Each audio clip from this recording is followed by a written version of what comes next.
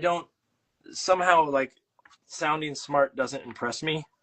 That it makes total sense. I can imagine, especially in that world, that being something you're constantly butting up against. Yeah, I mean, there's a lot of demos there too, but Demos. uh, there's quite a few that are like intimidatingly smart. And Mm-hmm. that's not my jam. I like Good uh for you. I like those clunkers that are out there that feel like And that's why I have been invited onto this program. yeah, yeah. It's time for Gavin Doodle. Check. Microphone check. Hello, everybody. It's a Thursday night. It's 8 p.m. here on the East Coast. And it is time for a Gavin Doodle. Today's guest, Monica Arnaldo. So, stuff like the Museum of Very Bad Smells. And then the personal fave, Mr. S. Let me get rid of the glare there. Mr. S. About a sandwich that replaces a teacher. Whoa. Let me see if I can get a nice shot. Well, that's a classic shot, but let me see if I can find there's one that is a little bit earlier there so you can see the sandwich. And it's so goofy looking. So we're going to have Monica on here in a matter of a second. This is what I'm doing for my piece tonight. And I will have to figure out how I'm going to do it, but I got my colors all laid out. I'm ready to roll. I'm going to switch the camera to myself and add a little Ask Us Anything. Hello, everybody. There we are. I blend in too much. That's my fault. So let me do a Ask Us Anything in the comments. Boom, boom, boom. And send. And then I'm going to pin that. And here we go. I'm going to let my guest in.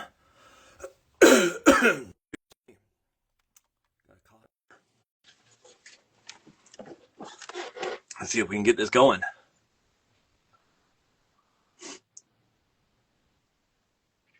Hello. Yay! Hello. That was one of the easiest connections I've ever seen on here. It, Incredible compliment. Thank you. My yeah, internet is. your tech skills are savvy. Thank you for calling Welcome. me young. I accept. I don't know if I said that.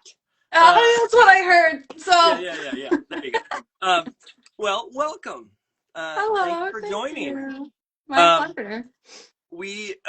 we've been fans of yours in the house for some time, and I was when we reached out to you, I was a little like hesitant because I figured like you wouldn't say yes, uh, and you What? did, and so we're very excited that you have joined us for the evening. My wife, I say we all the time, but my wife is upstairs. She helps organize a lot of stuff, and she takes notes and all that stuff. Oh, But for tonight, first of all, yes.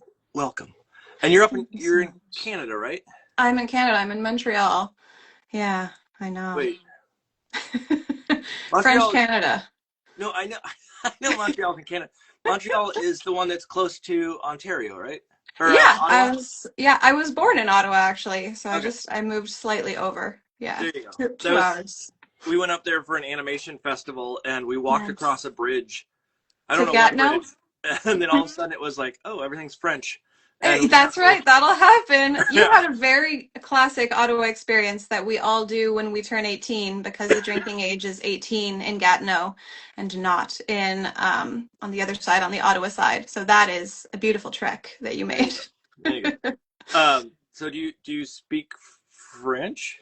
I do, yes. Ooh, You prove it. gotta speak French. Prove it. Je te le prouve.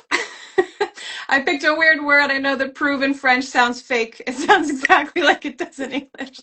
Je Yeah, parle français. J'habite au Québec. Je suis bilingue. there you go. Okay, I'll have to take French. your word for it because I don't know Okay. if that's accurate at all. If you said baguette or Perfect. something like that, I would know, but no, that's about as close as I get. I Hard to tried to work it study it in. before I went to France one time, and I got like a month or two into Duolingo, and Duolingo. then that was it. Um, Listen, it's tough. It's a hard one to, the accent is a tongue twister. yeah, yeah, definitely. When it got to garçon versus like the That's kid versus fun. leader versus I forget there. I feel like there's a third one, but anyways, we don't need to talk about Frank. Um, Love it. It's I great. need I need Mhm. you to tell everybody who's watching now and everybody who tunes in later and everybody who I don't know out there that doesn't know who you are and what you do, a little synopsis of that. Okay, I would love to. I'm Monica Arnaldo. I'm so excited to be here. I can't believe you thought I wouldn't say yes. I'm flattered beyond belief. I was really happy to get the invite. Um, I'm an author illustrator. I've been publishing books for about 12 years now. I started out mostly working with smaller Canadian publishers, and then I had sort of a second wind, other half Okay. of my career. I sort of debuted in America just at the beginning of COVID, and with kind of more humorous books, I think, which I kind of found my voice and settled into that. I really like a funky premise. I like a rug pull. I like silly kids. I like escalating stakes and chaos, and What ambiguous endings. what were the books before then? The books before then. Snoozers, they were yeah. I I just, you know what, I got my first offer shortly after college, and I will say I think it was too soon. I don't think I Oh, okay. had necessarily found my voice quite yet. And I had it was a book called Arto's Big Move. That was actually when I put together for my grad show out of college. That was semi-autobiographical. It was about a little boy who moves from up north to down south for about a year, which is my family. My family are Mexican, so I'm actually trilingual. But we briefly lived in Mexico because my Prove family it. really missed it, and and we only stayed for 1 year, and then they were like, you know what? We already went through the immigration process for Canada. Let's just go back. So that book was sort of about that whiplash, and then I did a few other ones that are kind of like tender and earnest and in a way that I think I'm slightly less so now. Or maybe I'm that plus the whole chaos thing. There you go. Yeah, but the main change I think came with I did a book called Time for Bed Story. This is the little boy Oh from yeah. Time for Bed Story. Yep. That's about like a anthropomorphic bed who's the whole thing is the premise is like the bed's like, I know you don't like bedtime, but guess what? You're not so great either. And it was my first foray into more voicey characters, I think. And then I did Cheeseburger and went from there. But yeah, so oh my gosh, it's really hard to talk about myself. I really feel like it's boring. I'm sorry No, if it no, is. it's lovely. I mean, I knew. I still have like a little cough here for some reason, so bear with me. But I knew some of that, but I didn't know stuff like the moving part of Yeah. it. And I didn't know, like some of the nuance or like when a book is secretly about someone and it's not like there's a few folks where they, it's clearly them, but every once in a while there's those books where it's like, oh, there's a secret message that's hidden in there or a secret history that shows up. And so Yeah. that's what I'll just go back and revisit that book and Oh. see if I can pick up on your personal story as it rolls through it. So, and so tonight we're gonna draw, we're gonna talk, we're gonna make things of the sort. I always give this warning because the internet is funky, Okay. and I know that it can have problems. If something happens, we'll try to get back on as quickly as possible. Sure. Time frame wise, I want to be respectful of your time. And so at any point, since I think you're in the same time zone, you're Eastern, right? Yes. Yes, Yes. I am. So if at any point it gets too late or you get tired or you get bored or anything of the sort, you just holler. Oh, my feed is just about to drop there on the iPad. Just holler and let me know and we'll send you off in style. Which means we just go back to this camera. It's not fancy, but Okay. and then as the conversation goes on, if you want to switch, change things, you want to talk about anything that you want to talk about, I'm happy to engage on that. But before we start, I Okay. need two things from you. Okay. I'm ready. One of them is what materials you're going to be using tonight. If there's brands or things of the sort. If it's digital, that's fine too. But if there's certain app or brush packs or whatever. But what are we using to make tonight? I have for us tonight a selection of watercolors and gouache. The gouache I just basically use as watercolor. Okay. And a thick Arches cold press paper. I like the 300-pound one. And I have pencil crayons if I get to that point, but the drying time might be killer. I want to do a lot of layers, so we'll see. What brand of paints do you use with the? I use Winsor Newton, and the gouache, I grab whatever I can get. What do I have? I just bought this new one the other day, and it's Shinhan. Yes, I've ordered from them before, actually. Shinhan Art. I really like them so far. Oh, I don't even know that one. And that's what they have at my local art store. Yay! Wow. Okay. Yeah, I started with gouache right around the time I did Mistress, so I feel like it's more recent for me. Um, but I like the freedom to like goop it on a little bit more than watercolor, and the tubes are a bit more hefty, so you feel less guilty Gotcha. running through it. Yeah. There's a brand. I was showed this at some point. I forget who asked, but this is a tube of gouache here. That's massive. I Okay, know, tell us. exactly. Yeah. It's this brand called Da Vinci that I buy at like Black. I Ooh. do the gum arabic based gouache. Okay. And so I have this whole collection of stuff over there. But I used to buy this Da Vinci one, and it's 490 L, which I assume that's not liters. What is that like? You're asking the wrong girl, but it sure is a big number. It's big compared. But I only bought black and white, and they didn't have a lot of colors in this scale, but it was so cheap to buy it like this in this big. Gotta do it. And so like I have that sitting to the side every once in a while that I will pull out and use. Okay, so Arches, Winsor Newton, and that other brand, and then what are we making tonight? That's the other question.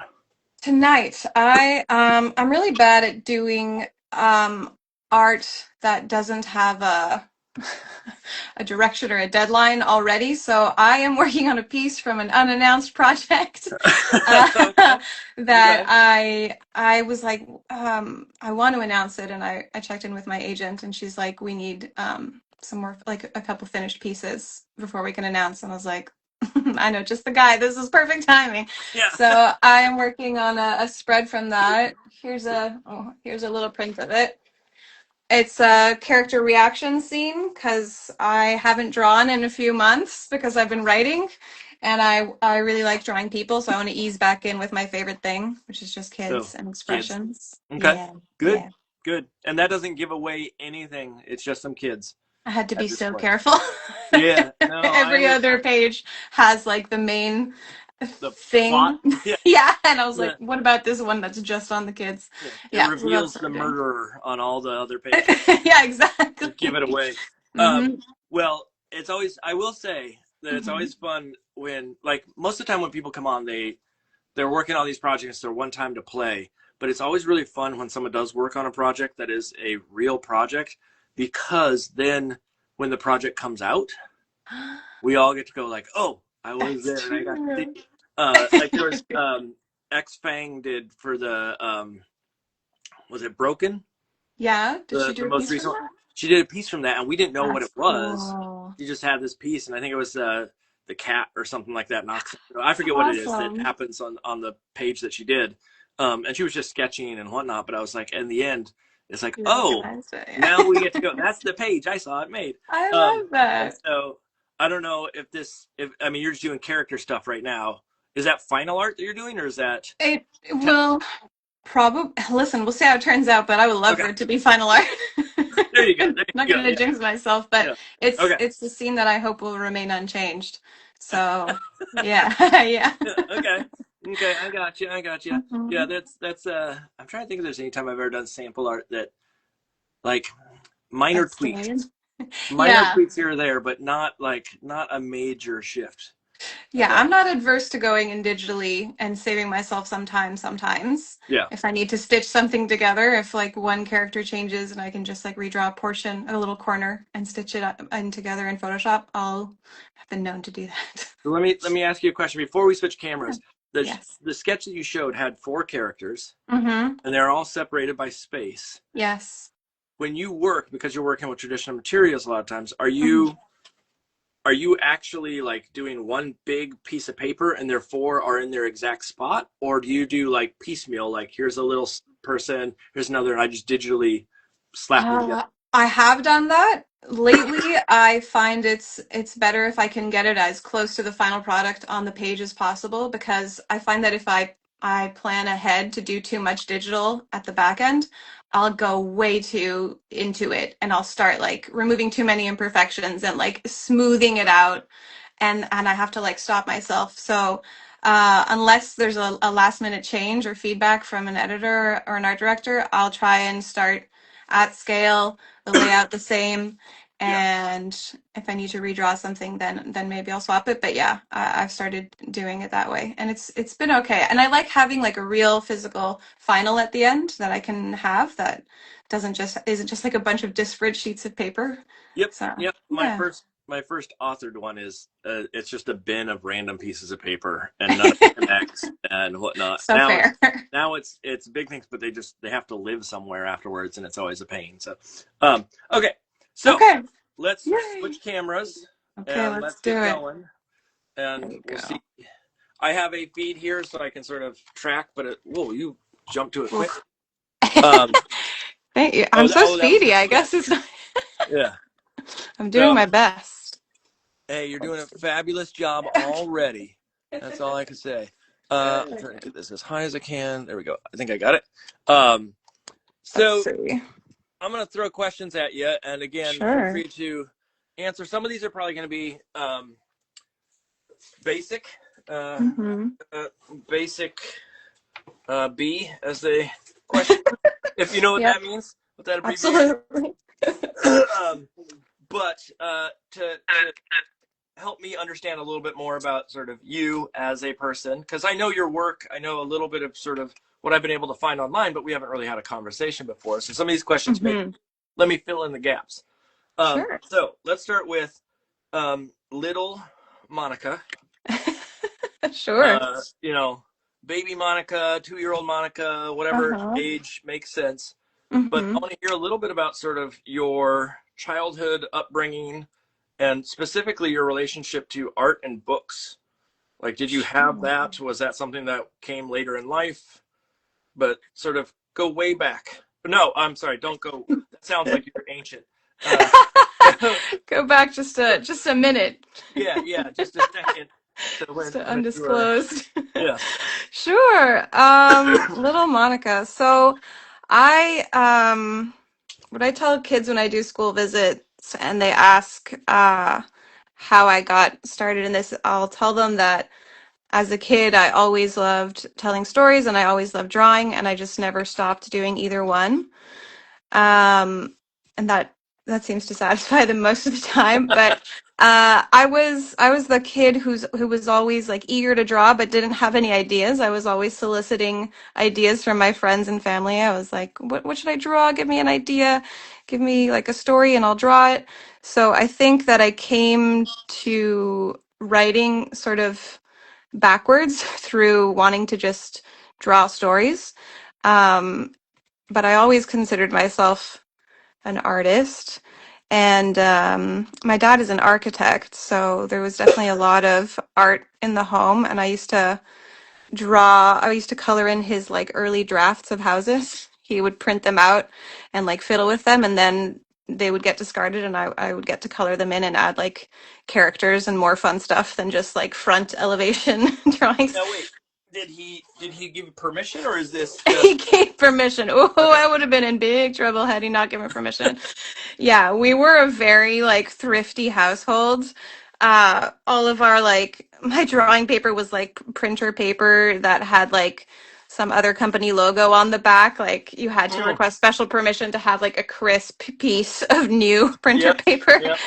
So to that end, I think that was part of the reasoning behind me getting to draw on all of his like discarded drafts is to put Yeah. them to use, you know. There's always a Um, letterhead at the top, or there's 100%. I grew up with the dot matrix paper, Oh, and so it's nice. like all the paper had that little holes on the side constantly. So, That's great. What a beautiful relic of a time. so I remember that too, actually. My God, that was some of my dad's really, and the fax machine. Oh my gosh. mhm. Uh, so that was that. In terms of books, we had a few picture books, but the big ones that I remember were again like very skewed towards my dad's interests, like a lot of that like exploded view book that the cover is like a exploded view of like a boat or something. Okay. Some stuff about like the inner workings of the human body. They were very like capital E educational, trying so hard to make me like a woman in STEM. It Was didn't it was take. it who's the guy who did, I can't think of his name now, who did like cathedrals, and it was all, Yes, they were so popular in the oh, 90s, those books. My God.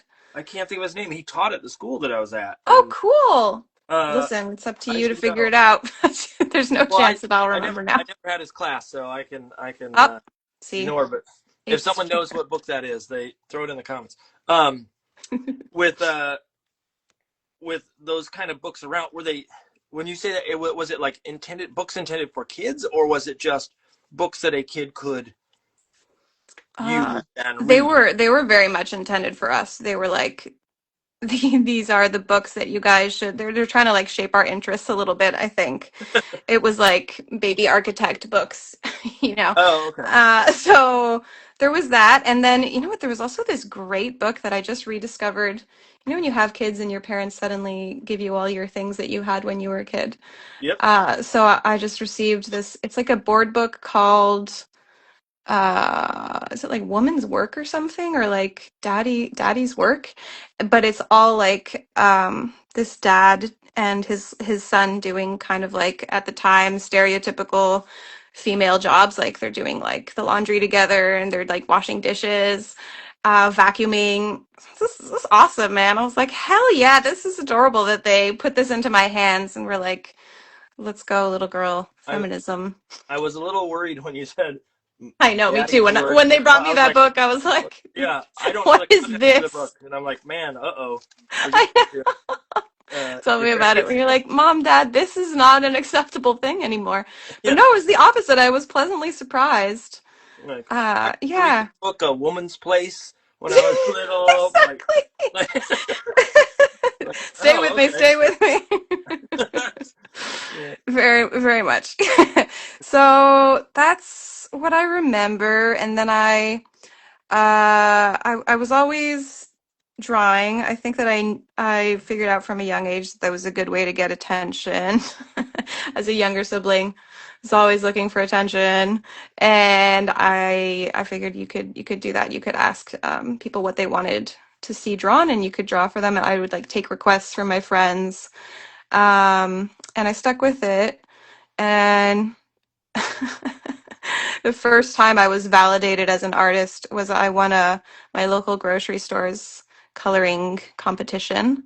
Ooh. Yeah, and I think I was like 6 years old, and the prize was a copy of Free Willy 2 with a puffy VHS cover, and it came with the necklace that the little boy wears in the movie, which was so sick. I was like, well, I have been formally recognized. I am an Yeah. artist, everyone.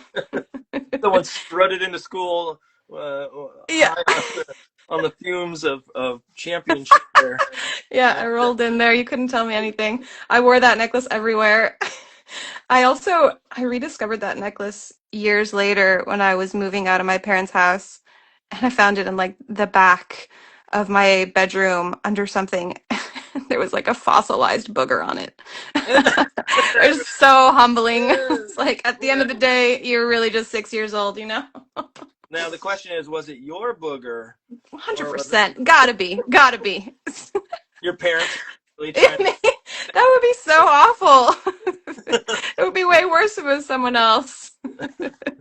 to, with like, okay, so you're that age, you're reading those kind of books, but Mm-hmm. I mean, one of the things that you said that fascinates me, I think partially because it is sort of out of my wheelhouse. Mm-hmm.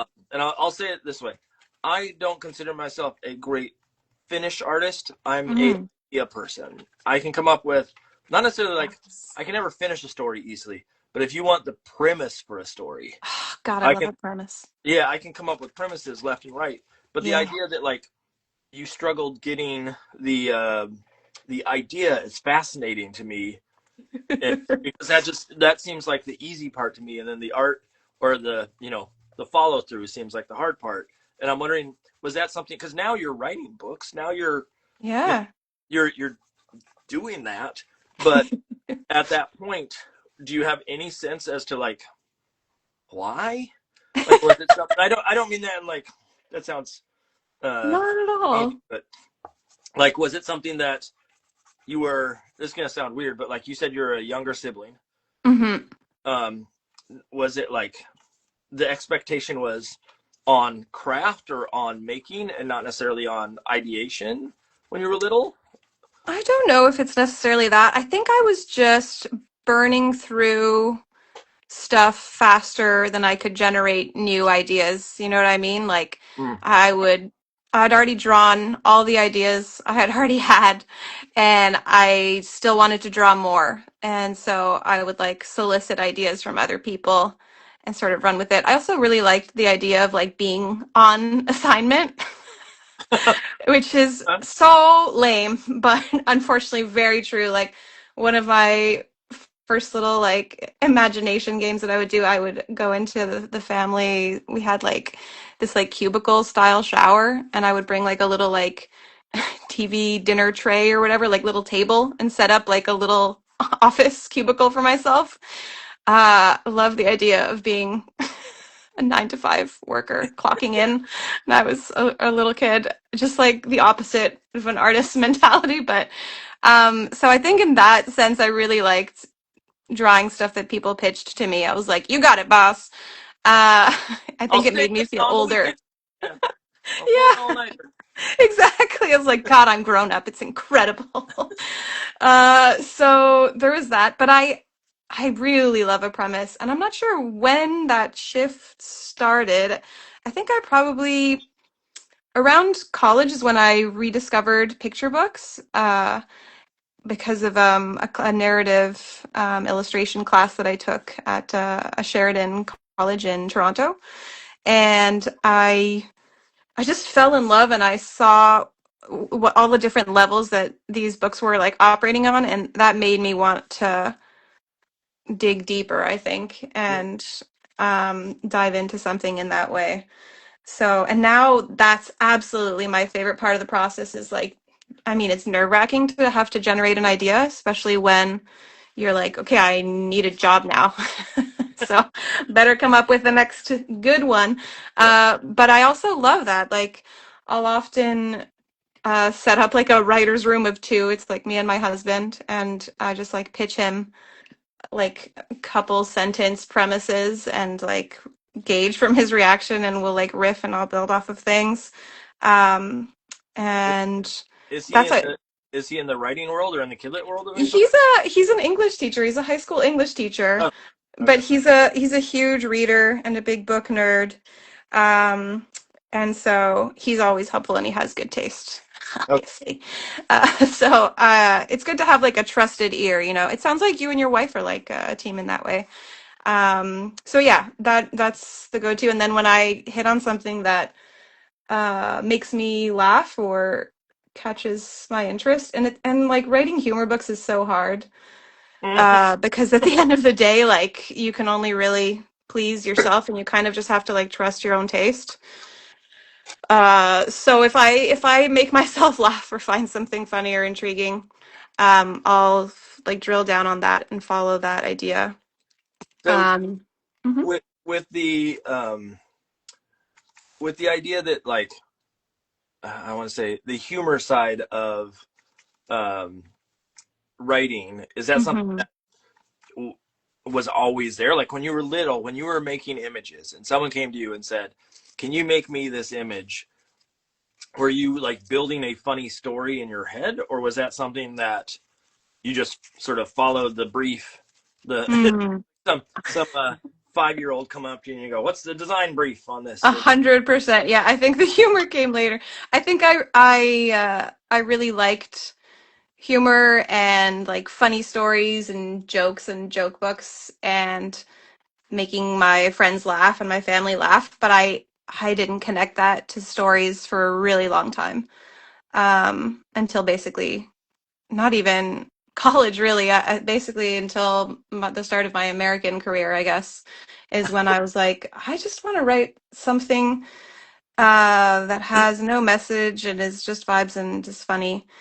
Um, or just takes is like entertaining and takes readers on an unexpected ride, Yeah. which was basically Mr. S. I wanted to like do have like a rug pull moment. Um, but yeah, it took me a long time to figure out that I could put that into picture books. I'm not sure why exactly. I've always loved like beautiful, lyrical, like introspective picture books too, I think, and maybe that's what the sort of thing I was trying to make for a while, and maybe it held me back in some way to be so focused on that. I think this comes more naturally to me now, just being a bit more lighthearted in my approach and So let me ask you Mhm. this, because today I was teaching in class today, and I brought in. We're at the end of the semester, and Mhm. the seniors, they're about to graduate, and I always bring in my portfolio from college, and it's not like Nice. my final portfolio, but it's just stuff I collected.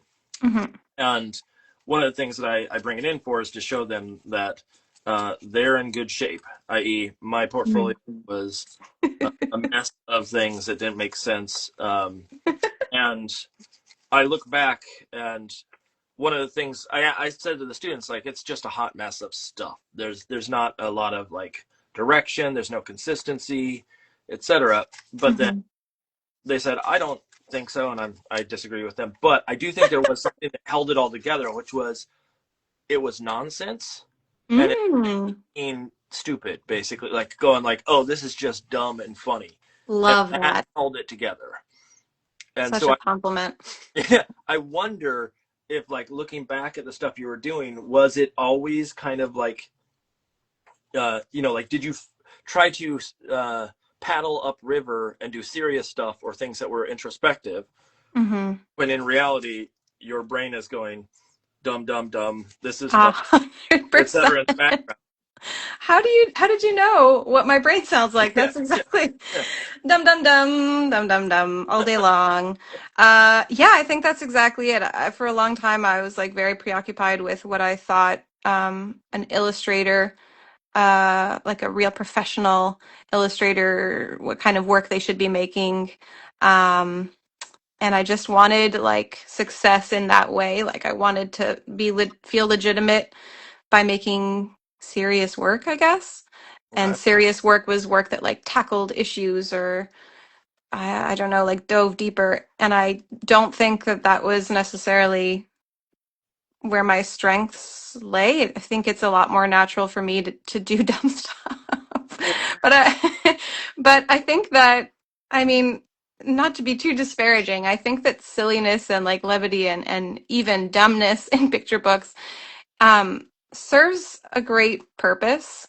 And I kind of try to advocate for silly picture books in this way wherever I can, although I think they're more and more. I'm talking with like teachers and librarians who totally get it and are um, on the same page. Yeah. Uh, They but want yeah, there what's was a that? librarian that I talked to at one point, and I said, Mm-hmm. "Oh, you got this?" I was doing a school visit, and they had this book up on the shelf, and I was like, "Oh, that book is beautiful." And they Mm-hmm. said, "No one checks it out, though. Like, it was an award winner. It was a beautiful book, but it was when you have a joke that has like potty humor next to it, Yeah. the kids are always going to go for the potty humor thing." And so it's it's not that that book is bad of any sort, but it's hard to compete at that age group for Mm-hmm. that is, um, or it's hard to compete against something that is silly or goofy or whatever it may be. Yeah. I was sorry, this is going to be another school story, but I was walking through the Go hallway for it. the other day, and I heard a Mhm. teacher talking to the student, and the student said that at the school, I'm sure this kid is not listening, so it shouldn't be an issue, but said that the students at the school try to make work that's dumb and stupid and silly, and he thinks that's a waste of time and Hmm. easy and etc. And I wanted to like turn to the kid and be like, you know, grab him by the collar and try it, how easy it is. Um, but it was surprising. It was, I mean, obviously the kid probably is not going to end up being a illustrator of sorts because there's a lot of goof there. But it was Hmm. fascinating to me, this assumption that it was easy or it was um, you know the I guess the easy road out is to just go, Mm. that's silly. And I want to say, like, you know how much work goes into that stuff? 100%. It's not going to be successful if it's just silly for silliness sake. Like Yeah. I feel like a lot of that falls flat and won't necessarily get reread or uh picked up beyond like that one moment. But also I would say I don't think that making work needs to always feel hard. Like Mhm. I don't believe in like art, the practice of art having to be like torturous or I don't know, like drawing, what's the expression, like water from a stone. Like Yeah. Blood I on the think stone. it's yeah, I think it's fine to, even more hardcore. I think it's fine to genuinely lean into things that you enjoy making, and just because something was, God forbid, fun to make, um, I don't think that means it's like junk food or has less value. Like like levity and silly things. I truly feel silliness is like an important life skill for kids to continue developing because they're obviously naturals at it. Um, but to see that reflected and like not even elevated, but just reflected back at them to say, yeah, there's like a place for this and a time for this, and it's fun to play in this space, and kind of just a book that like yes ands them.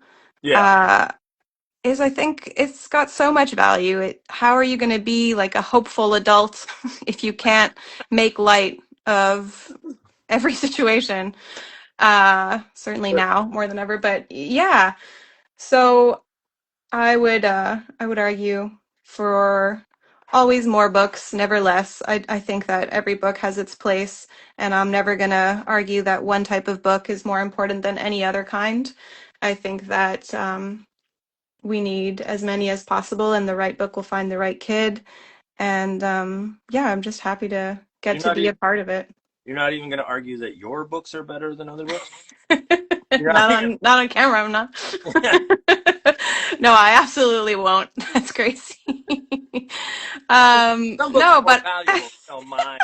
Uh, I do think I get to have a lot of fun on school visits because of the silliness of the books. I think it's a joy to have a book that's a fun read aloud. Um, and I am really enjoying that aspect of my career now.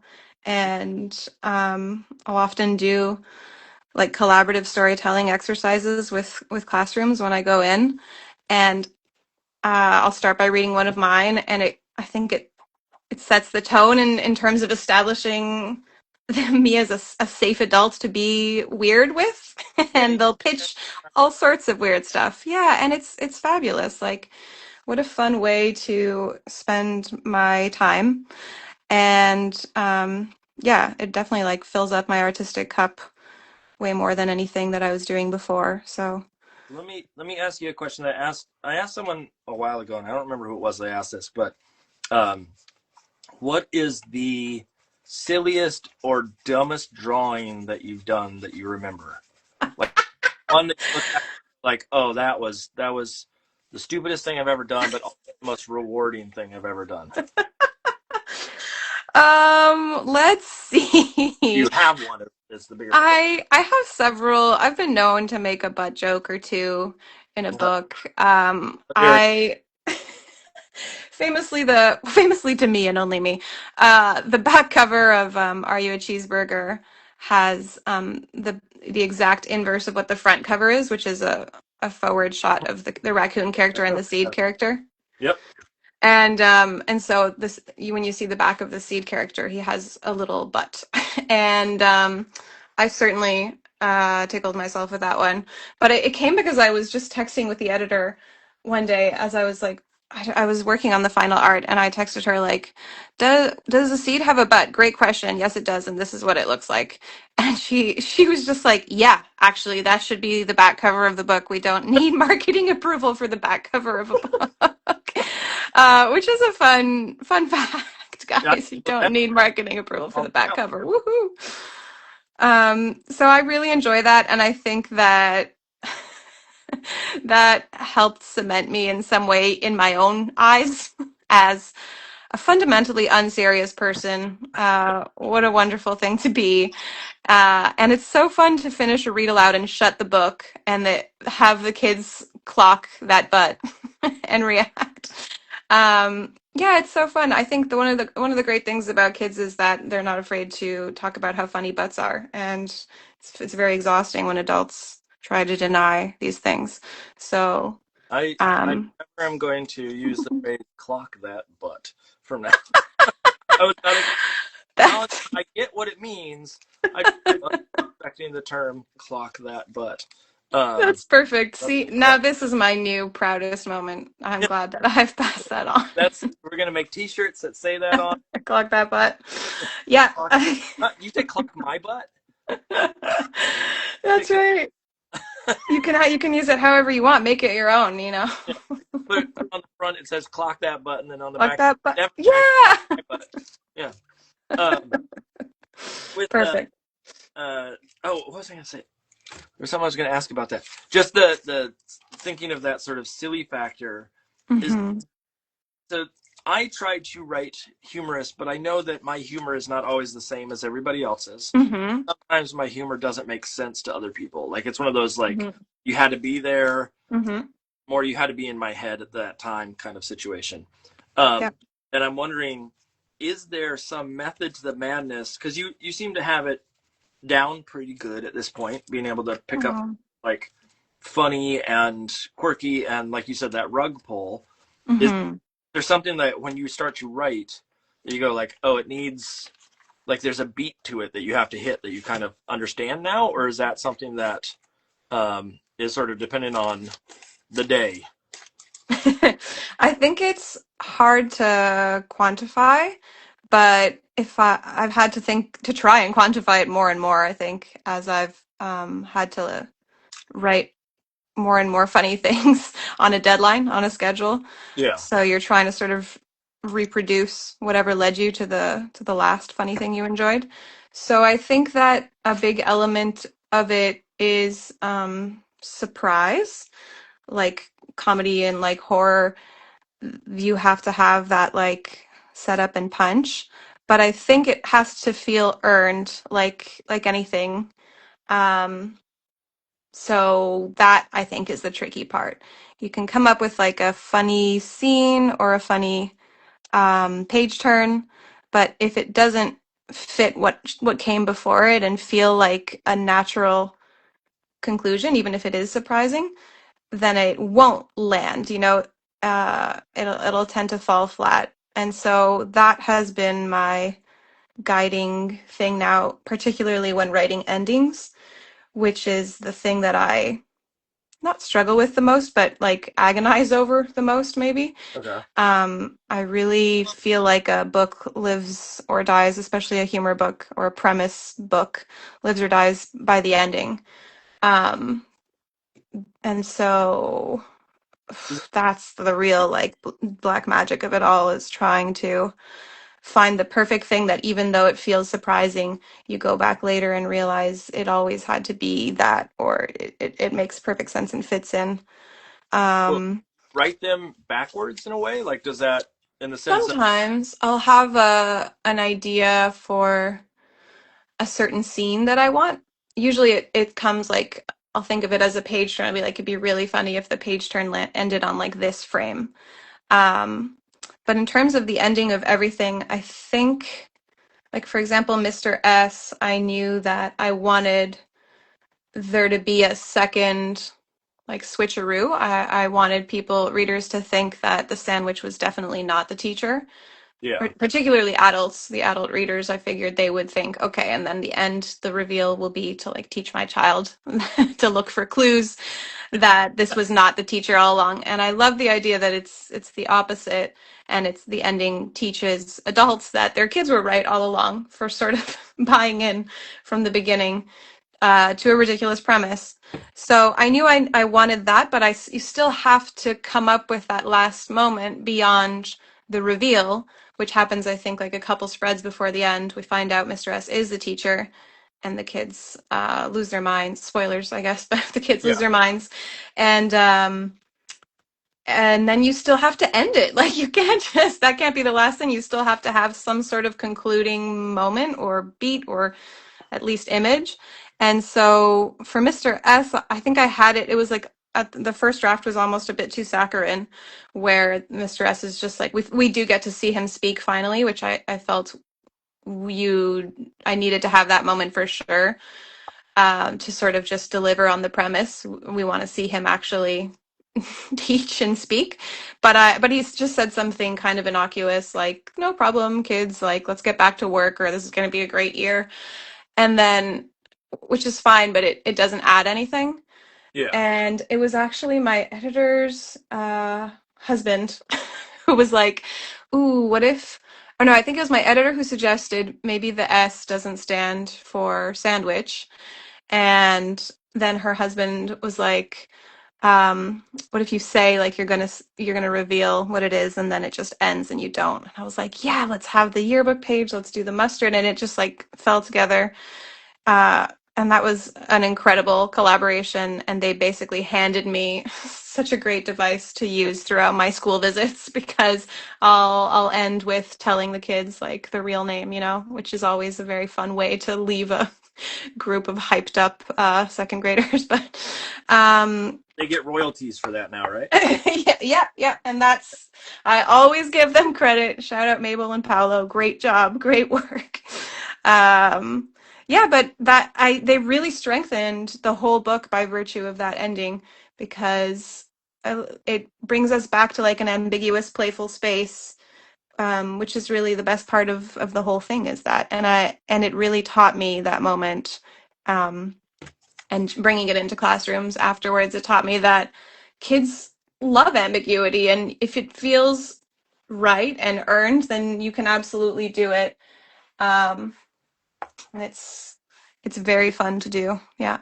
When working on those books, and obviously like, trying to find the funny ending, trying to find the stinger or whatever you want to call it. Obviously, some people have a humorous bone in their body, and some people are dull and boring. Okay, drag them, Mark. Let's do it. Yeah. Oh, like there's some people. There's some people I've seen speak, and I'm just like, ooh, this is not. Or they try to crack a joke, and it's not. Right. It just doesn't pan out. But I'm wondering, did you this not in this exact same sort of way, but did you study anything, or like what you watch for humor? Like where does the humor come from? Is that something that's natural for you? Is that something that you had to pick up over time? It's all natural, baby. I think I have a really funny family, honestly. Okay. A big part of probably wider Latino culture, but definitely Mexican culture, is just absolutely making fun of your family all the time. Okay. And my dad in particular is a really funny guy. And I grew up on his stories about his own childhood. And something I want to tell as many people as possible, because I think it deserves to be platformed, is he had this story he always used to tell about one of his old history teachers that he had in high school. And the nickname that this group of kids had for this teacher was the teacher was very old man. He was kind of like a very old fashioned, wore like three-piece suits, dusty like 70s type. And my dad and his friends called him La Semilla, which means the seed. And the reason is because, quote, he was so old the earth was claiming him, which is absolutely devastating. It's so good. The I always feel bad. I'm glad to hear this in some sense because I think, and I don't know if this reference point is going to make sense to you, but my, Hmm. my type of humor or the type of humor I excel at is um, sort of big brother humor. Yep. Like I'm good at poking fun at people. Yeah, who doesn't love that? That's a love language, at least Yeah, on the East Coast, I yeah, think. yeah, yeah. Yeah. The Very much so. it's one of those things where like I do worry at times that I go a little too hard on people. Oh, Um, that can happen. yep. It's a delicate balance.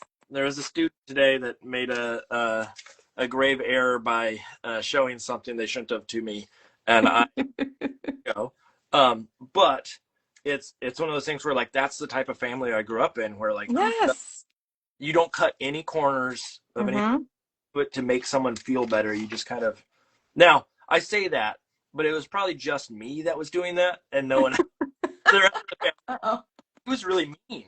Um, but it's one of those things where like that's been built into me. Yeah, It's nice to hear that it's not just me, that there's other people that like of will course. cut you down or will, you know, give you what or if you make a mistake.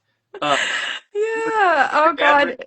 you too, or was it just My other? dad, I think my dad didn't rip into us, which is, I think, good parenting. But I had an older brother. You talk about older brother humor. That's absolutely the case.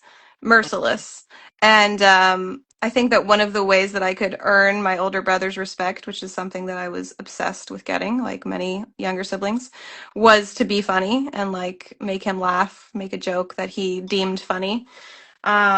So that was like a good form of currency for a little pipsqueak like me. But yeah, he would dish it out, and it was very important that if you dished it out, you could also take it. It's a Yep, very poor taste if you're gonna suddenly be offended yep. in an Well, insult comic family. You just can't. You got to roll with it. Um, if you're gonna make so someone else cry, get ready for some tears. I think it's a nice egalitarian sort of way of approaching things. Yeah, you have to be able to give as good as you get, and it's only fair I don't to be open to some japes. I don't disagree with it of any sort. Um, Now, I'm sure that the problem, and I don't know if this is the same for you, um, is the I can take it when people throw it back at me, but I Hmm. don't throw it back at me at the rate that I'm giving, and and guilty a little bit. That's the worst feeling of all time, honestly. When you go a That's little that's far, yeah, and that's a real learning curve, I think, for funny kids when you're like, oh, so where's the line between like being funny or bullying, and you have to we've all been, I don't know, a third grader who's like, got it, that was the line. There it yep, goes, yep. just past it. So I think that's a really important lesson. And my kids are kind of going, well, my eldest is 9 years old and she's sort of learning about that line right now. And it's really funny to see. She asked me the other day, what's the difference between a lie and a joke? And I was like, girl, you just hit the nail on the head. I don't know. You have to find it yourself. I guess the way it's the intent behind it. I think I landed on a joke sh- should make someone laugh and a lie isn't for making someone laugh, something like that. I don't know. I can't I feel like I there's some can't joke access my there parenting brain. about like she was gonna call your fashion like a joke. Yeah, like She's when is it gonna a it's gonna lie? happen. Yeah, that She's like getting the feisty. lie. When is it a joke? And like, okay, now if I were to call your outfit this, is that a lie or a joke? Uh, um, I can't wait for my kids to start making fun of me in earnest, just getting roasted by my children. It'll be what I think my favorite phase. It's a beautiful thing. I fully expect that. My husband and I both were like, yes. And he, as a high school English teacher, gets roasted all day long and oh loves yeah, it. It's It's pure. It's the pure version of, I don't know, expression of like love and trust is when people know the line and they'll play with you. Yeah, I really enjoy it, honestly. I when one of my favorite things is when my son cracks up at stuff, and he like, we'll try to battle back and forth when I make wisecrack. But every once in a while he'll just come out with something that's like biting or Ooh. in a fun way. Mm-hmm. And I get very happy in those moments because like Yeah. when it generally hits me, I'm like, man, that was good. That was like Yes, right, it's a rite of right, passage. or yeah, whatever it was. And so like, at some point, I mean, the problem is I also have so much material for when he gets married. At some point, I'm gonna pull it all out at that point. Good God. He's gonna be in trouble. It'll Uh, be an epic speech, yes. yes, it will be. I don't know if it'll be epic or it will be sad and depressing for. Oh no. How Uh, old is your kid? he's about to turn 13. Oh yeah. So Oh, that's great. I can't wait. That's what I'm talking about. That's a great age for that. yeah, yeah. The like ability to the jokes switch from that like what did the puppy say to the kitty Yes, all yes. that like so the puppy walked into a bar and blah blah blah and ear pretty quickly. Now with how many kids do you have? You have I have two. I have a three. 5-year-old boy and a 9-year-old girl. Oh, good luck. Yep, Uh, I know. I'm in it all now. those yeah. That boy's loving those hand me downs, right? Absolutely. He's got a lot of well, thankfully my daughter's tastes align really well with his current sensibilities. He's got a couple hand-me-down Sonic the Hedgehog t-shirts that Okay. she used to wear, so it's going good. He can't complain.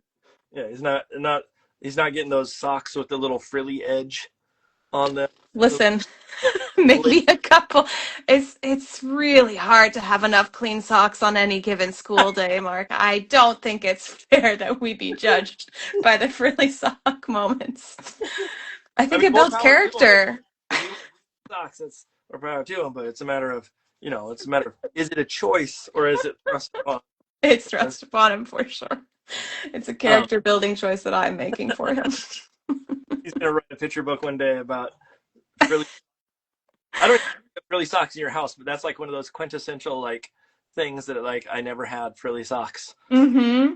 Both me and my daughter have our own frilly sock collection, and it's Uh, glorious. But uh, let it into your life. Let some whimsy into your life, Mark. we It's had never too late. I was when I was in school. We did the rolled socks where you Okay. roll them down, so you had this like weird pillowy. I don't even know. Good God.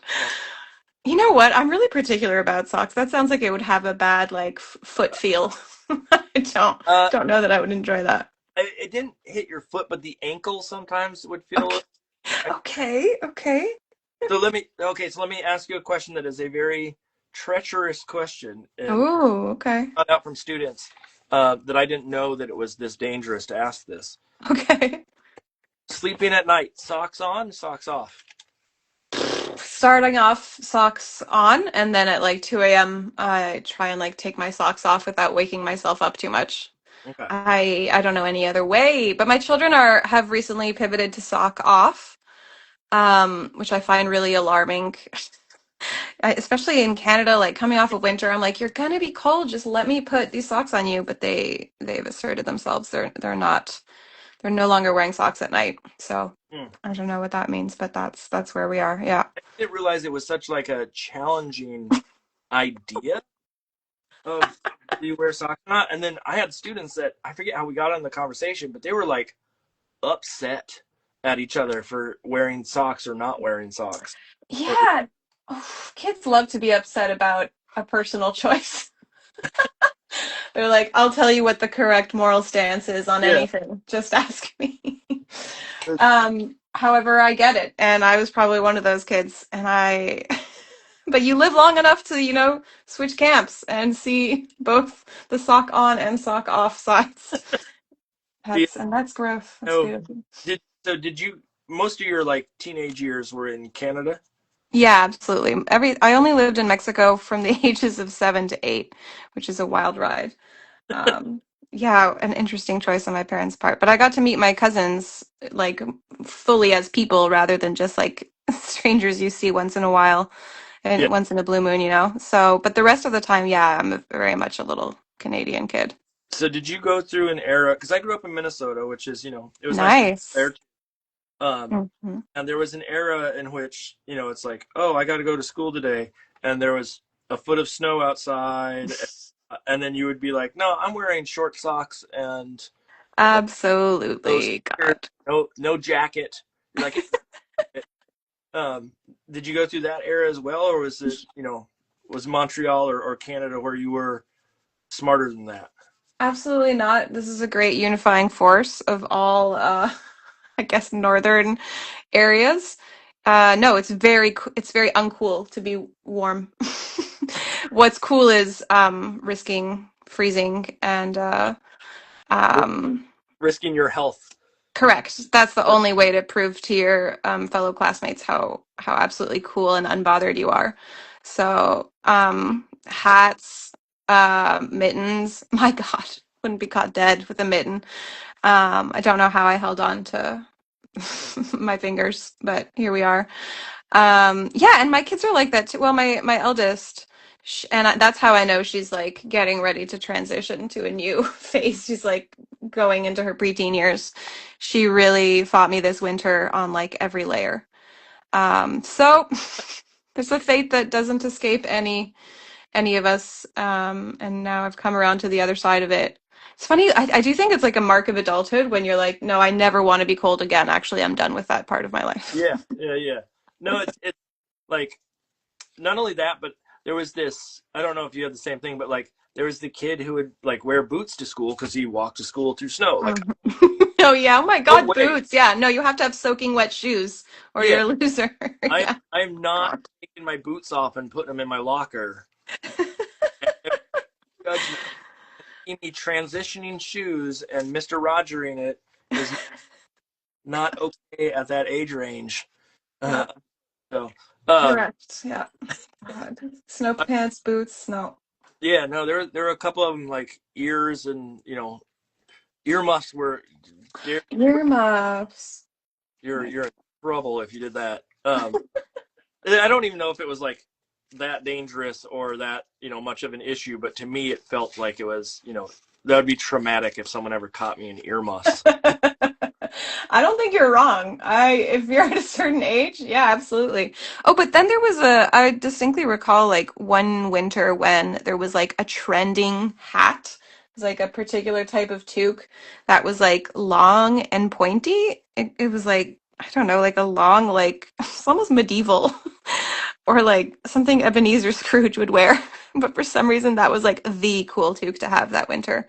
And I had to beg my parents to get me one. So I don't know. It's sometimes the pendulum swings the other way, and the fashion is to wear a cool, actually warm accessory. Can we talk about how you call it a toque, which is I love, I've called them toques before too because I think it's Good. a northern thing, but I that it's a very Canadian. That's Uh, right. Gotta represent. yeah, Yeah, actually, I had a book that used the word toque, and it was with a Canadian publisher, so they let me keep it in. But we did go back and forth on the spelling, on the correct spelling of toque, and yeah, I'm not sure I agree with where we landed. because there are different spellings of it depending on where you're. Yes, there are absolutely, and it's also kind of a word you never really spell until you have to, and then you're like, huh, what?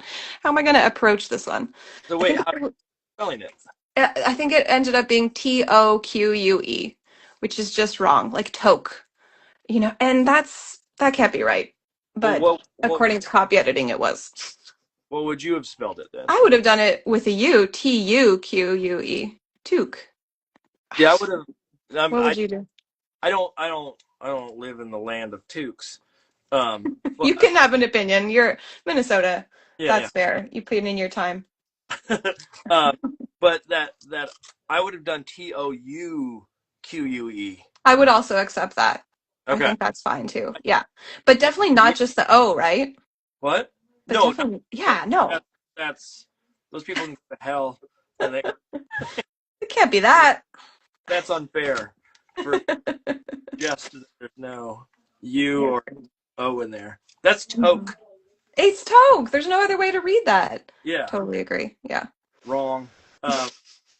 Heard it What? here first. Oh, so I wanted to ask you this. This is a weird sort of tangential question, so bear with this. But a Absolutely. question, the idea that um, you you know the American books or the Mm-hmm. time shift of sorts when that Mm-hmm. started getting American stuff. Mm-hmm. What did that?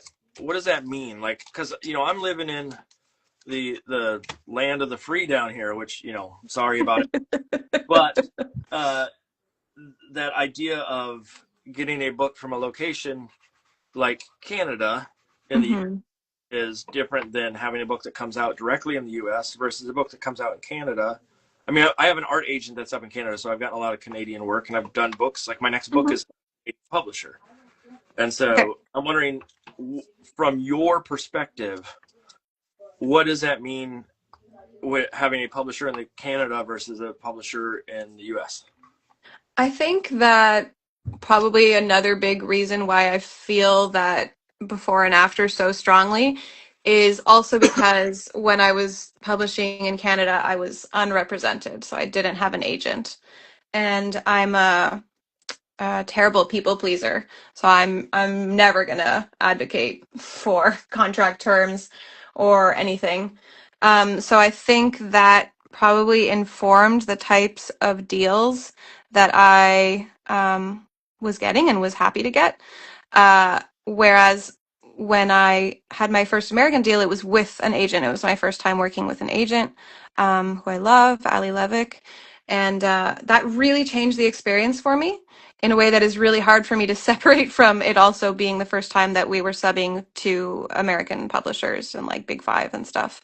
So I think a lot of that is tied up in that aspect for me. But I love Canadian publishing. It's really like a special community, and I think that there are tons of publishers who are doing amazing things. Tundra just won like best North American publisher, I think, at Bologna, which Yeah, is so sick and deserved.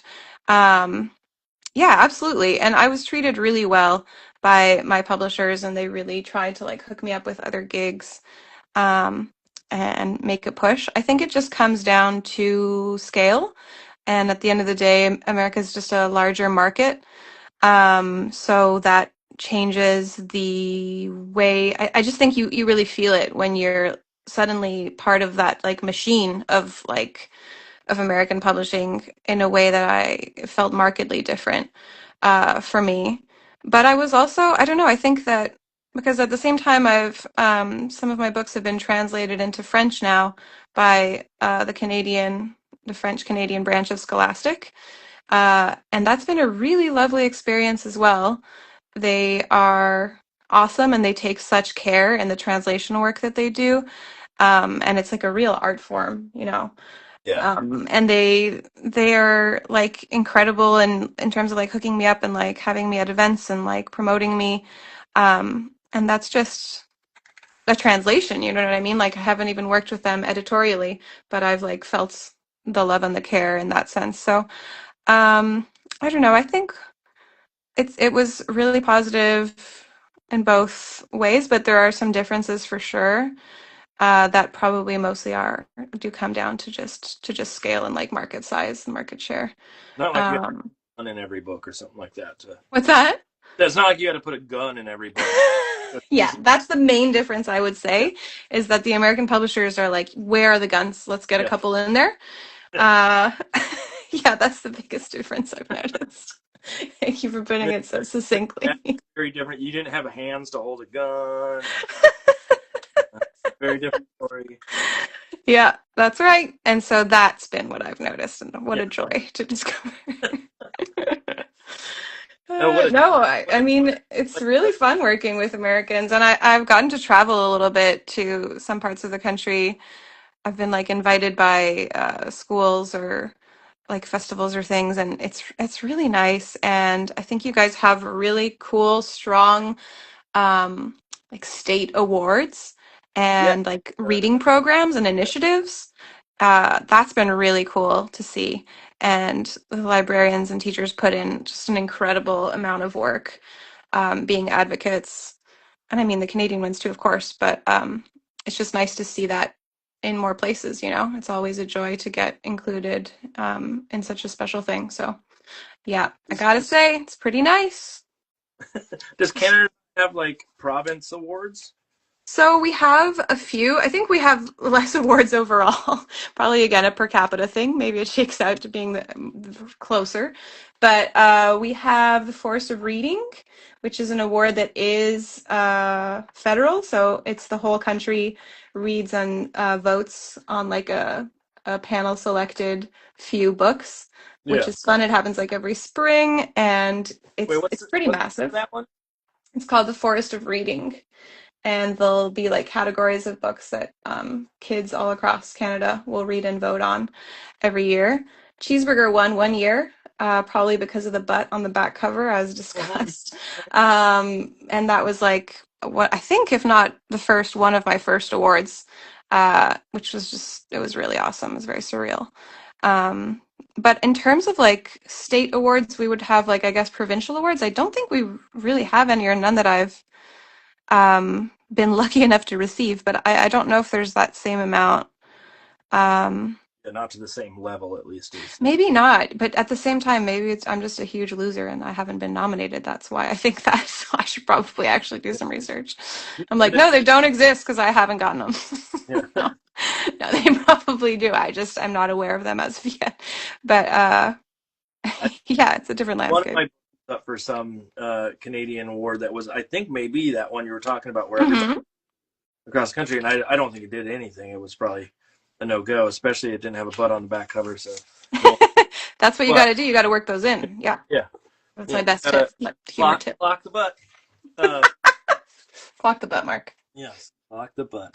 Uh, um, with so one of the things that I'm always sort of fascinated by with the sort of, especially with the silly books, um, Hmm. is sort of the reaction of kids and the expectation of, you know, once you write a silly book, are Mm. now deemed a silly book writer. Oh God. Because, well, now your next book has to be funny. You're, Yeah, we're always constantly on any end of the scale, we're always fighting against being pigeonholed, I think. You yeah, know? So I have friends who would love to do more silly books, but right now they're feeling sort of pigeonholed into doing more issue books or like identity books, which they absolutely love doing. I think is always the case. It's just that no one wants to do the same thing all the time yeah. for the rest of their lives. It's fun to have feel like supported and like have freedom to explore different different subject matter, I guess. But yeah, I don't know. I think it's lucky if you're a woman who's pigeonholed as a funny writer. I think that is only maybe a recent thing that I don't know that I've been seeing happening because for some reason for the longest time it was mostly just guys who were allowed to be the funny picture book people. So That's I'm grateful to be what, perceived as that. yeah, comedy has always had that issue of like women Mm, have always been deemed like somehow inferior in some. yeah. Yeah, there's that gender disparity, Yeah, which isn't it so funny that even in like books, like it really is like permeated a lot of different avenues. But I have like a little group of friends that I think we all consider ourselves funny picture book people. Leanne, who was on your show not long ago, Leanne Cho, Jess Hannigan, oh yeah, Rachel, Michelle Wilson. I mean, X Fang is hilarious. I think her book, and she does a lot of different things. Obviously, I think Broken is a very different vibe than our We Are Human. We are definitely human, but um, yeah, it's nice when someone can be given like the space to explore lots of different stories and lots of different voices. Um, I yeah. have to tell you a little story that I think is very fascinating to me, which is um, Rachel Michelle Wilson, who Yes. How to Pee Your Pants. Uh-huh. Hilarious. Um, she wrote me years ago at this point, probably like 3 or 4 years ago, before that book came out, Gosh. Uh-huh. and said, "Hey, do you do mentorships?" Rachel. And I was like, "Sure." And I started doing mentorships after that. But it's so funny. Yes. At that time, she was working on that book. Mm-hmm. That book is out and has a second book, and it's one of these things where, like, all of a sudden, she's everywhere. I know. Deservedly All these so. people, and not like, "Ooh, she's everywhere. Gross. How'd she? She isn't allowed." No, never. She's amazing. And you know what? She's such a star. And honestly, just like an angel of a human being. And her book is so funny, How to Pee Your Pants. I use it in presentations all the time when I want to talk about how an artist can use when I want to talk about pee. No, when I want to talk about how an artist can use scale like compositionally to build a moment. Like she's got that great moment where you're like slowly zooming in on this character who really needs to pee, to the point that he's like cropped out at the end, Yeah. and all you're seeing is that like pee pants pose, which is just I think so brilliant. But yeah, she's just like also such a lovely person and very interested in like learning and growing and like making real connections and friendships. And yeah, I think she's a real like star of the industry and a great person to have representing funny books for kids for sure. You, My gosh. it's funny to me too because, like, when she did the mentorship with me, one, like, there's lots of potential there. There's lots of whatnot, but like I felt like she was like so new and didn't know where to go with stuff, and then all of a sudden it just like everything clicked into place. She's just Uh, such a natural. She'll talk like that, like how she'll be like, "Well, I wasn't sure this or that." And I'm like, "Well, your instincts are perfect, so I Good. wouldn't worry about it." Yeah. It's Yeah, no, those absolutely. when I hear people that know her or hear people that it's not this. This show is now about Rachel. The Um, Rachel show. yeah, Come on in, Rachel. Here she comes. yeah. This is she's in the background. She just purposely said, like, throw my name in there just a little bit and see if Mark. She's Uh, been behind that curtain in your background the whole yeah, time, waiting for this moment to yeah, jump out. holding a gun to my. Just talk about guns and picture books. Yeah, yeah, yeah. That's what it is. That She's was her. secretly trying to implement that more and more. God, I gotta stop. Got a dark turn all of a sudden. Absolutely. It's okay. People understand. I Uh, think so. there's kids tuning in. Um, with I don't even know where I was going with stuff now. I lost it. Uh, We got so sidetracked. yeah. So okay. So picture books. Tell me Yeah, that was it. a little bit. I do actually want to know this. This is not me sort of trying to be silly here, but tell me a little bit about sort of your making process, how that came to be. I mean, it's there's the question about style Hmm. side of it too, but I'm sort of interested in how you make your work, and does it somehow reflect itself? Like, does the work come from your process, the way that you work, the look of your work, etc., come from your process, or is it something wherein your process is defined by the look of your work? If that's sort of a backwards way to say I it. think that's a good way of approaching it. I thought that's helpful. I think that my style sort of emerged over time as a result of the things that I was naturally more interested in about drawing, which is characters. I really cared a lot about like expressiveness, um, and portraying like getting like good emotions to come across on primarily kids' faces. I love drawing kids' faces. And so I think that kind of naturally shaped my style over time. And it's because it's also what I was drawn to looking at and reading and picking up. And I think I mean, you could probably tell that backgrounds are not my favorite part. I'm never going to be excited to draw a car or a house or an interior space at all. In a perfect world, all my characters exist in the vacuum of space. But those things unfortunately are part of the Yeah, job, and I've been sort of dragged kicking and screaming into concepts of like perspective and interesting compositional approaches to things other than characters. great. About But the you know, void, we got what's that? another book about the void of space. Do we need another one? I'm your girl if you want to talk about space without any spaceships. I've had to draw a couple interior spaceships, and I'm always like, how did I find myself in this situation? Just like drawing pipes. Like, I guess probably the most is there's probably pipes and buttons. We do know what I know about science is that pipes and buttons and toggles and switches are heavily involved, and that's what I'm going to rely on.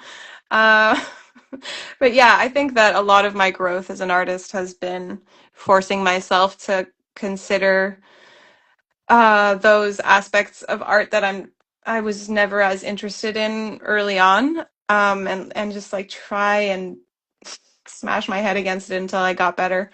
Uh, but I think honestly, Mr. S was one of the first books where I really put a lot of work into playing with perspective instead of just trying to recreate it correctly. And that, I Yeah, mean, a lot of that is coming from being a kid of an architect, where I was yeah. like, no, it has to be this way, actually. And it Reading. took me, Uh, hmm. yeah, yeah, it took me a while to be like, oh, a space can be, or a car, or whatever non-human objects can also be like a character, and like a character, it can have fun shape language and stylization to it that makes it technically incorrect, but Yeah. like feel fun and suit the story. That's been like a real stretch for me, and a later thing to come to. Um, but yeah, often I have to grow just because of the story that I've found myself writing, and then I'm on the hook to like illustrate it, and I'm like, well, it's time to learn how to draw this, which I think is a good way of growing. Honestly, is to just like find yourself in a situation where it's do or die. That's how I've done it. I don't know if there's any other way. I'm constantly throwing myself into the proverbial pool and trying to stay afloat. Um, but yeah, and I think the part that's also been the way that I've learned to write as well, is just trial and erroring on a pretty public stage in terms of my published work, I guess. Did It's you all, you just laid bare your whole like career. You're like, that's the arc of my writing career, I guess, for everyone to see. did you study writing at all? No, I didn't. I mean, not, yeah, no, I guess not. I mean, outside of high school English classes, those were probably the last ones I took. After that, I went to college for art. So, um, yeah, I just learned from the types of books that how they were written and what it was that I found engaging. And honestly, the writing is one of my favorite parts of picture books. I really like a short, pithy sentence. I love like an opposite sentiment happening in the writing than what the art is coming across. I like the tension there. It's just such a fun part of the medium to play with. So that's been really fun. Also, I have to say, my husband just got back with my two kids, so if there's suddenly noise, that is why. But Because of your husband? carry on. Yeah. Because he just got back with the kids, and he's gonna have to now attempt to put them to bed without them barging in here. Good Yeah. luck. Let's laugh at it. That's good. I gave him an impossible task. So sorry to that man. Um, with with that idea of, aesthetic or style, Mm, you were doing those early books, because I know the, like, basically the five that are on, I think it's five that are on your website, maybe six, seven, somewhere in there. God, let's not talk about my website. That clunky old thing. Oh my God. That thing, it's I had to go specifically on web crawler to get to it. It was, I'll die before I update my website. Let's say that. but I um, I don't acknowledge its existence. yeah, with that, with the books that are on, I don't know some of the stuff that was Mm-hmm. before times, Of course. but was the aesthetic on those different than the stuff that you're doing now? I think so. I think I learned a lot more about how I wanted to stylistically be drawing even just characters if I go back to some of my earlier books, their bodies are so long. They don't read as young as I think I thought they were coming across because they're just so they look lanky. And I'm like, now I would draw that totally differently. It would be I have these sort of more shortened cartoonish proportions. Um, and I couldn't see it at the time. I thought that I was really pushing it as far as I could. And you just, I don't know, it's funny how you get sort of tunnel vision for your own style sometimes. And you think you've really pushed yourself and you look back and you're like, I drew the same way for 10 years. Yeah, I don't know. You just have to spend time making stuff, I guess, and eventually you course correct over time, I guess. But Do you, yeah, do you appalling. go through stylistic changes periodically in some sense? Like, I feel like I'm going to say every 3 or 4 years, I go through a shift. I'm like, Wow, I don't trust my own eye to even discern that. I think there have been book projects where that have like necessitated a different style. Probably because of the subject matter. Like for Grub or for Cheeseburger, that was the first time I was drawing an animal character for a book. And so that really pushed me in a way that I had to figure out things on the fly and I really liked, and it made my style need to be different because I was like, well, what does a kid look like as a raccoon? And so those have been the ways that I think I've noticed my style changing the most is when the story called for it, or when I did the Museum of Very Bad Smells is also a cast of animal characters, but it's also a really different bunch of medium. I was using inks for the color and also like a hard like India ink line work in a way that I hadn't before. But when I was talking with my editor, we wanted to make that book kind of for a slightly younger age range, and we wanted the style to reflect that. So in that case, it was a real like specific effort that was laid out before me of like push your style to be a bit younger or a bit different. you're Um, telling me that the Museum of Bad Smells, or it wasn't for an adult audience? It wasn't for the mature yeah. rated audience? My book with the vomiting dog, I know. It's I'm, appalling. I got My bad smelling book. that book, like, understandably, like Museum of Bad Smells, etc. Right? I get that part. Hmm. What I'm interested in that case, is what kind of conversation and what kind of like, um,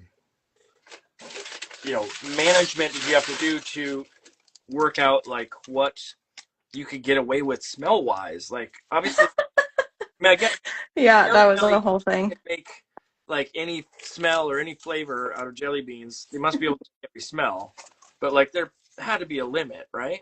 Absolutely. That was one of the more interesting parts of working on that book was writing around the strict confines of what smell technology existed and how many of them we were going to be able to price out for the book. So I knew right away, well, we knew, my editor let me know that we could afford to have 5 smells in the book. So I knew I had sort of 5 beats. And because it's such an expensive technology to implement into a book, uh, we needed to make them narratively essential to the story. Okay. Otherwise, when we brought this to the higher ups at the publisher, my understanding was that we might not get greenlit if there was any way for them to see their way around using the smell technology, I guess. They would have pushed for that. So my editor was like, you got to write it in a way where the whole narrative revolves around smelling the smells. And so that's how the whodunit sort of aspect was born, Yeah. was I guess a marketing choice or an essential sort of device so that we would be allowed to make the type of book we wanted to make. But so I knew I had 5 smells, and at first we were working with a factory in China, and we were going back and forth with the expectation that there would be these 5 smells, and then we got pretty late in the game, we got an email from them saying they were no longer going to be able to do the book for us because Because there it was was something. They back. were like, the government will shut us down if our factory smells bad. They'll think that we're like using chemicals. And I was like, oh my God, I don't want people's jobs to be on the line for my pee pee poo poo book. Like, who am I to be incurring these consequences on people? So I was like, absolutely, that's fine. But my editor was able, she's amazing, Maple Sue. She just pivoted to an American company who was like, for sure, we'll do it. Which Yep. Yep. is a great anecdote. They're like, yeah, yeah, that's fine. Of course. Which smells do you want? Like, yeah. It's just Bless. your pee pee poo poo book. That's right. My affectionate term for it is the Yeah. poo poo book, my most serious work. There are awards for poop books every year. Listen. Are there? Oh yeah. Why have I not been contacted? What an affront. Because you have to be hard enough on those, you know? Yeah, I guess you're not gonna. I have to put in the time. Yeah. So high class material. It's invite only. I look forward to the day. I gotta earn my place still. I'll do my best. I've been working pretty hard, but I'll keep at it. But yeah, they sent me some smells to test out, and it's so funny because they sent them to me in an envelope that was like quadruple sealed, and inside there also they had like promotional pamphlets for like chocolate smell and strawberry smell and like all their normal smells. They're like, "Are you sure you don't Yeah. want to just do something nice for yourself?" But yeah, I think the smells that um we trialed, it was like manure, mildew, which I think we ended up using for, what did we end up using it for? Mold, I think.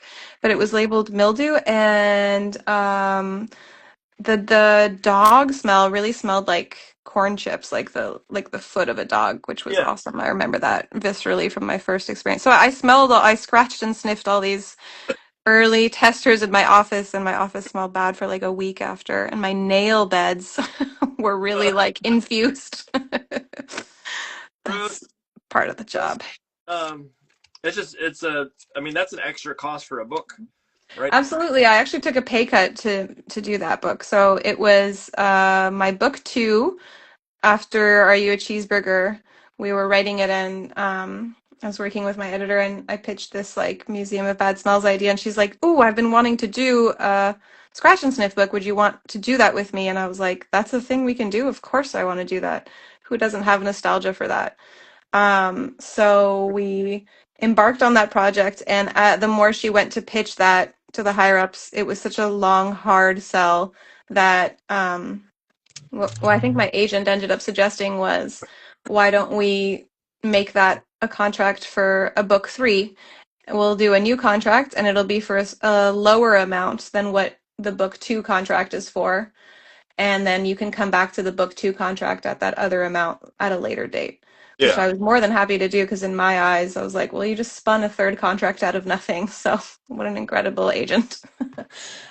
But yeah, it really was like, it had to make financial sense at the end of the day for the company, which I get. So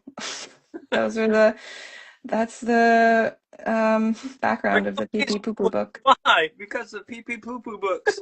That's The line has to go up even for a pee pee poo poo book. Yes, it has to make financial sense, and the we vomit don't begrudge them that.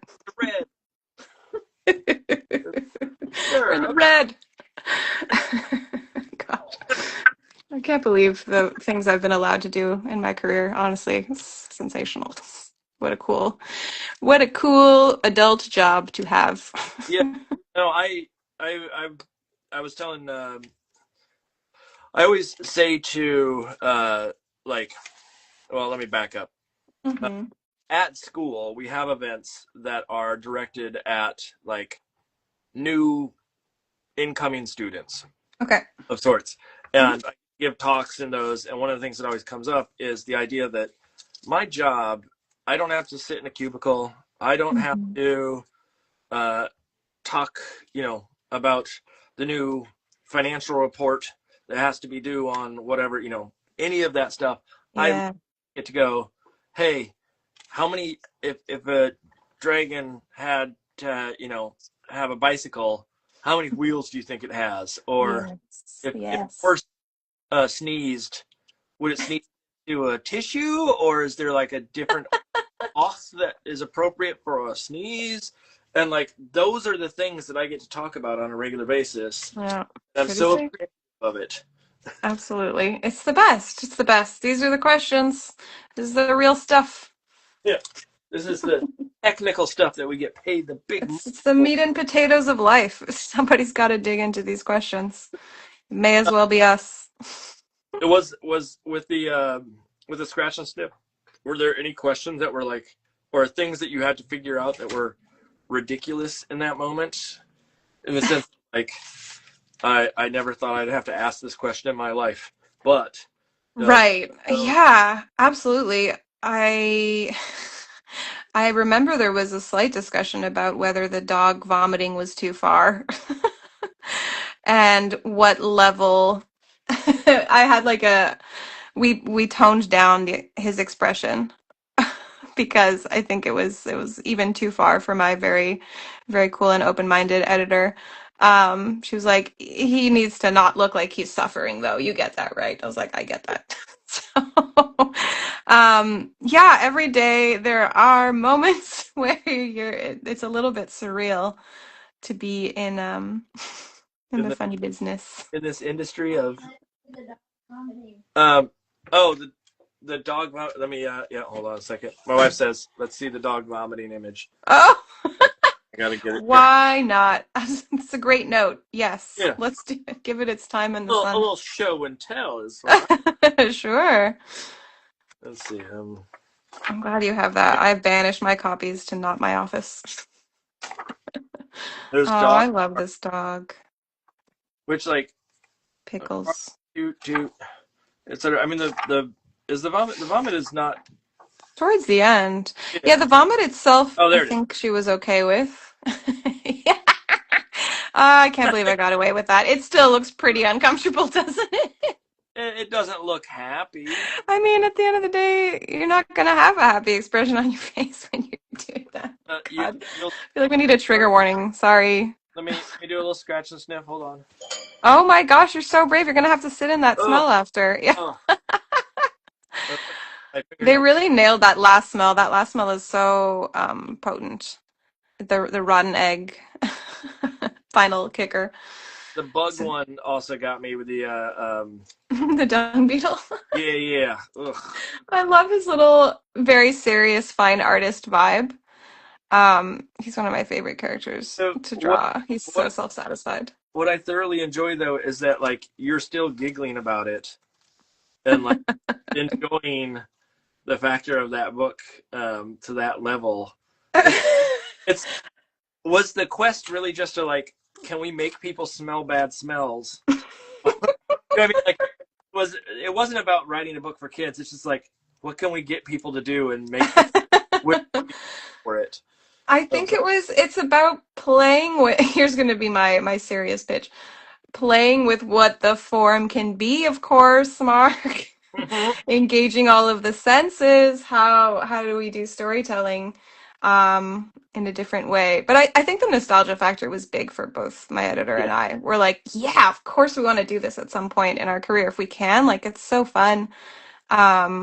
And I mean, it was a bit of a slog in terms of getting approval. Uh, but yeah, it's a cool thing to get to have done and look back on and have these copies that I can prank people with. Basically, it feels like very much a prank gift. yeah, Uh, but yeah, honestly just another like strange and wonderful joy of to get to work on of a book to get to work on, and it pushed me in ways that I wouldn't have expected, you know. Did Um, did your the next book after that one? Did you pitch stuff like puff paint? Like, let's do all of the hits, yeah, all the hits. nostalgia. Those puffy stickers are the ones that had like stuff floating in them. Oh my God, that would be fabulous. I'm trying to think I of like didn't what think is of that era. No, wait, the next. you are younger than me at this. No, I there's some overlap, and my husband is 5 years older, so I straddle a couple generations as a result. I feel like I live in that headspace too now. How old is your husband then? He's 41 and I'm 36. Yeah, Uh, so yeah, that'll get you most of the way there. yeah, yeah. Puffy paint. Yeah, man. I'm nearing 50 at this point, so I got Oh my goodness. years on you, yeah. And so it's one of those things like I still have a dumb, childish heart.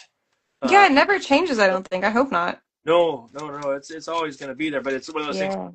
when you talk about like scratch and stiff stickers, like I'm like, okay, if you grow up with like uh, um, garbage pail kid cards. Oh yeah, I remember those. I don't think I ever had one. Again, my parents believed in making me a woman in STEM, but Yeah, I knew of their existence very much so. we have this book about all the differences of how gender can be pushed and changed, Correct, correct. architecture and what. Oh, and by the way, is peeling his skin off on this card for it. They're like, please want more for yourself, Monica. Like, we want more for you. It's like, nope. I don't. My parents were real happy that I had garbage pail kid cards either. Yeah. Okay. Yeah, It was maybe more no my parent truly to is. and get them, and they had to deal with it. I That's don't know. how it My works. dog's going crazy upstairs, but Oh, they're uh, that's okay. they're wrestling. Wrestling. Wait, can you hear it? A little bit. You got a couple of dogs up there? Uh, no.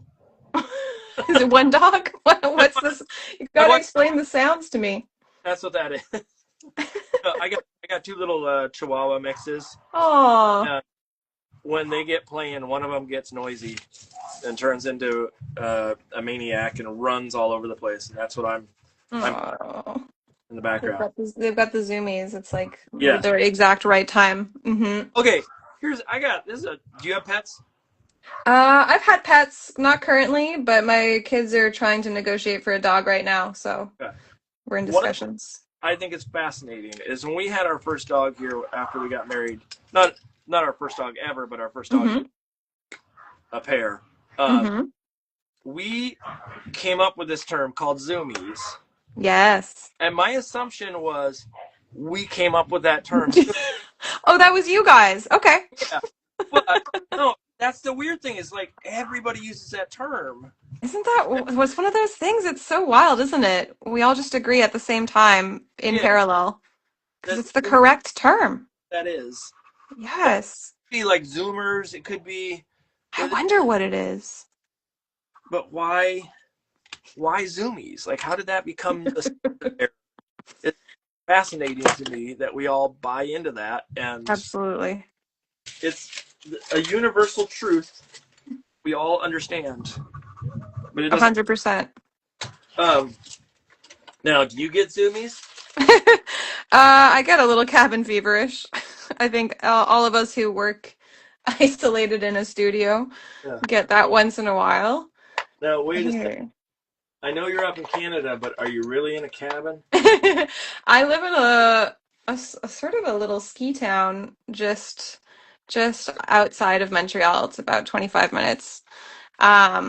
And we've got like a little ski hill that people go to. It's very nice. It's very outdoorsy. Do I ski? No, I don't, but I sure do live next to that mountain. But So yeah, that's a it's not a little. cabin. It's like a little mid-century. It's from the 70s, this house. I like it. We were lucky to get in when we got it. It was right before COVID, and the price was absolutely the cheapest house on the block. So it was an easy choice. So it is a cabin, is what you're saying. It's got cabin vibes. There's definitely wood paneling. Yeah. House on the block, and then you look, and it's just like, well, it's a garden shed, but uh, no, I don't even know why I asked that, or like what I was gonna say.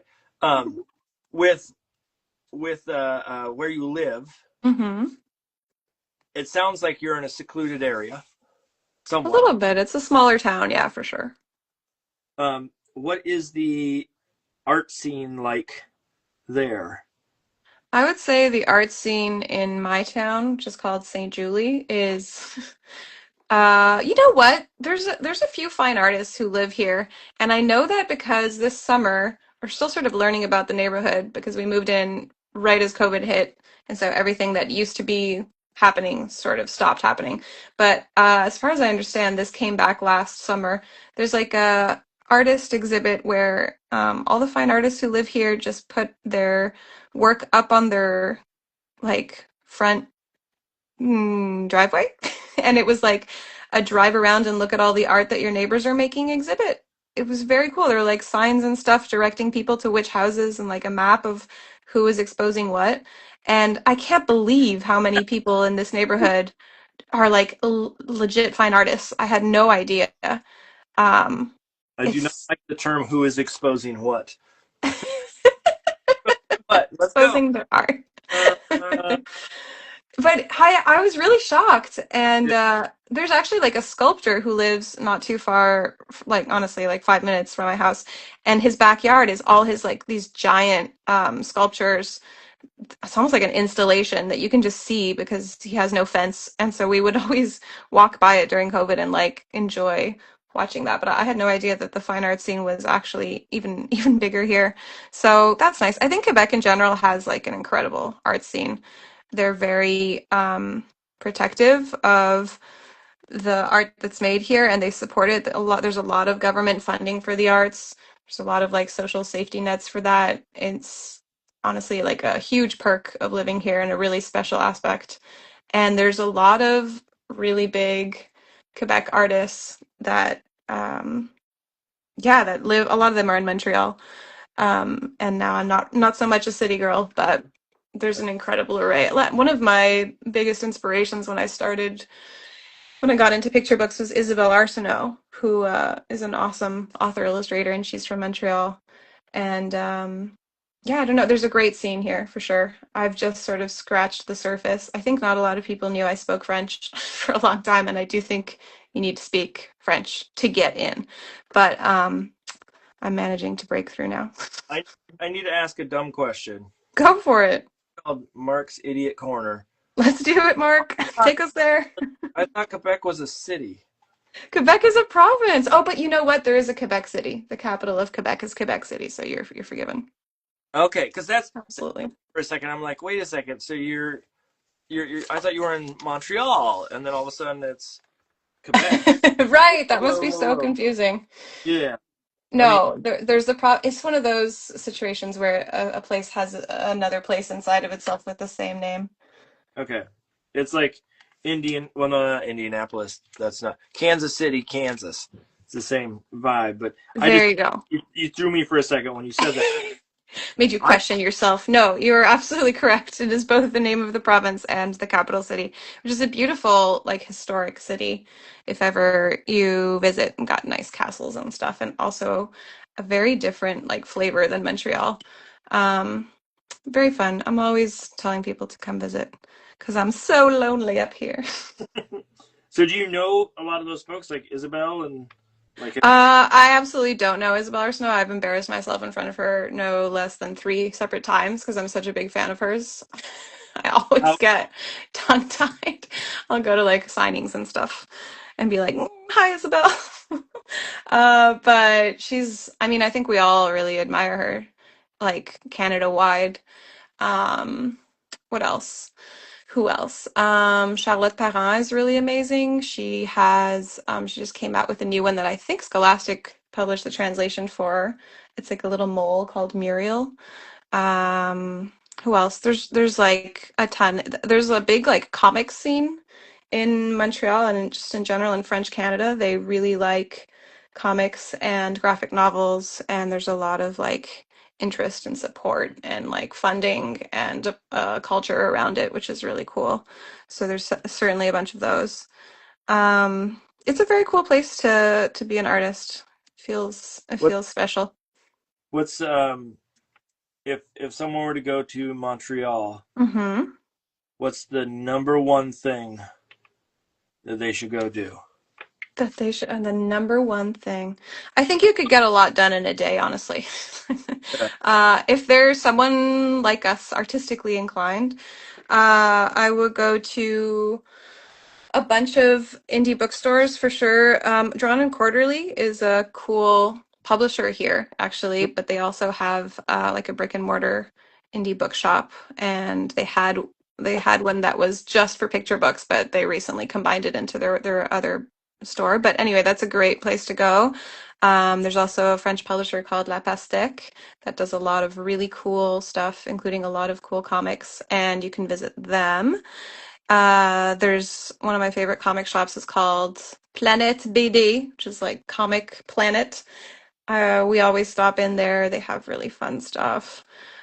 You can do like you can walk through the whole day and hit up so many great places for art.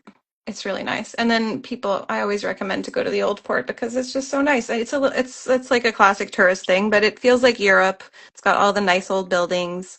You're on like the water. It's very nice. I don't know if I've heard a lot of people don't know this, but Montreal is an island city, so it's kind of like a mini New York in that sense. So it's like very densely populated little island with skyscrapers and um, docks and stuff. It's very nice. So you can do a lot in a day, and the food is awesome everywhere. And you have to try poutine, obviously, if you come to Quebec. I That's that what has to be told. what if I don't like gravy? If you don't like gravy, you should just keep that to yourself, probably. But you do have to do No, it. beaver tails. That's very good. God, I love a beaver tail. But the season for that is almost at an end. That's very much a winter thing. So, alas, it's poutine season now. The rest of the year is firmly poutine season. I think you could get into it. I believe in you. You can get some fancy ones that have other stuff on them too, even though they're not like classic poutine. I get like a spicy one that's really good, and that might maybe distract you from the gravy. Just shove Yeah, it down his throat while he's not looking. Uh, yeah. exactly. No, it's one of those ones where like I know that it's good. Everybody says poutine is lovely, but ever I mean, we say it. I don't know if many people agree with us, but we're slowly winning our campaign. it's yeah, yeah. You're always trying to push it down, or 100% the hard stuff. you you guys have all this freedom down there Tell you what you don't and have. guns, but you don't Gravy fries with cheese eat curds. birds. It's an experience. It's not to be missed. It's not to be missed. Cheese curds were a very Minnesota thing too. So Honestly, it's a beautiful marriage of our cultures, and I think you need to give it a chance. so wait, let me ask you this question, see if because you would have been really little, I think, at this point where this All was right. on. But one of my favorite shows when I was growing up. No, oh no, no, it was not. You ever catch yourself in a lie like that? You're like, what? Why did I say? One of the shows I sort of hate watched. Let's put it that way. Okay, okay. Was a show called Red Green. Oh my God, absolutely red green. That's an Okay. important Canadian staple too. The Okay. red green show with his Yeah. little suspenders. Duck, Hell yeah. it was. Oh my God. It was full of fun. It's one of those ones where like here, I don't know if they ever showed it where I live now, but I remember staying up late. It was always on late at night on like Yeah. PBS or some like some station that I didn't don't know have how you guys got it. Yeah, that's yeah awesome. that it was some station that ran out of material and they're like, well, we got Red Green. That's why. And they, That's why. I was like, we have it for free for some yeah, reason. Part of like a cultural exchange program. they thought it was some like special like red, green, blue. Uh, Yeah, they're like, surely they meant red and blue. I don't know what this is about. Oh um, my God. but yeah, that's there's certain things that are very like endearing to me about some of the stuff that cross the border. Absolutely. That's so wholesome that we have that in common because that's like a real chef's kiss piece of Canadiana of a certain time. It really just goes to show more connects us than divides us, man. At the end of the day, a cold place is a cold place. When there's a treaty between the two countries. It's very beautiful. He'll What save us all. friend's name was the guy with glasses and I don't remember. There's no way I can make that pull. It's up to you. I don't remember it. I remember he had this like segment in a canoe and he was like, what did he say? Like, and he was like, there was like a running duct tape gag. He like fixed Yep, everything with duct yep. tape. Yeah. I don't know. It's like a fever dream we all had. We all hallucinated it. It actually wasn't a show. Yeah, it was some It's mass got psychosis. got people all of a sudden they're Yeah. talking weirdo guy. He was no, he was your uh Ernest. Exactly. Yeah, he was. I think he was styled that way as well. Like that was the Yeah, idea. Yeah, that was our kind of offering. vibe. For those that don't know who Red Green was, he was Yeah, picture Ernest, yes. But with uh, one red and one green suspender. yes. you know, just to make sure that we understood why it was called red green. Yes, and a beard, I think. I want to say there was a beard. Weird. It makes Yeah. me. I've talked about it, I think, twice on here now. The red green show. Have you? That's Like, hilarious. You got to go back. You got to look at the tape. That's that's. very telling and interesting. I think I need to go like watch an episode or like Yes, your subconscious is bringing it up for you, man. yeah, show it to my wife and be like, okay, this is my childhood. Yeah. This is like I haven't thought of that in so long, honestly. It's beautiful. the there was a point where I showed my wife a cartoon show that I loved. I don't know why I had to say cartoon show, but I get it. Now I'm there's in the right headspace. Yep. an animated cartoon show. Uh, but I showed it to her thinking like, oh man, I used to love this show. It's going to be amazing. It was a show called Mask, Mask. Oh, I don't know it. Tell me more. Yeah. I'm so curious. Okay. Okay. The way you said that sounded like what I've never been on a blind or on a like major date, like a blind where Uh-huh. some guy's just talking about his job or whatever. Oh, interesting. Tell me more about I could not it. have been more sincere. It's chilling to me that that didn't come across. I truly mean it. But it was Mobile Airstrike Command, and it was Okay, okay, acronym. yeah, GI Joe mixed with transport. Jesus Christ. That's insane. Okay, I'm realizing why I never saw this. It Yeah, could well, not have been less of interest to my childhood self. this was also probably like 1980. Hell yeah.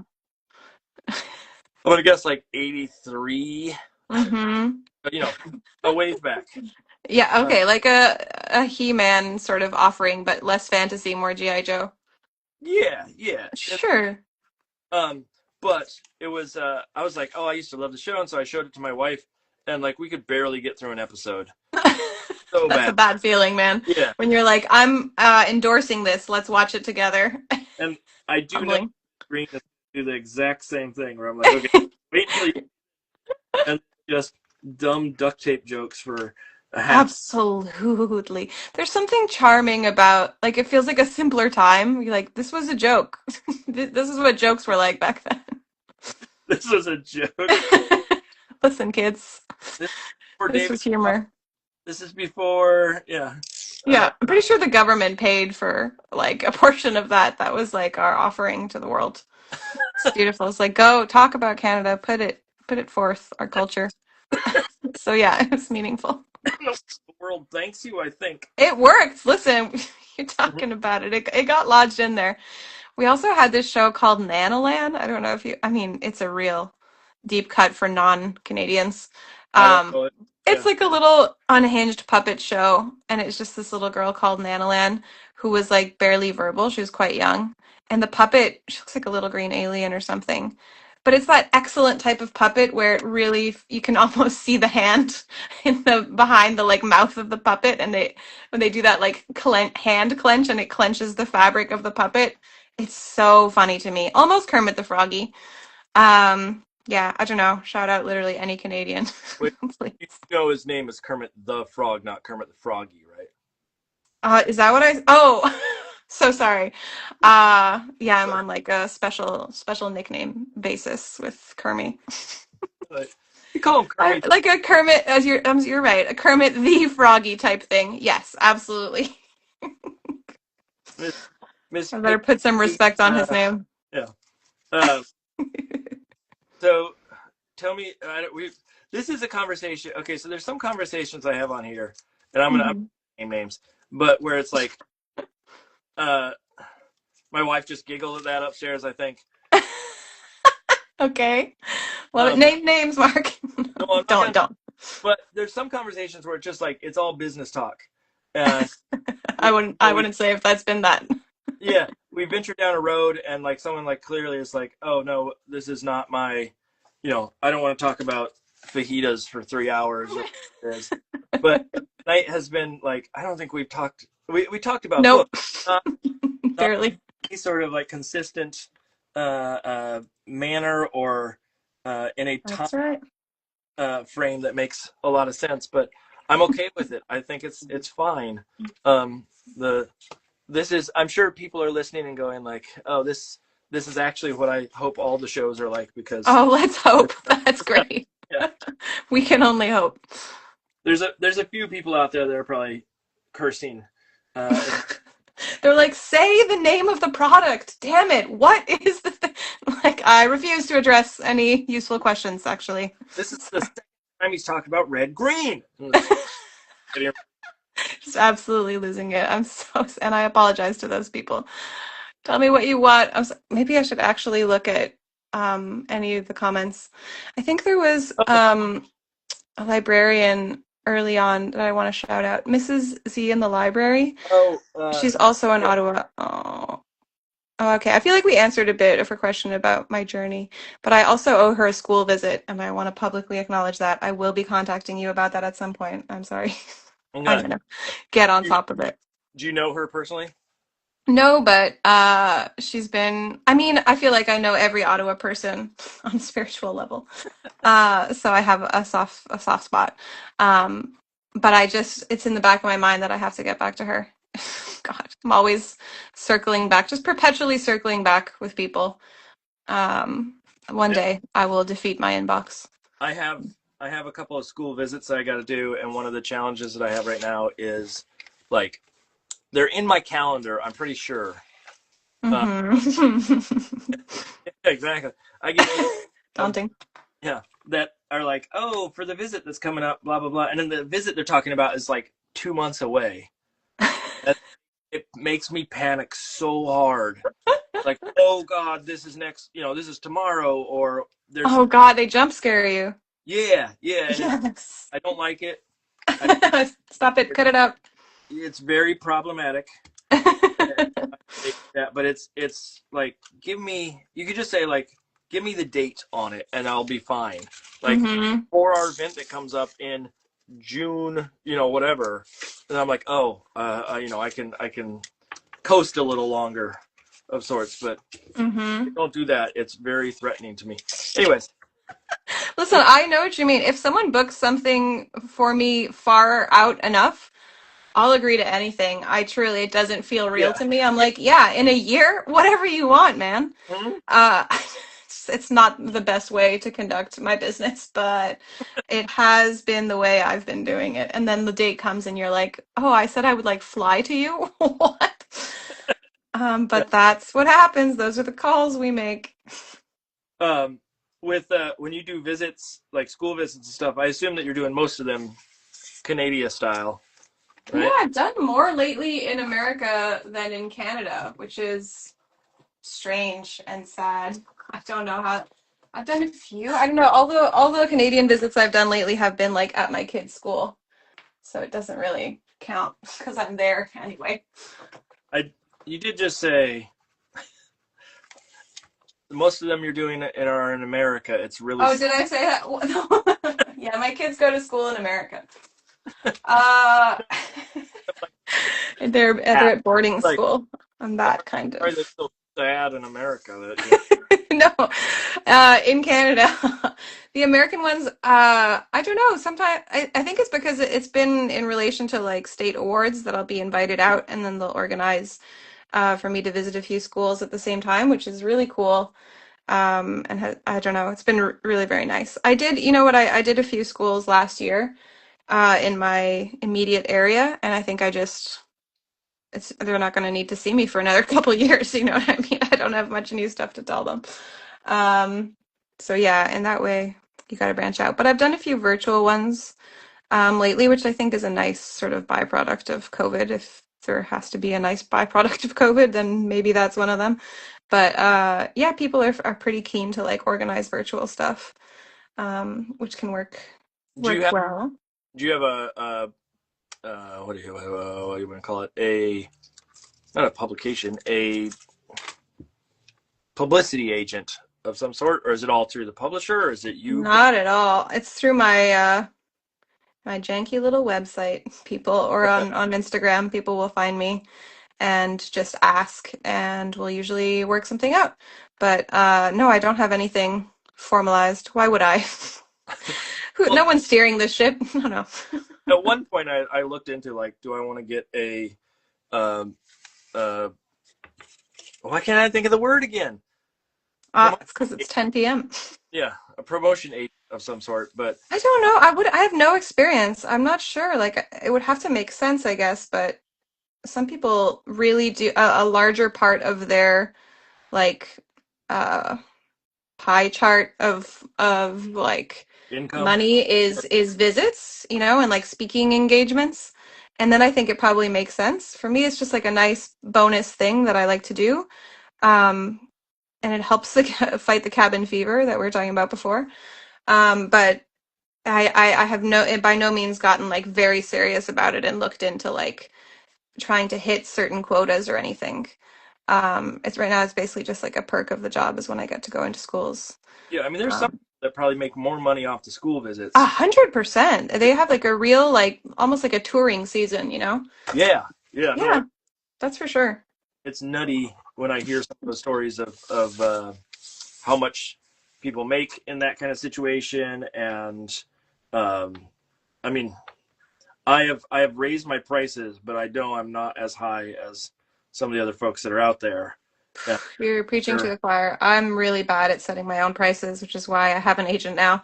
yeah, But what I'm in charge of setting my prices for my school fees, so I'm absolutely undercharging for sure. I just can't do it. Makes me feel bad asking for money. Don't so know for what to do. for all the folks out there who are saying, "Man, I'd really like to have Monica come to my school," I'm just a know steal. she- You can she- you can ask for anything and I will be like, you got it. I don't know. I'm really bad at, and also I just love teachers and librarians so much. I have a soft spot, you know. It's like we're all friends here.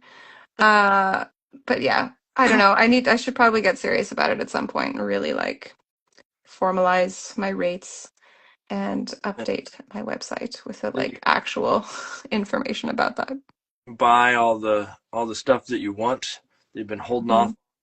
all all that school visit money rolls in. Oh yeah, baby, school visit money.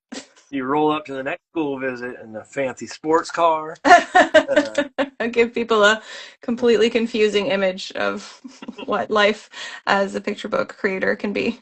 just with great coupon, all, That's all the great finer things poupon. in life. Dijon is a standard condiment here, man. Everybody, everybody is entitled to Grey Poupon. Oh, that's only for Uh, the rich in America.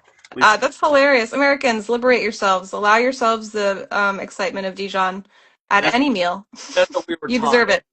when I was That's so funny. excuse It's me. funny. You have Every culture has their thing like that. That's like actually a pretty attainable, achievable thing that you're like, no, no, no, that's a rich person thing. hmm hmm I love that. when you were growing up, or maybe still, whenever you see a limo, do you just assume it's a famous person?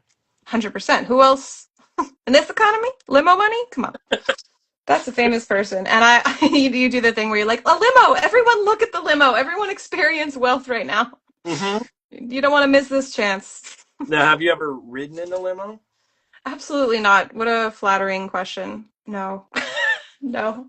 Maybe someday. I don't know if are limos still like the done thing. I think now it's like a big SUV. No, that's like the Oh, I want. status transportation. I What are you don't talking? know. Big SUV limo is the I guess that's thing. the ultimate combination. Yeah. I mean, It's about scale at the end of the day. you got to talk to your agent a little bit about the fact. That's going in the rider for the next school Yeah, visit. Yeah. yeah. I just Um, heard SUV limos. And we'll have to try. what's this I'm hearing about SUV limos? That's right. I'm You're, going to be very displeased. you're, Okay, I'm going to do some pencil crayon. Really good. It's time to put some detail. Hold on. you're trying to get serious on me and talk about. I feel like I have to actually finish one aspect of this drawing, or I haven't truly delivered. I mean, we're at 10. I've got I know. into the background down, but I don't have anywhere near. Like I have people and stuff I got to put in this thing. It's Yours gonna is be. looking great. I love your style. This is so nice. I can't Thank believe how diligent and like locked in you are. The way that you're able to generate this in that time frame. Okay, Congrats. more. What's that? What else? What else do you like about my show? I like everything about it. I like that you're incorporating. Did I see you doing some decoupage? Are you doing some cut paper moments? What are you talking about? A good majority of this is collage, baby. That's what I thought. That's very fun. I need to incorporate. I I want to try new things like that. one of the things. So I had on. Do you know who Brianna Karzu is? Yes, I do. So I was doing all paint for a long, Hmm.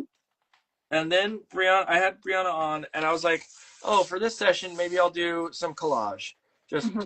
try it out. And I realized in the process, this is for anybody that hasn't heard this before. If people have been before, then like bear with this. Old hat. But what I realized was when I was trying to paint, I was trying to do what collage does naturally. I was trying to force it through. Ooh. So what I really wanted was texture, Hmm. but I wanted a harsh edge and I wanted clunky edges. That's really And funny. so like instead of doing like a perfect oval, it's like made up of a bunch of like weird angles and Hmm. that it looks oval like. And in doing that show with Brianna, I was like, oh, this was kind of fun. And then I completely shifted gears to doing That's unbelievable. just doing collage basically from that point on. And so I like to refer to it as drawing with scissors. And Oh, I love that. That is what it is. yeah, I purposely use a clunky, like the scissors I have. I don't know if you can see the screen, Let me see. but I have these. Oh, those are like craft scissors. Yeah, and so like I can't, it's not fine-tuned finger. It's like your palm. Wow.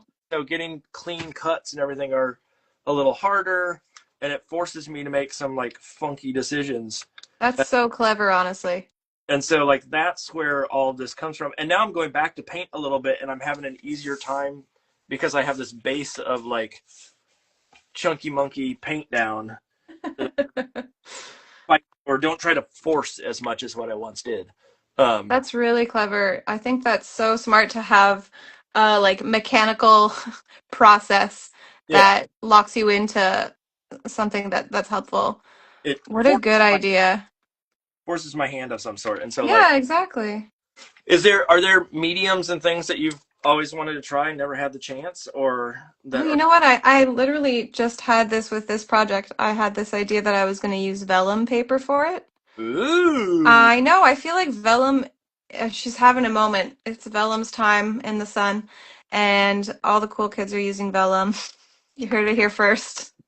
My predictions, It's, trends for 2027. you can't say all the cool kids are using it just because you want to use it. Notice how I haven't There's, succeeded at yeah, all. I aspire to use no one, Vellum. no one else is using it, and you're just like, yeah, all the cool kids are doing it, and like trying to Just make talking it out of sound my cool ass. for everybody. That's how trends get started, okay? Just blind confidence. Just I honestly don't even know. I'm under the impression that that's happening, and I want to use it for this book because there's going to be, it's like a very overcast, rainy, setting, and I think it would work maybe. But I just have started playing around with it the last couple days, and I'm not sure. Actually, I have a what sample that I was doing with it. Here, I was working on this um, yesterday in preparation for this. And I just don't know if I think it's taking away too much of the watercolor texture that I really like. So I don't know. And then when you do the other side, I don't know. It's fun to play with. I don't know if I'll ultimately end up doing anything with it, but I it wonder. sure does make me feel Oliver cool. Jeffers did that Ghost book. That's right. He's Uh, got, that's a classic of the form. Yeah, yeah, that's a really cool one. I wonder if that idea of like the gloominess is not necessarily the characters painted on that, but like could there be like some level of translucency to a paper, whether it be vellum or something else that has the gloominess on it, and so it can be an overlay. Yeah, absolutely. There's that. Oh, you know what? There would be a moment in the book that would be perfect for that, actually. This is Maybe where I can just have it for like one reveal for my unannounced book. Yes. this is where the publisher's going, oh God, he's telling her that we need to do I this. know. I was just thinking that Street. this is my next thing, guys. I found a way to spend more money again. Yeah, Let's do it. Uh, but But actually, you asked that earlier if there's like some other thing that I want to experiment with. Maybe that's the next thing, like the types of printing that we can do. The printing is so expensive already for picture books. I don't know how much more patience I can wring out of my publishers. There was a book that I worked on that involved whale vomit. Okay, you're speaking my language. Yeah. Lovely, yeah. It was a Oliver. It was not Oliver Jeffrey. It was a Dave Eggers book. Ooh, And cool. it involved the whale. It was a whale that was essentially singing so bad that his friend would throw up, and so like Oh my God, devastating. yeah, little bits of pink krill that were in the Oh, and it was like lots of little tiny dots that I painted and whatnot. But one of the I things love that. I talked to the publisher about that I wanted to do, and they nixed it. They didn't. It would cost too much money. Was to do Mm-hmm. acetate cover, See? clear cover that could have little pink dots printed on it. That would be sick. And so you could lift it up, and there all of a sudden there's the vomit is on its own layer. Oh, I love that. That idea of like acetate or the vellum being part of the production is cool. It's a matter of just cost. I know. Listen, people are out here having to fight just to have like a semi-gloss layer applied to the title. I got that on the like text Mr. S on the cover, like the mustard lettering has that Yep. like shine to it. My editor didn't even tell me until it came because she wasn't sure if she could get it. So that was a nice surprise because The costs are just nuts right now for sure. the newest book that I have coming out in the fall, Mm-hmm. again, for anybody that's watched this before, you're going to hear the same story. Let's hear it. I'm asking schools. Oh, I'll address. There's a question there that I want to make sure I get to as well. But Sure. I was like, oh, I want to do something special. I want to have some fun with this one. And I asked them, could we do, or I ran into Melissa Sweet at Okay. an event who had this really lovely book that had this like, about 5-color printing, right? Or 5th color Yeah. print. Yeah. I assumed that her books had a 5th color print because they were so neon and bright and things. Okay. And I asked her, like, I was like, oh, so do you do 5-color printing? And she said, no. Oh, what? How's she getting the? How'd you get that then? And what she said was that she prints in CRYK. What is the Uh-huh. secret what 6th letter? What? Go see if I can grab that book. And the Oh reason my God. I brought it up is the most recent book. I was like, I want to do that, but then the colors were not the right colors for it. Oh, it didn't work with the. And so I talked them into doing spot gloss. But Yeah. it wasn't a huge fight, but it was, one of those things where I think because they were willing to do that other thing, and the reason why it is advantageous, or the thing that I thought was advantageous about it, is it's not an extra color. It literally is 4-color process. Wow. And so it saves some time. I'm trying to see. I don't know if it is. I'm trying to look through all my books here real quick. So give me a second. Please take your time. Shoot. I thought I had it just in here. Maybe I know I brought it to school, so it's a matter of Oh, held it in the wrong spot. I just wanted to show you the brightness of the color for it. And so instead of magenta, it's rhodium or oh, okay, yeah. The R is that. Oh, yeah. So it's just they just swap out that color, and again, it doesn't take an extra setup. It doesn't go through a different. this is wild. Where do you learn this stuff, honestly? I know. I don't know how she found out about it. Wow. Uses it. I'm having trouble finding this book, so I may give up. You'll know it when you see it. I'm trying. My wife's asking me which book is I it. know. It's an impossible situation. No, it's the one about the lady. It's a biography about a lady. Hold on, I'm gonna get it. I'm too I deep, believe in you. too deep into it now. I totally get that feeling. You're like, well, I have to die or see this through. Once you see it, it's gonna be so amazing. It's gonna be so worth it, you guys. Just, it's gonna blow your minds. Everybody's watching right now, going like nothing's happening on his screen. I gotta do extra stuff on my screen. And I'm just rifling through my box of bits of pencil crayon.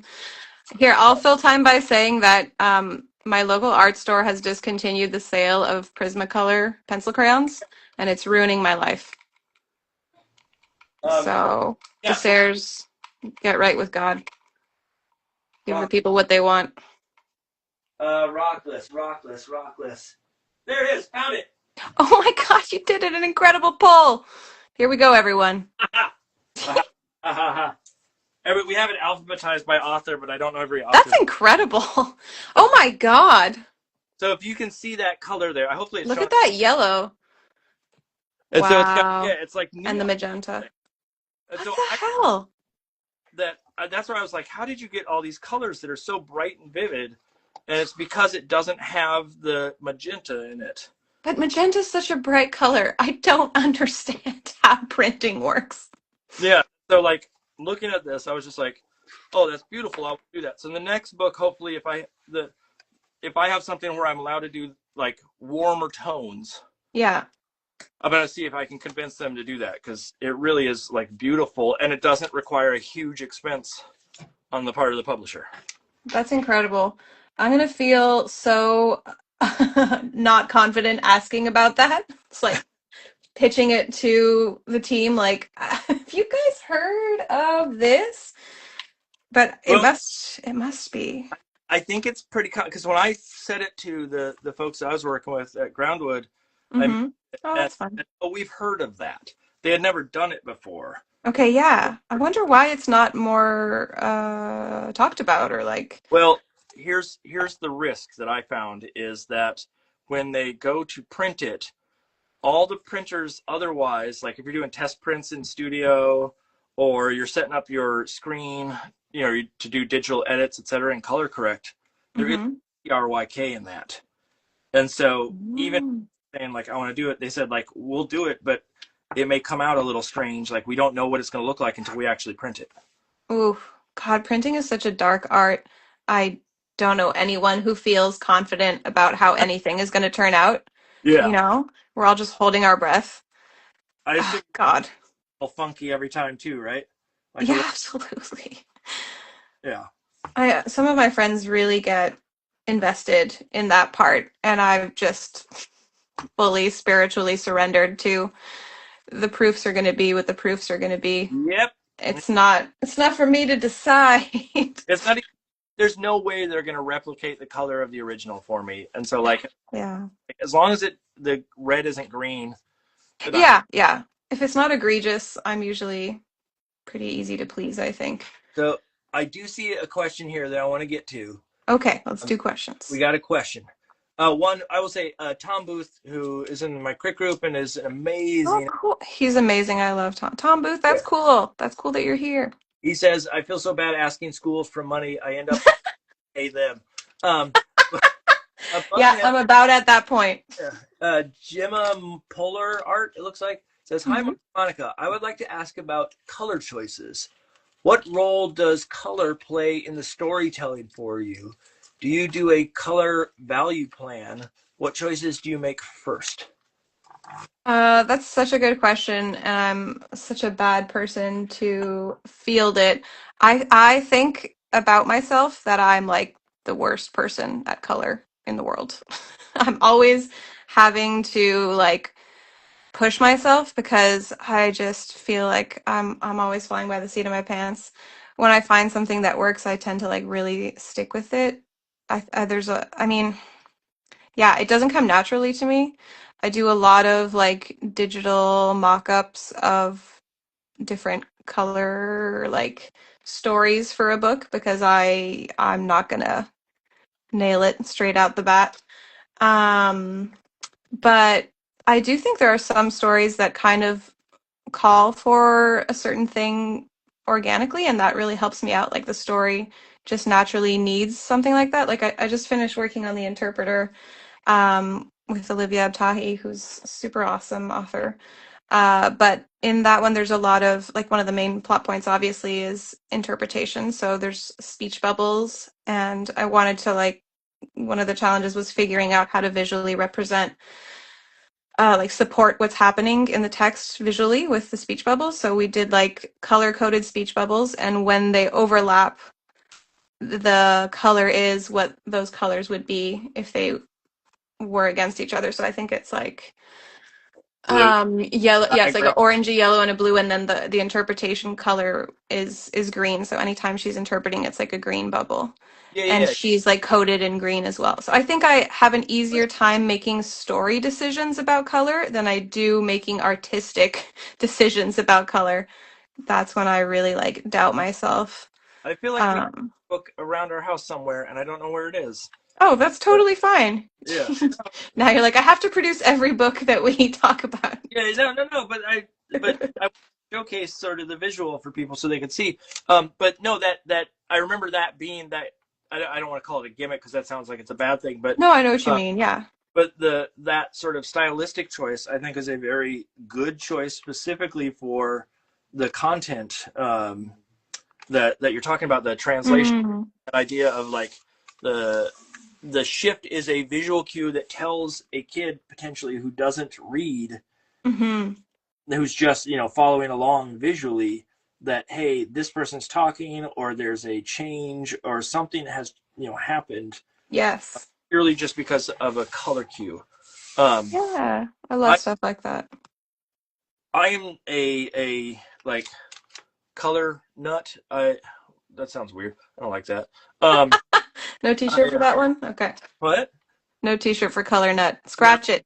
no, it's no what was it, something the butt, uh, Clock, clock clock the butt. clock the butt. um but it's something where like I am a like did you do a lot of color theory when you were in school? Absolutely not. Okay.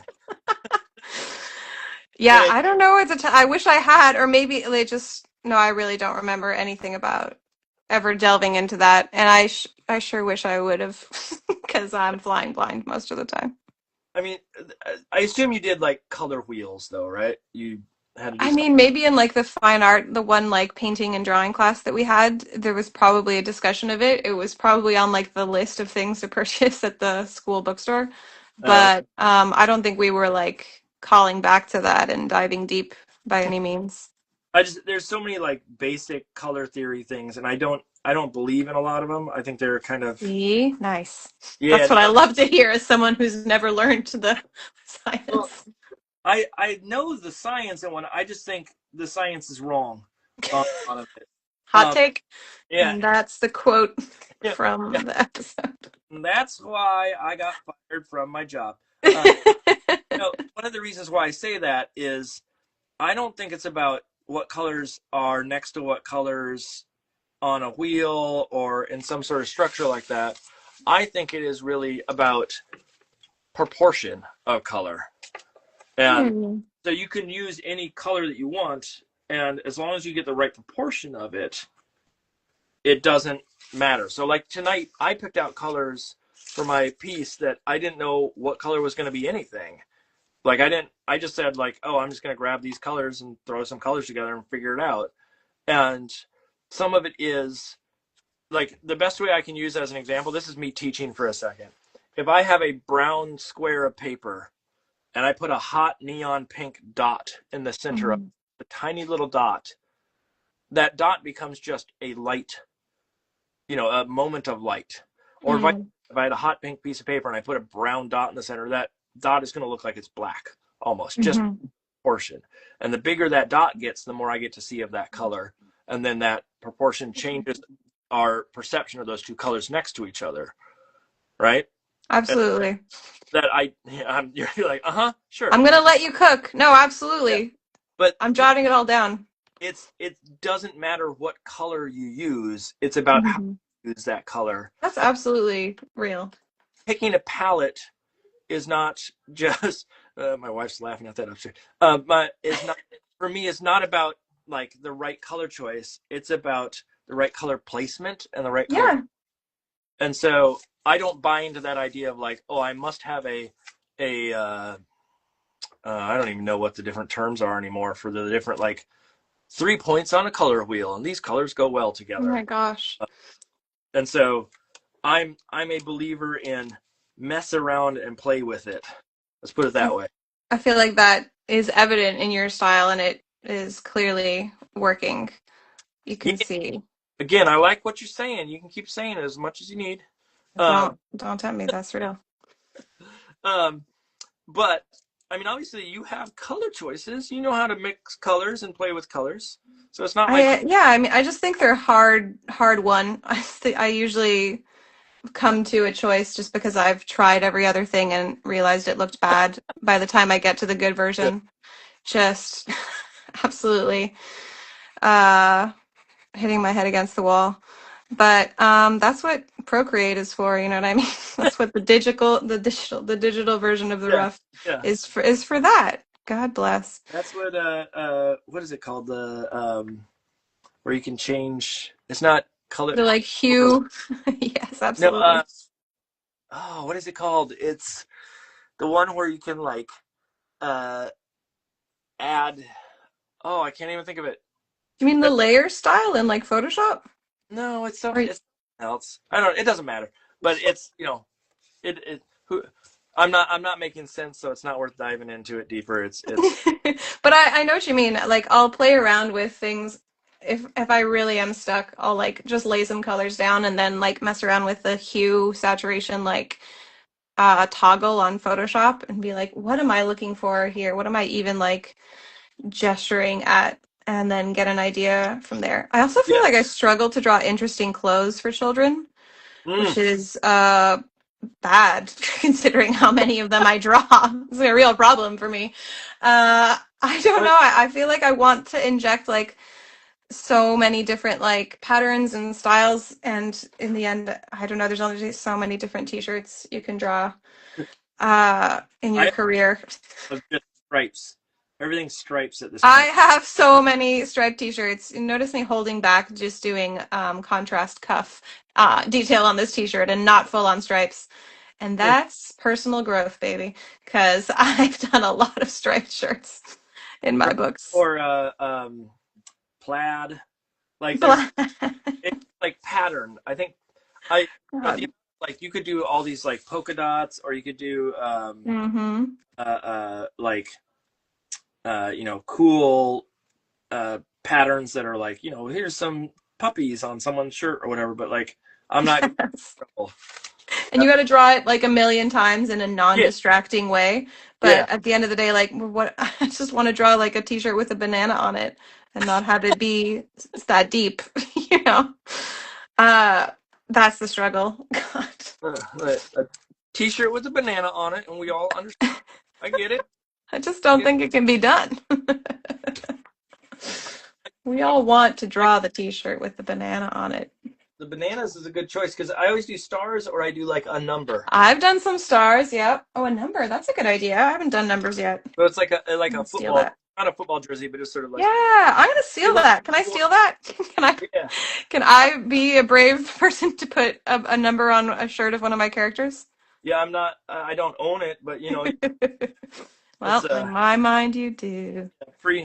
free, free of charge. It's literally never occurred to me, so that's that's how bad I am at this stuff. My God. It's putting or like you put in initials of somebody that you know or like That's that cute. thing. You never done that in a book? Put something in there that's I put stuff like that in all the time, but never initials. I'll do like this character is based on my son Felix, and it's for a book that's going to finally be dedicated to him because my daughter has one. Cheeseburger was dedicated to her, and I feel like my son is just about old enough to realize that he doesn't have one dedicated to him. So I'm working pretty hard to get yeah. this done in time. No, Um, yeah, you gotta shift quick. Yeah, exactly. Let's get to the presses, but I think this will be like his little representation. But I usually try and sneak them into books or with Mr. S, I have a bunch of their drawings from daycare that I scanned in and used as like the set design of the school room. There's like a bunch of art taped to the walls and the windows, and those are all their Mm, little daycare drawings. So I love when I really I need the kid art in books to look like a kid actually made it. It's like a pet peeve of mine when you can tell that it's just the illustrator themselves doing the like kid scribble. mm. Kids have such a like unique telltale way of approaching the like early drawing. That's just really hard to replicate, I find. Yeah, I mean, fake kid lettering, all that kind of Yeah, stuff. yeah. It's nice if you can really include some real stuff. Why not? I mean, could you actually, like, instead of kid drawings, and did you mimic, or is it actually the kid drawings? It's actually their drawings that I scanned in. Okay. I mean, all parents are like drowning in like papers from daycare and stuff. I had them in like a drawer and I pulled them out and picked like my favorite ones for filling in those spaces. And now That, they get to say that they did those. I was gonna say, I hope that that's like part of the equation, that it's actually their drawings and not just faux. Like, if you're gonna go to the trouble of putting drawings in, let them draw them. Then, Absolutely. um, Yeah. in fact, I think in not to go back to the superstar of the show, but Rachel with Yeah, Rachel. the How to Catch a Ghost, or no, what is that right? Is that the right title? Yeah, that's Yeah, right. where she asked people to draw, like little kids and families, to draw the ghosts that are on the end papers. That's so cute. I think she has like she did a shout out to Mr. S, I think, on one of the drawings. Oh, It's like really?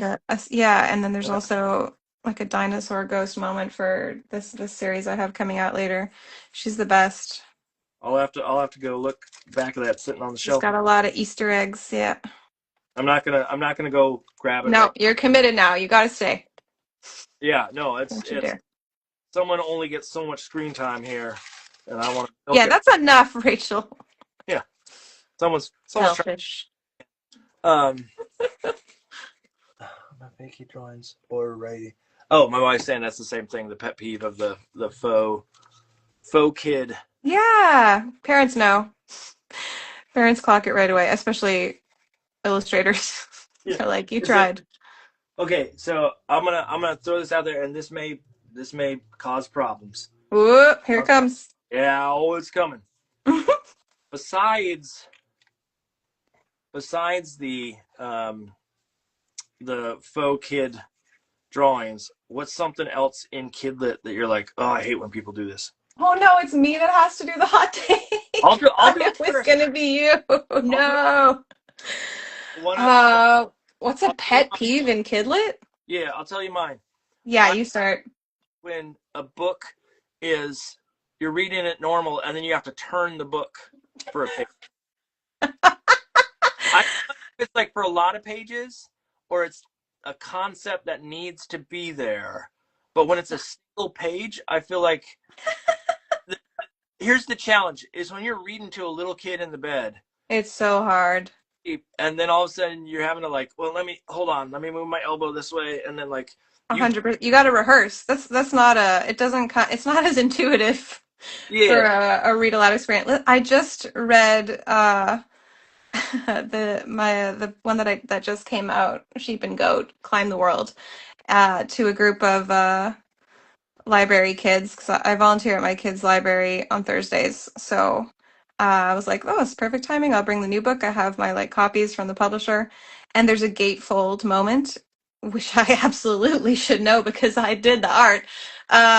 But my God, to like it's like a vertical gatefold because it's like a tall mountain moment, and the way it broke my brain to try and like figure that out live for the first time in front of the kids. So not for the faint of heart. You definitely want to have some practice with those types of read alouds. And then they're just like they want to go at it and like God, a gatefold is a delicate thing. I'm realizing, just begging to be ripped by children. I remember Uh, the first time I read my first authored book to, like, a preschool. I didn't mm-hmm. have a book yet, and they were like, "Can you come in and read this thing?" And all I had was F and G's. Oh, And as you know, F and G's are loose. loose papers. That's a whole thing. Read that. It was like, what a mess.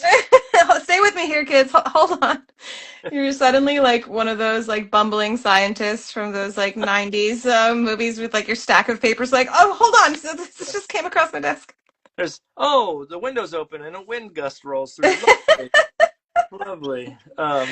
That's But how it is sometimes. they didn't care. The little kids didn't care, but I remember feeling very embarrassed about that. God, it's so Uh, real that the little kids don't care. It's great. You can't ever really bomb in front of kids, and God bless the You best audience. can. It's, Have you bombed in front of kids? Oh, no, a new uh, fear is unlocked in me. to be honest, I don't know if I've ever bombed in front of No kids. way, because you haven't. The thing about bombing is you know when you've done it. I'm pretty sure that's part of it. So you're good. That's what I'm hearing. You're good to go. Have you You're a very generous audience. have you ever bombed in front of anybody? Like you can't or I don't think, you know what, actually. I did I guess a school visit, but it was like a summer camp readers program that was like mixed ages. And I went in to do like my usual like collaborative storytelling activity where we'll do like a dummy together. I'll act as illustrator and they'll pitch the story and we'll go page by page. We'll do like a condensed like 8 spread version of a book. And I was taking character suggestions, and there was this boy who was, I think he was like maybe 10 or 11. He was like one of the older kids in the group and was really feeling like, why am I the oldest kid in this summer camp? Like, I'm not a baby like these other 8-year-olds or whatever.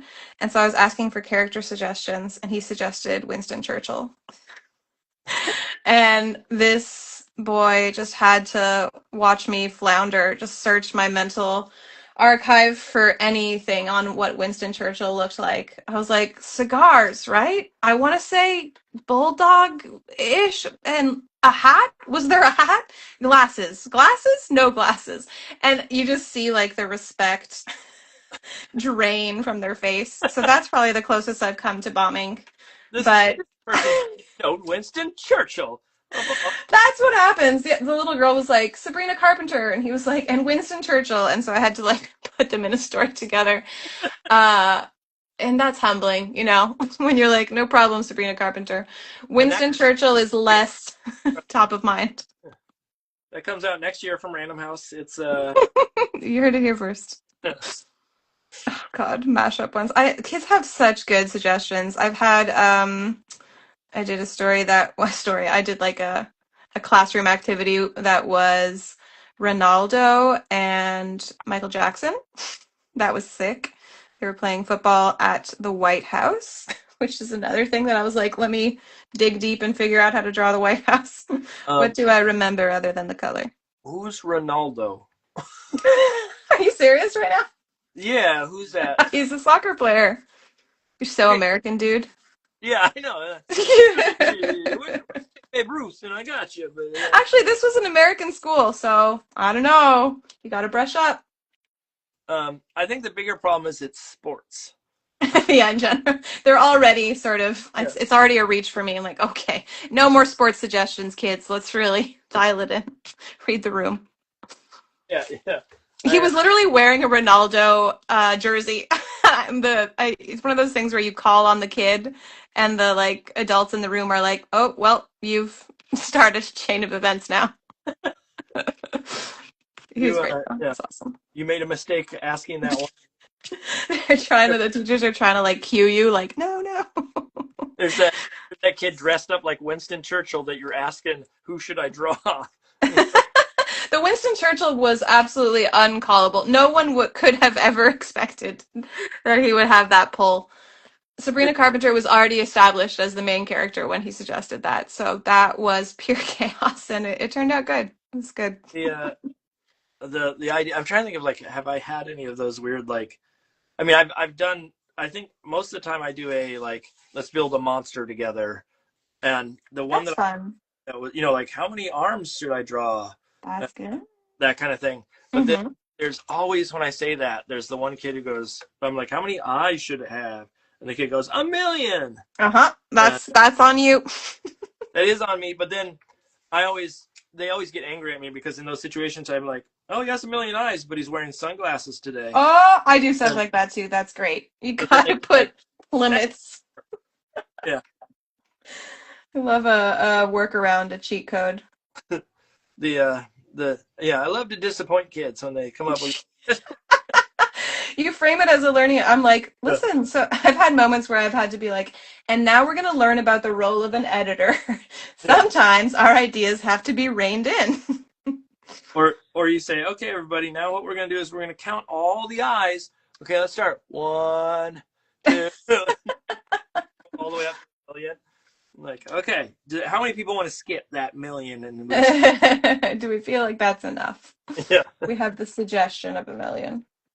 Um, God, so wi- unpredictable. do you do bookstore readings too, or is it primarily schools, or I'll is do a bookstore reading as part of like a launch thing. I have a store that I really like going to here in Montreal. It's hard to find English language bookstores, obviously, but a really good one that I love is Babar Books on the West Island, which is kind of a more English part of Montreal. Um, and they've been so sweet to me. They're like an institution. They've been around forever, and they let me do window displays for them, which is like one of my favorite ways of shaking off the cobwebs after finishing a big illustration project is to do a completely different kind of art and just destroy my house with like giant cardboard so a things. window thing without a specific like um book in mind, or like you just get to go in and make art I'll on? do it for my book. So that's like the main Okay. way that I promote. Listen, promotion is also a dark art, much like printing. I've figured out at this point that you just do the parts that you want to do that like please you. And for me, something I really like doing is window displays. So I'll like contact them. She's reminding me I have a book coming out this summer. I have to reach out to them if I want to book my spot. But I'll tell them what the book is and what it's about, and I'll give them a rough like mock up on Photoshop of what I'm picturing doing for the window, and they'll let me leave it up for like I don't know 2 or 3 weeks to promote the book, and we'll have a launch at the beginning of that and do like a little reading, and there's usually a little bit of like publisher budget for that for like snacks and stuff. Do you Um, do they pay you to do it, or you just do it? it's pro bono, baby. I will never ask anyone for money ever. I don't understand the business. No, I figured out later on because I was like, wow, they're putting in like so much work. They're like, we have a budget from the publisher, babe. We reach out to them and they give us like a stipend for like food and decorations. This was all news to me. So that's very cool, but I'm fortunate Yeah. that they allow me to do that. Just after wait, they told you, and then did they actually give you the money, or was it? No, they because they're putting in a lot of it's for them. It's like a budget for them to like put on an Oh, event, basically. You know what I mean? No, this is all it's exposure. I'm being paid an exposure for those things.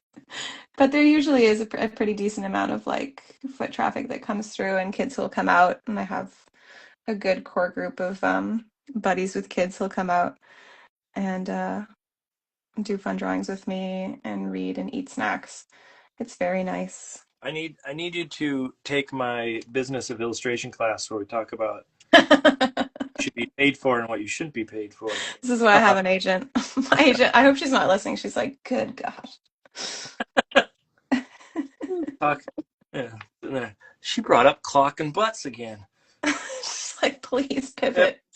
Something else, anything else. She's like, talk about the book. No.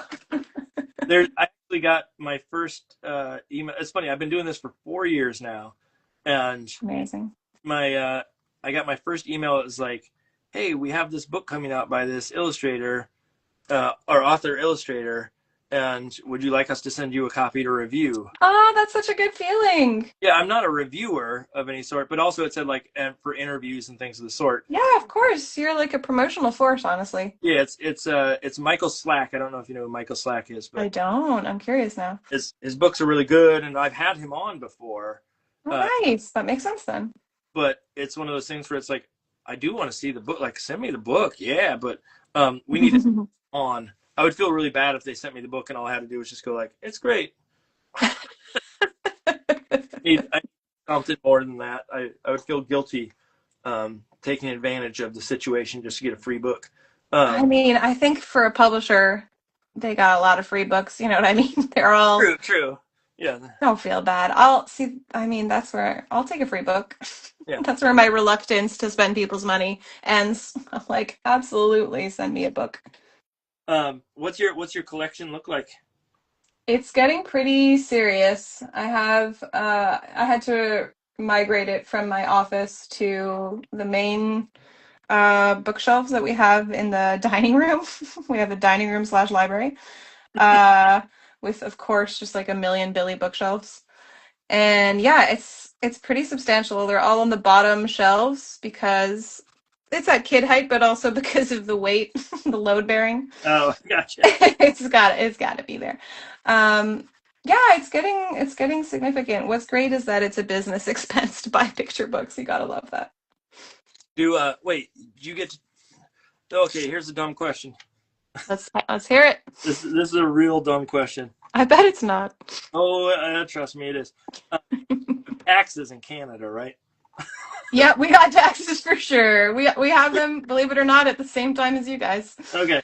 So write off books the same way that we can then? Is that the Yeah, so in my case, I am incorporated, which, whoa. my God, has been.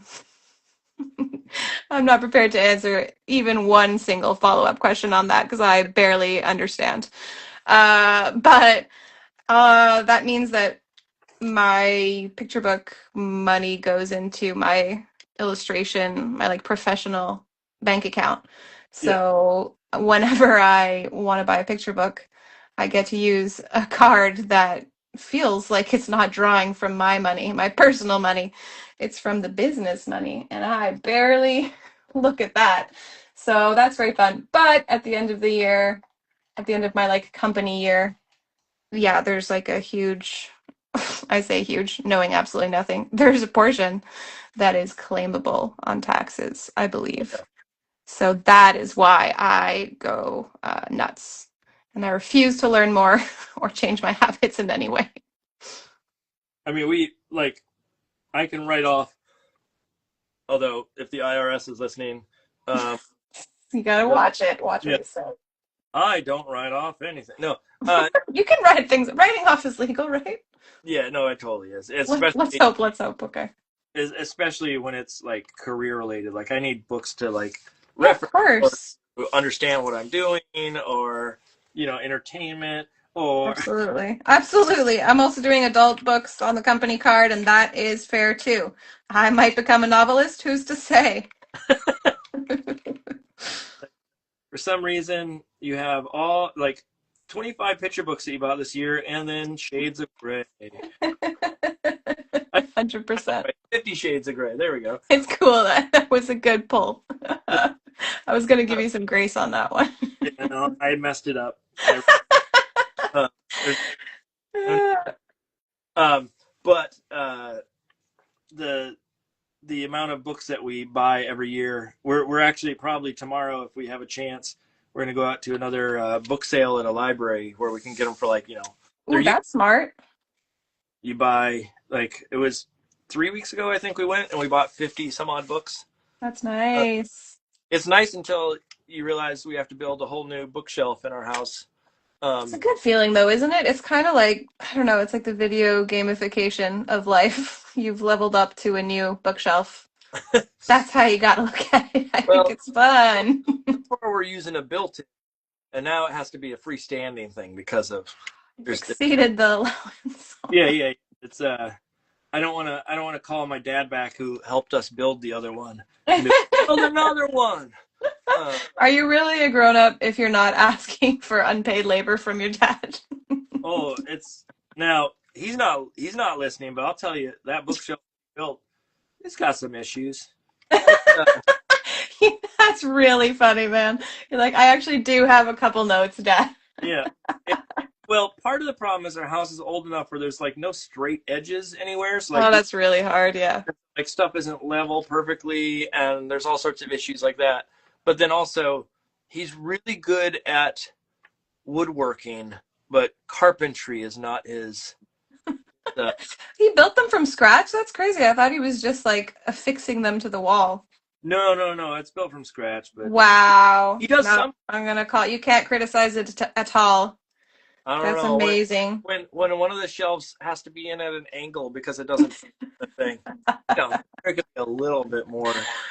Yeah, maybe if it's causing structural issues. I think Yeah, was it my editor, her like floating shelves or whatever of books just like collapsed in the middle of the night and terrified them.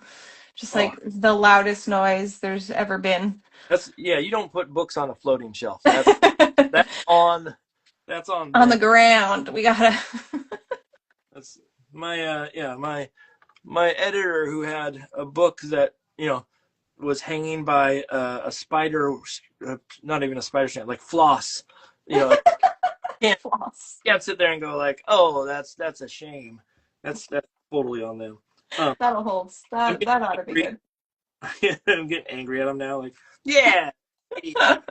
Um, but what are there artists and folks that you're like, um, hey, this is the hot stuff. This is the ticket du jour. Now you really sound like your age. This is the ticket. Hey, hot stuff. Absolutely, and I'll say them all now. Uh, I really like my little group of friends that I mentioned earlier. Uh, I just really enjoy You're their really brains. What they're I working on right you have now is friends- so great. What's that? you're really pushing this idea that you have friends real hard. Yeah, yeah, this is my hard launch. I have a few friends, believe it or not. They're working on My hard won friends. a And they'll vouch for me. But I think they're genuinely doing such cool stuff. Leanne's stuff is great. Jess's stuff is unreal. Jess Hannigan. I don't know if I said her last name up top. Um, Rachel is awesome. Katie Cordesh is awesome. She's got a graphic novel series that's coming out really soon that looks so great. Graphic novels for kids. Um, God, what an insane amount of work graphic novels are. Just like props to anybody who's working in that. And also the turnaround time.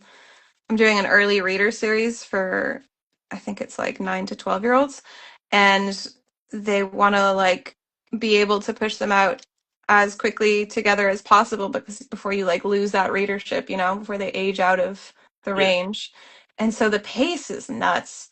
So, and that's not even a graphic novel. So I don't know how people out there are doing it, but props. Um, yeah, I'm obsessed with all of my friends.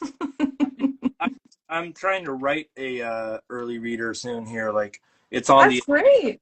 but I didn't even think about that idea that like the Yeah.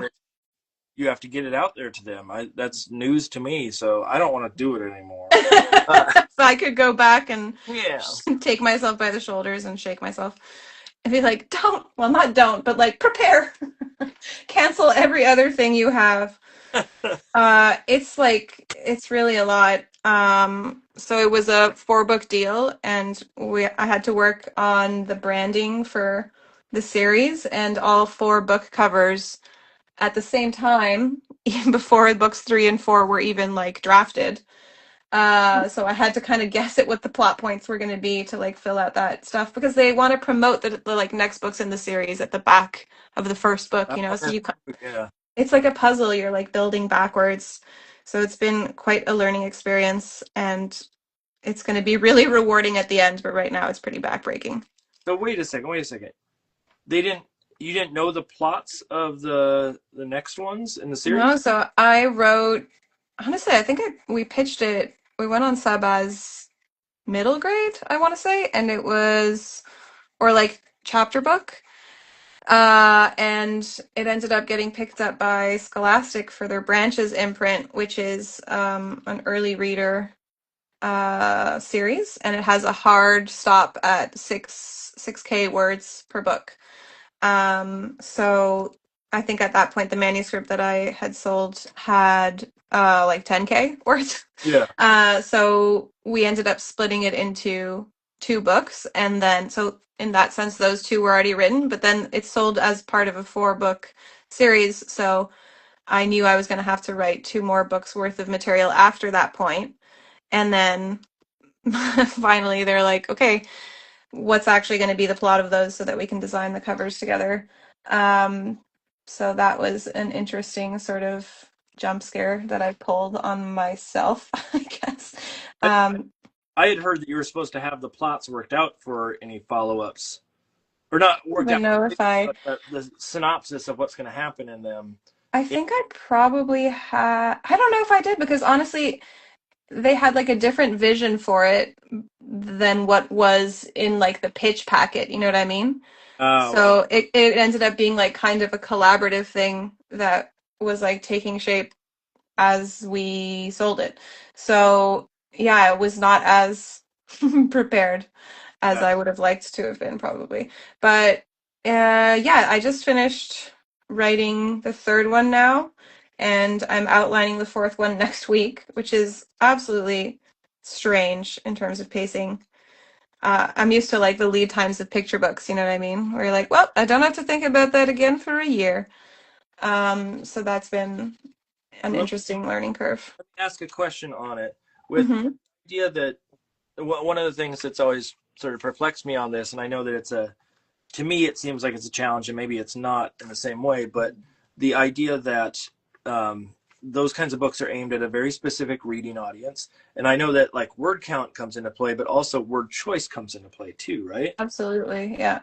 So, did they give you a like, here's the rules to play by, or is that something that you had to sort of figure out on your own? It sort of came up organically through the editing process. The main character in the books, because it's diary format, so it's like first person in that way, has kind of a stilted way of speaking that actually worked out really well for the age range in like a natural way. Okay. But there was the occasional vocab word or even like a too much of like a voicey moment where it'll be like a contraction that's actually kind of high level for early readers. Like wouldn't have, you can't, I had the contraction as like wouldn't have, which is like very voicey and not necessarily a great way of trying to like just something that you want to throw at a kid who's just learning.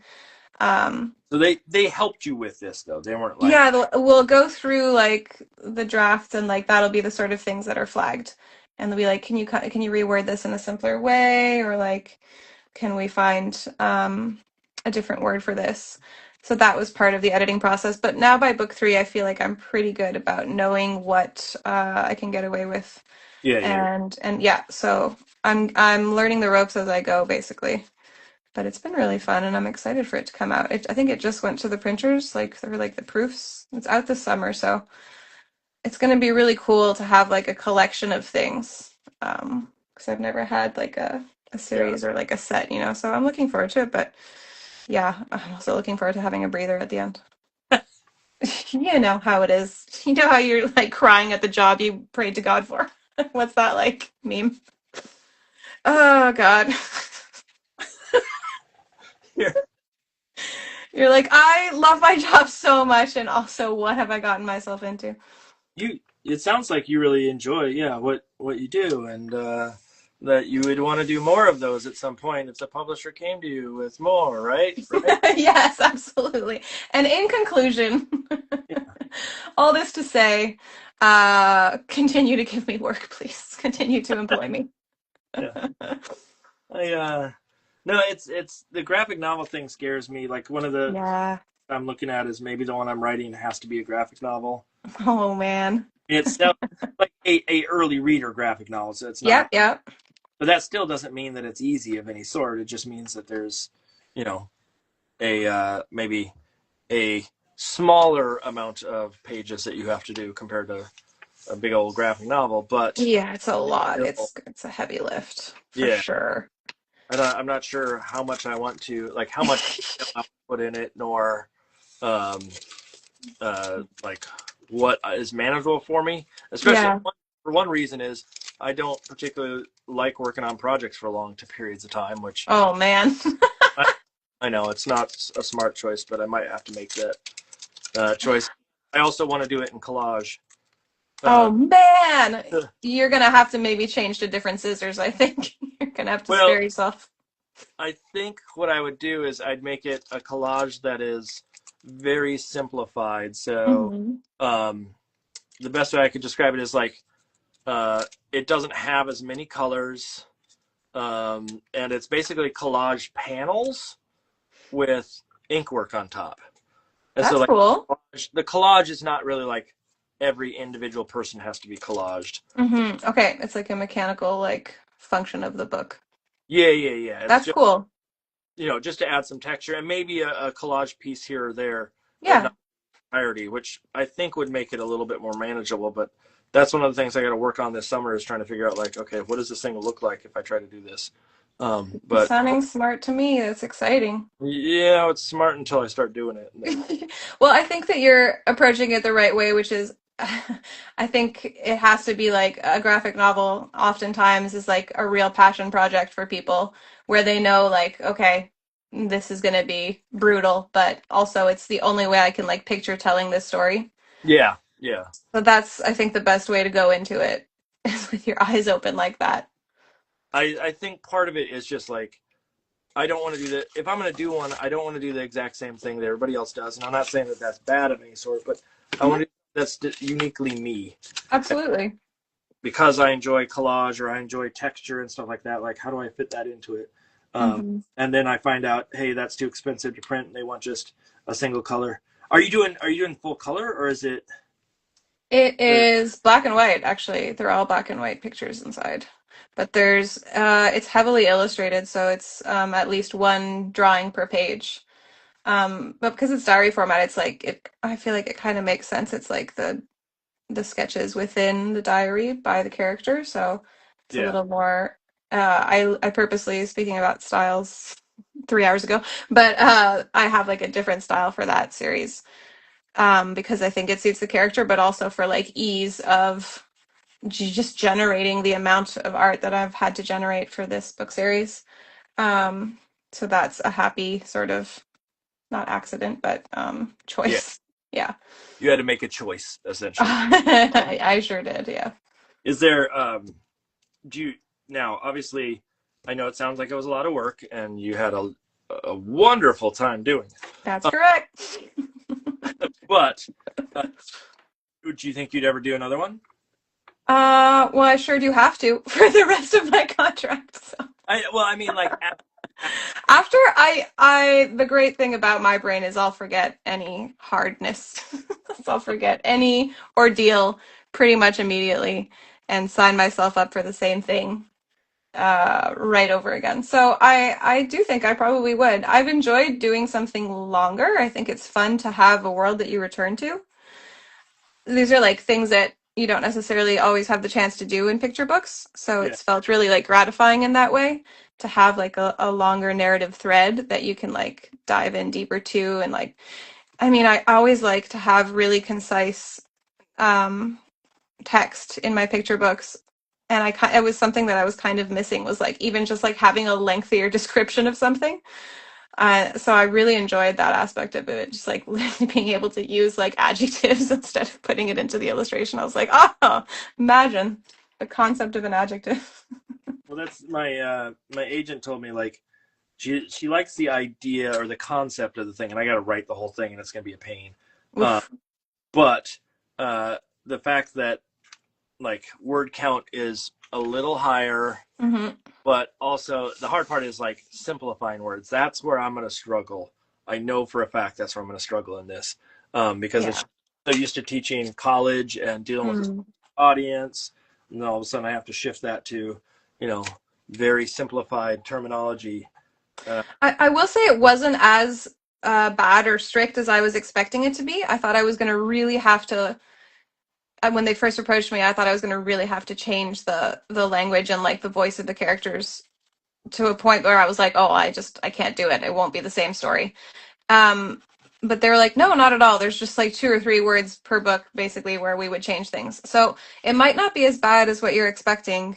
They have, I think, pretty good guidelines. It depends on the age range, but it sounds like it would be, unless it's truly like an early reader, where it doesn't sound like it would be that because that's like No, quite the short. the aim is sort of like uh,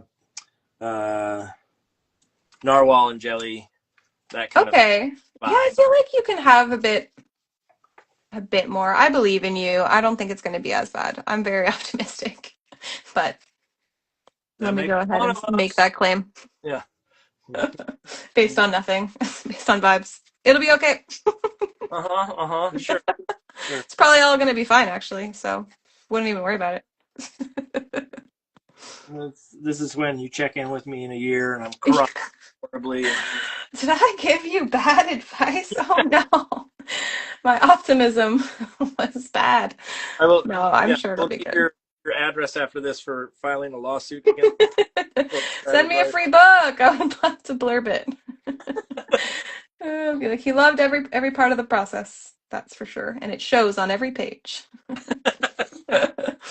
Yeah, so you can see the joy in every. It's so effortless. He makes it look effortless.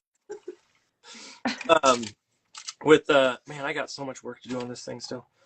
Yeah, I'm going so slow too. I feel like the concept of this that I've brought to your viewership today is watching paint dry, and I apologize.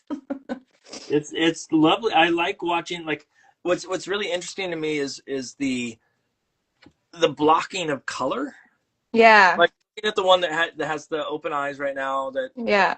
they're like, I would not have imagined that that's the order in which. Mm. And part of that is because like I have my own method or whatever it may be. But I'm more surprised that the variation and value and tone that you had underneath all of that before you got into sort of the detail side of things. You're making it sound so much more considered. That's great. I'm gonna write that all down. What I like Absolutely. when you went into the uh, abstract esoteric value. My approach has been Hey, described as unorthodox. yeah, one of the things I will say as a working in the collegiate world um, that I do not like is when people try to sound smarter than they are. And Hell yeah, let's all sound as dumb as possible. well, like, yeah, I don't somehow like sounding smart doesn't impress me. That it makes total sense. I can imagine, especially in that world, that being something you're constantly butting up against. Yeah, I mean, there's a lot of demos there too, but Demos. uh, there's quite a few that are like intimidatingly smart. And Mm-hmm. that's not my jam. I like Good for you. I like those clunkers that are out there that feel like And that's why I have been invited onto this program. yeah, yeah. But along so well as because you're really not showcasing any I smart. like the cut of your jib, man. Yeah. I don't know what jib means. Sailing. Is that, I feel like it's about sailing. How dare you put me on the spot like this? wait, what? It's got to be about sailing. Is there? Do you like to sail? Can you imagine what a wild pull that would be? Absolutely not. I don't know the first thing about sailing or Children's navigation. writer and illustrator Monica Arnaldo is lost at sea again. If you're looking for a good fun fact for school, maybe I should develop that as a new thing. I love to sail. So I've said it on here before, but it's still one of my favorite things recently. So there was at one point we had a conversation with someone on here about who was their cartoon crush. Oh, absolutely. Let's get into it. Okay, so most ladies that I've heard from have said the fox from Disney's Robin Hood is Yes, of course. a go-to. But Go on. somehow go on. Mm-hmm. Yes. But one of the ones that I think is so funny is I started saying as a joke to my wife that when she was little, she had a crush on Foghorn Leghorn. He was a babe. You He was a himbo. know, himbo. This is one of our earliest himbos in media.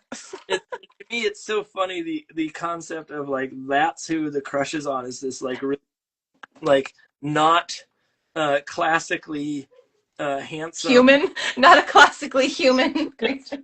Oh, I wasn't gonna go that far. I mean, just not classically handsome. But I I disagree. If Foghorn Leghorn were a human, he would be a babe. He would be the human version of Shrek from Shrek 2. God, we've just fallen into I could do another 3 hours on this, and so that's dangerous.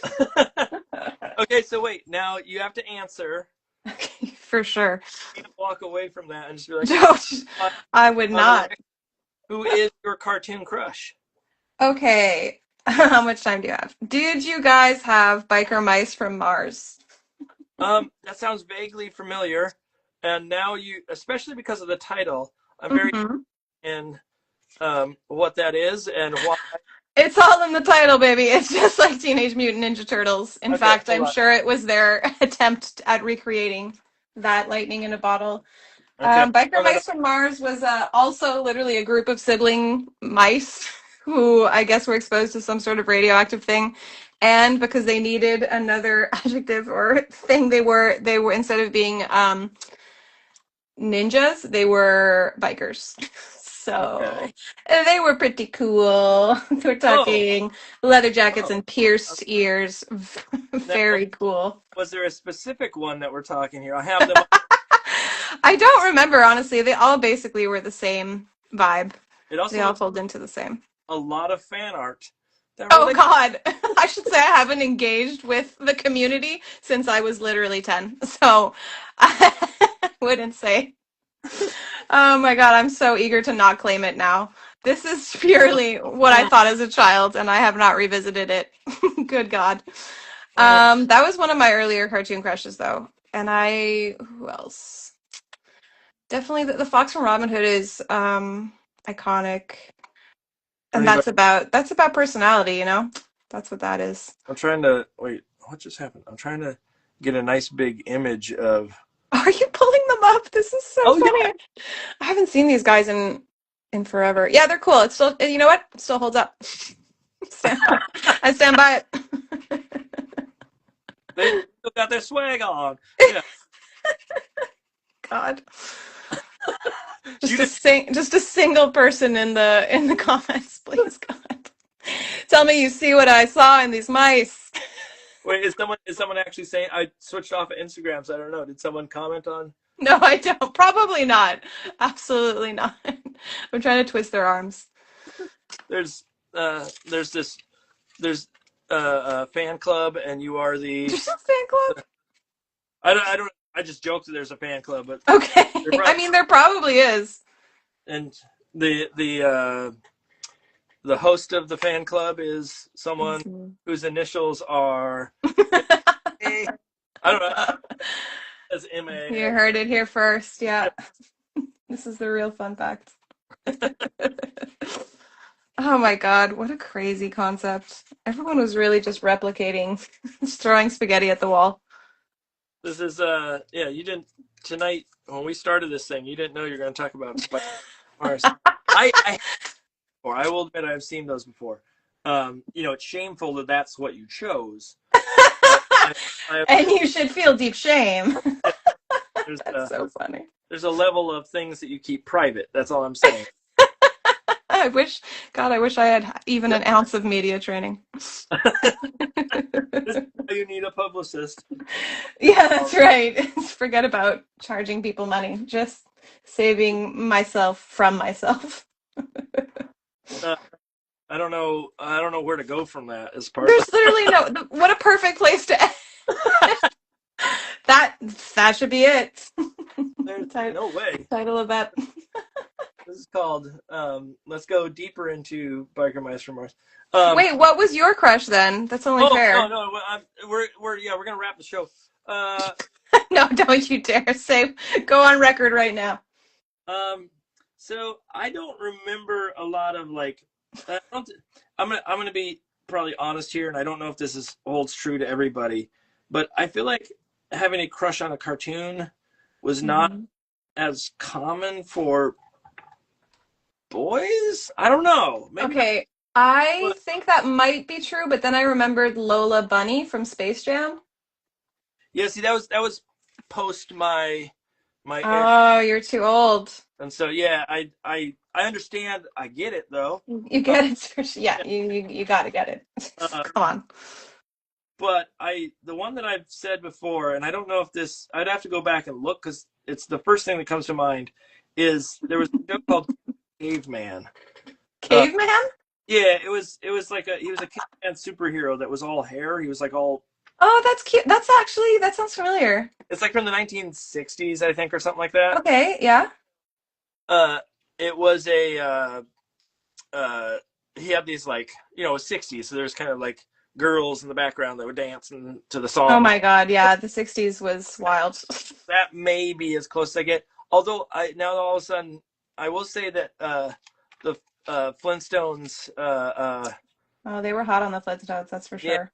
yeah, the ladies on the Flintstones, The ladies on the Flintstones were way hotter than the guys. Why, yeah. why is this always the case? God. Uh, I mean, this is TMZ level uh, conversation here. I don't know how this has happened. Listen, it's your show, man. I And a Webby Award goes to. don't know. This is the one that did it. It put us over the top. Hey, I think this is a lovely conversation, and people can't yuck our yum. How about that? How about that? How about that, actually, guys? I hear my wife giggling randomly upstairs. I hope at this and not something else. Who's to say? I'm sure you'll find out. Oh, so you think the Flintstones are hot? Was it Betty and what was the other wife? And God, Wilma. Wilma Oh, Red what a with, pull uh, from the depths of my brain. Oh there, my God, what a there time. was Sexy and Sexier. That's what their names are. They're like redheaded babe and black hair babe. Yeah, The two types of women, that's all there was back in the two fonts of lady. the That's two all there, fonts. and that's all we had. And those were tough times. You said fonts? Yeah. Yes, I did. I'm a designer. Um, it's just a word I wasn't expecting to come out. A font. Listen, I'm never expecting any of the words that come out of my mouth, so here we both are. Uh, Now, answer me this: are you a late night worker? Absolutely not. I'm burning the midnight oil only for you today on this show. This is very strange for me. My body is shutting down. I had a coffee right before getting on because I was like, I can't do That it. that explains it. Yep. Yeah, yeah, I'm a little extra unhinged. Yeah. I don't You know how people get work done at night. The vibes are off. well, the one of the reasons why I work at night is because of uh my son and Yeah, like just taking care of house stuff. for Uh, sure. Necessity. Yeah. yeah, and so like that becomes part of it. Where's my exacto? Oh, there it is. But Uh, would it be your like natural rhythm if regardless? I'm definitely not a morning person. Yeah, so we can say that. Okay. Yeah. Yeah, my children have forced me to be a morning person, but I think I would just, God, if I had control over my own life, I would get up at like 9 and then work until I like the rest of it until 4 is nice, which is when I work until now, really. Or 3, I guess the kids finish pretty early. Is that like when they come home and they don't? Yeah, it's nice that it forces you into the semblance of a routine to have Yeah. like those school hours. And it gives you a break. It's good for my hand to have a break that's built in. I imagine also with having two, like now the littlest is in You what? just started kindergarten, yeah, K5. Yeah, so now it's like you really do have time. Yeah, it's not so bad. Is it a full day or is it a half day It's kindergarten? a full day. Yeah, It's okay. pretty great. And it's nice just to have them both in the same place. Oh That's yeah, been they're huge. cool, aren't they? Yeah, Is they're at school together. It's pretty great. and they don't pick on each other? No, you know what? My daughter was like, she basically had to like teach him the ropes for the first few weeks. He was just like clinging on to her at recess to the Oh. point that we had to like sort of like nudge him like you gotta let her like hang out with her own friends too, man. Like she can't just be constantly with you. But in the end he got his own little group and honestly it goes pretty well. I'm pretty lucky in terms of their dynamic. They're very sweet and they're very chill and funny. And then one of them's gonna hit middle school soon, and then And then it all blew up. Yeah, yeah. we'll see. We'll see how it goes, that transition. I mean, our kid got an attitude. Pretty. No, he's fine. He's fine. But there definitely is like There's a oh, change, right? there's a change that A occurred. change is coming. Yeah, it's Yeah. I've been warned. but it's lovely, and I don't know if you hear the sarcasm. It's I hear the strange tone, the strange cadence. oh, It's amazing. It's crazy that you're just constantly having to like say goodbye to versions of your kid as they grow, you know. That's a trip and a half. that sounds really sad. It is pretty sad. And then your phone will like curate a slideshow to make you cry. Be like, remember all the things they used to be like? That's done now. Now they're like this, which is another great thing. But like, yeah, you can't go back. It's crazy. I have said many times to my wife and other people that if I could just have a like I need a day or two with like my kid when he was like one, and a day Oh or my two God, I know. like two, etc., and down the line, uh, Yeah. and even the tantrums, even all that kind of stuff that goes with it, like when his tantrums at 10 and 11 and 12, Yeah. uh, That's real. I would I would love to have that again because it's just like oh when you look back at those photos and I you're like know. how little look at how little they were or Absolutely. or I don't know if your kids had the same thing where like we used to nap during the day and he would nap next to us and Absolutely. come out of it like just sweaty I love a sweaty little sweaty kid head. where like all of his hair was super curly because of all the My sweat God. Yeah, and like that's oh especially precious. I gotta put that in a book. That's like a really special, the sweaty baby. specific detail of childhood that's really awesome and resonant. Truly. That actually there could be like I said a sweaty baby book. Uh, Yeah, we're gonna work on the branding, but yeah. well, just that idea of like yeah, they like nap head Well, on or that, see? I think what's the term like you know fuss fussy head or That's uh, very cute. There's something there for sure. I yeah think a book about napping specifically would be cute. Like a little board book. I Something that's like a different read than your bedtime book read. yeah Whatever parents can cling to to try and differentiate those different times. and I would maybe say a book that needs a lot of research would be lovely. Research heavy. Yeah, we did a lot of napping on this one. Had to test the waters and make sure It's good to re-engage. You're gonna get all the awards for that one. You went you went method with it. Just napping all the time. you didn't show up to the book events again. You're like oh Your wife didn't see you for weeks. the no that there's something in those like kind of cute books that like I brought into my class do you know Jarvis. Yeah, absolutely. Love Jarvis. He had the book Thank You. Oh, I uh, don't know. Thank you. Oh, I'm gonna get that. That's on the you list. Jarvis but no it's a really beautiful book and it's just like thank you to the night and thank you to the day and That's it, great. Contemplative, like yeah romp. That's and, beautiful. like I want to write something like that at some point but I know that Mm. like one I don't write those kind of books uh, Been sweet there. and what am I thank you to my butt thank you to my actually There's room in there for that. That's fun. there is actually probably room in there That's so sweet. Like a little rascals, like I don't know, affirmations before bed for rascals. yeah good night That's but extremely cute.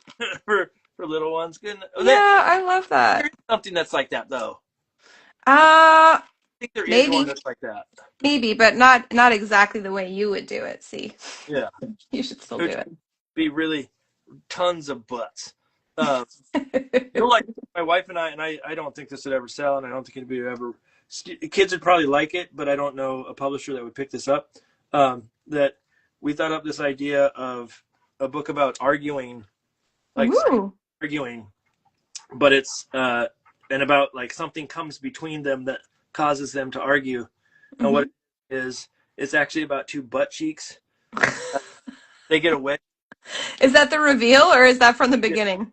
No, that's the reveal. Is that they're two butt cheeks that part ways because they got That's so gross. and then, but like, how do you draw that? Is the question. How do you make a That is your challenge as an artist. You get to discover that the needs to have solution. a wedgie, a butt and wedgie, and then like an individual butt cheek running around? What does an individual butt cheek look like? Yeah, Oh my God. Well, that could be the reveal. Like, this is going to be the last thing we talk about. Perfect. That's the reveal. Is it just looks like one of those like shape books where the characters are shapes. It just looks like yeah. two circles or something, and then you realize at the end it was Mm, a butt all along because when they come together and like make up or whatever. yeah, I get It's a it. perfect I like it. premise. Ship I it. like It's ready. this. There's something funny about butt cheeks, and then yeah, are they? Yeah, man. I think you said it first. We may be the first people to land on that. Absolutely. There's something. There's something real classy about butt. I just can't shake this feeling. There's something about them. You know what? The worst review I ever got was about the butt that I put on the back of, well, the worst review that I ever read, I should say. There might be worse ones out there, but I stopped exposing myself to them. It was like, great book, but the butt on the back is in poor taste, 0 stars, or something like that. Mm. So just know you're gonna tread into those waters. I think my first book, I got a Kirkus review that said, Oh no. oh, what was it? If my wife, It's gonna be are harsh. you saying? What was the word in Kirkus for fruit bowl? Oh, inessential. Inessential. Yeah. Oh my God. Don't read this book. That's what they gave me for a review for my first book. Oh my God. First of all, Art. I could curate a list of my favorite inessential picture books, the essential inessential list. That's a great type of book. You're describing a fun vibe. Yeah. How very dare. Not a classic. I get that, but Come on. That's a classic for someone. I've gotten better reviews from Kirkus since. But It's always a scary one, is the Kirkus reviews. yeah, I've heard horror stories. Kirkus Jerkus. That's Oh yeah. the phrase that I got. People told me to use. Really? I remember I looked into it, and I hopefully Kirkus is not listening right now. Yeah, we're really on thin ice here. Mr. Kirkus is listening. It's because the reviewers don't have to attach their names to it. That's what I heard. Oh, interesting. So that's why they have such hot takes. Yeah, so They that sometimes go very hard, honestly. yeah, Inessential is a crazy word to pull out. That's violent. especially because I didn't even know what it meant. Don't make me learn too. I was like, huh? You're like, thank you. But have you True.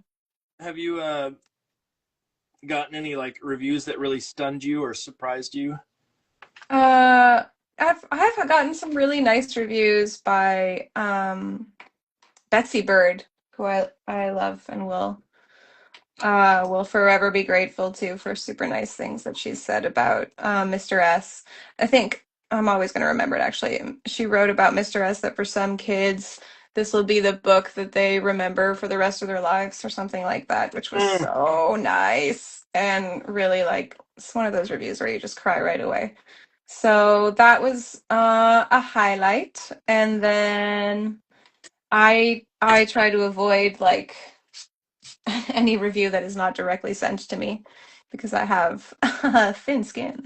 So, uh, but yeah, she's just so lovely, and she always does such a deep dive for her reviews. Like, really goes through. Like, she was like noticing, finding all the Easter eggs in Mr. S, and like researching just to a mind blowing degree. So even just to have your book read like such a close read, I think is like a compliment, like a very cool thing to get to have happen. So that's surreal.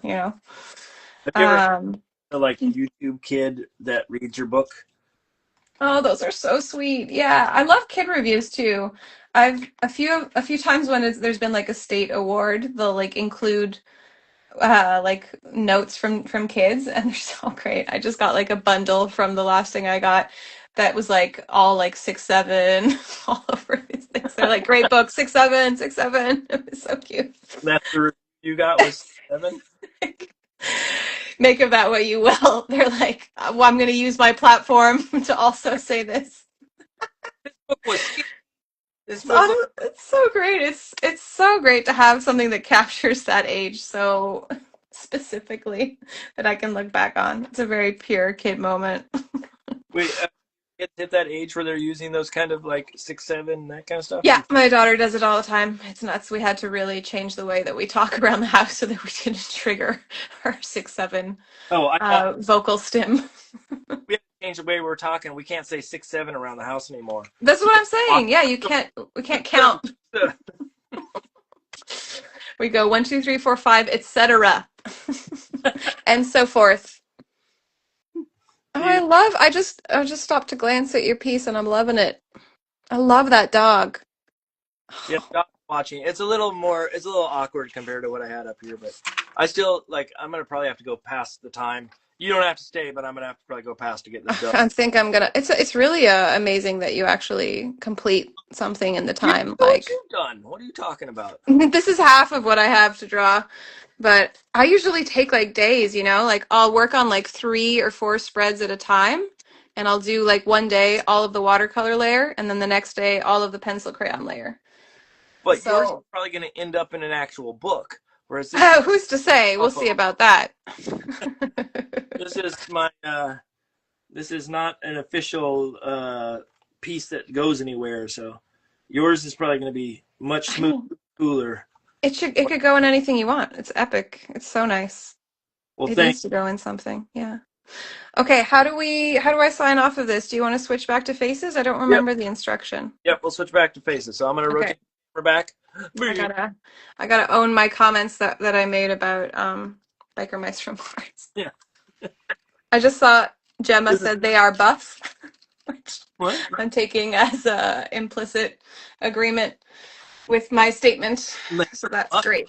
They are buff. The biker mice from Mars, of course. I like. This is where we find out that you secretly have a tattoo of that. Yeah, exactly. Where if you like that I got as a 10-year-old. Dance. Like, did you ever watch Pete and Pete Save the World? No, it's Pete and Pete. Oh, You're like, we don't have time. We simply can't get into it. I think it was on Nickelodeon, but it was these 2 kids. One was older, one was younger. And to give you a sense, do you know the band They Might Be Giants? Yep. They did the theme song for it. Oh, cool. It was like this kind of cool hipster kid show.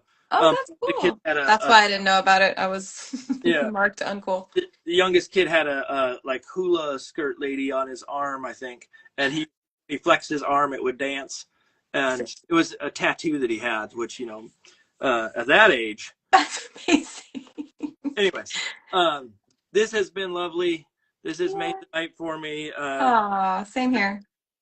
And I was like, what I don't know. This has been great, and I thoroughly enjoyed the night. Some of these shows just drag on and on. They're all yeah. Some of them hit the mark where like the jokes fly back and forth and the giggles happen.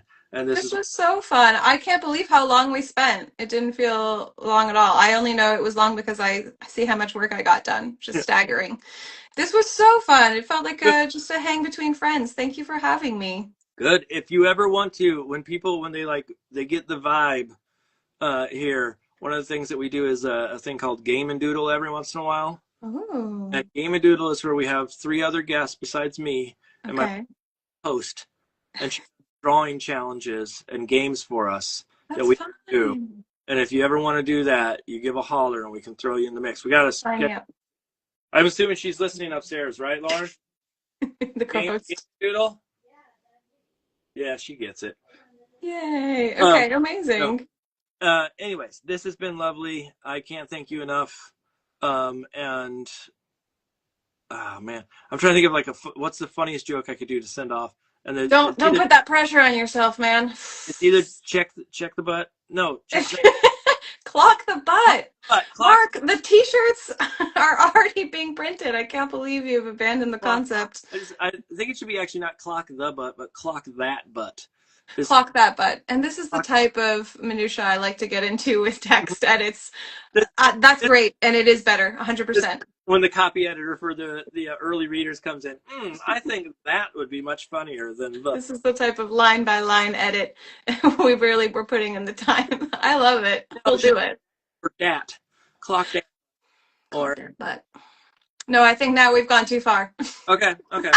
Clock that butt. Um, Clock it. this has been lovely. Go Thank get some you. sleep. Thank you. You too. If you post your image, which I bet you can't because it's probably going to end up in the book, but if you do, not hashtag, tag me in it. So I will. I'll do it in stories at least. Absolutely. That'd be lovely. That's how I get around publishing rules. Sorry, every editor I've ever had. It later, yeah. It's 24 hours of a breach of contract. 24 hours, guys. Come on, give me some grace. Anyway, go have a lovely evening, and I will be in touch, and we will chat again. Sounds good. Thank you so much. Bye. Bye. Bye. So for those that have tuned in or those that are still watching who have dealt with that nonsense, I have quite a bit more to do here. I probably have another half hour at least, maybe a little bit longer. Lauren, it's gonna be a late night for me. And so what I'm gonna do is probably switch. I'll try to. I mean, I got 20 more minutes. I'll see what I can do with the 20 minutes. See how close I can get. And if need be, I will stop the feed and do another short session to finish off what's here. And so I'll flip this back down. I'll explain what else I have to do. So effectively right now let me zoom out. I need to do these additions. I need to do a gas can here, some wires, some tools. I need to do the guy's legs. I need to do all the engine, like some engine piece in here of some sort. And I'm just going to probably paint it so I can go around some of these pieces. And lots of bells and whistles in here.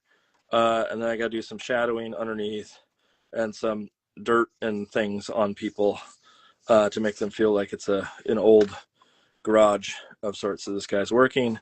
And I may do some other little odds and ends on some of the shelves and things. That's funny. I put the shadow the wrong direction on this. It should have been going that way. Yeah, whatever. It's fine. And so it might take me a little longer than what I was hoping, but we'll get there.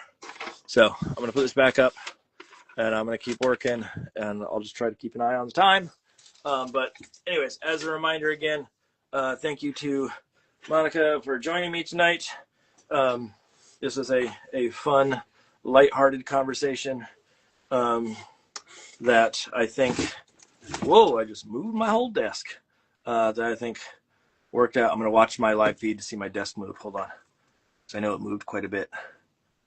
And 3, 2, 1. Oh, there it goes. Yeah, it's like an earthquake watching it on the feed. So if people have questions, feel free to ask questions in the comments and I'll try to answer.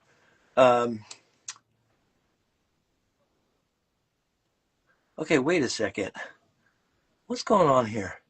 Chris_7. Is it 605? I can't make out what that is. There's a glare. It says, what was your favorite episode of Time Warp Trio to do background designs for? Who is Chris7605? Is that someone I know? How do they know that I worked on Time Warp Trio? We didn't mention that tonight. Was that in the comments somewhere? And I didn't.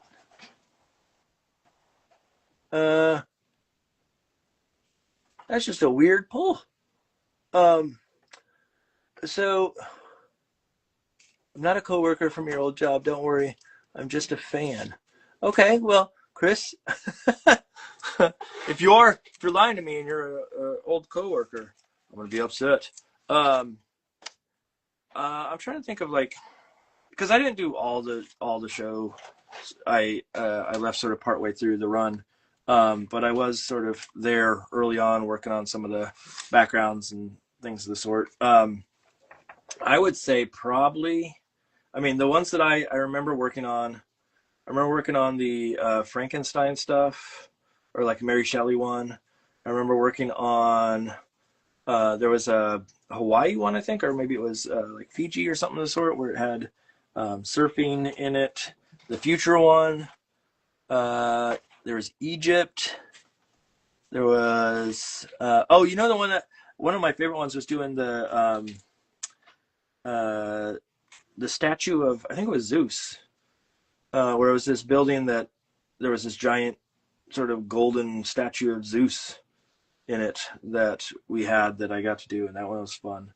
It was an okay experience. I ultimately I was not a big in the end, I think animation was fun, but not for me in the end. Let's put it that way.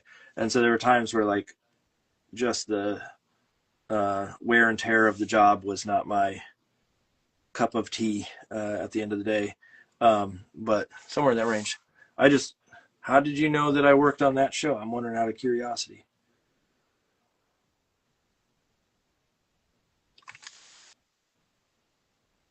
It's just one that I haven't thought about in a long time. And then all of a sudden you drop this bomb of, hey, did you work on that? It's like, I did, but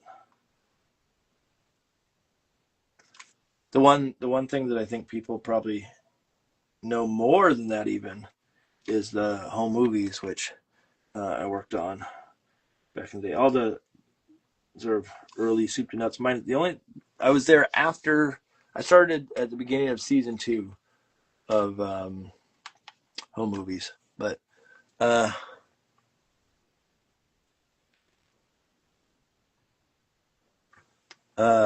see. It says I kind of connected the dots, and your name was in the credits. Well, there's a glare here in the list of names at least, so it wasn't hard to pinpoint. Yeah, that was. I think I don't even remember if that show I only went by Hoffmann. There were a couple of shows that I went by Hoffmann alone. There was no Mark. It was just Hoffmann, which was a weird choice, I think, but it is what it is. But yeah, no, it was fun times, but also it was a lot of work. I don't think I'm cut out for working in animation for the long haul, because it's just not one, it felt repetitive, and I don't like repetitive things all that much. And then 2, it was just, hours.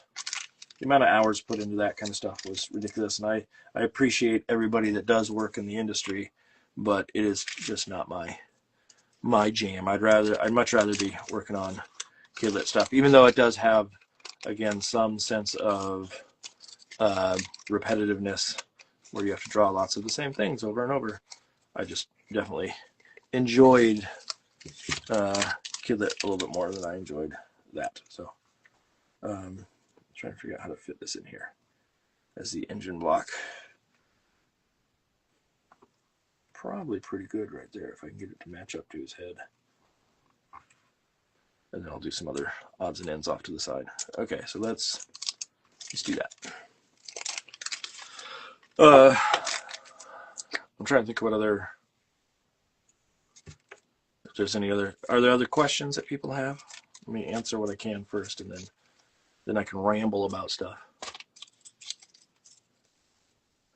Chris 7605, is it 605? I think it's 605. Did you grow up with that show? Did you watch that show a lot? I'm just out of curiosity. I feel like not a lot of people know about that show. I mean, it was on PBS and all that kind of stuff, but I just feel like it wasn't as big of a hit as other shows that were on PBS or near us, WGBH, etc. So, out of curiosity, I'm wondering.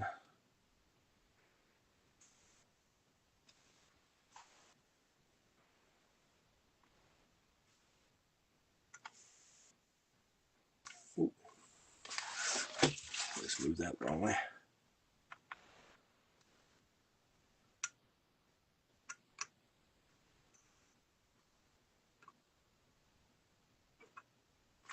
I peeled that up. Okay, we gotta stick that back down. Okay, let's get some.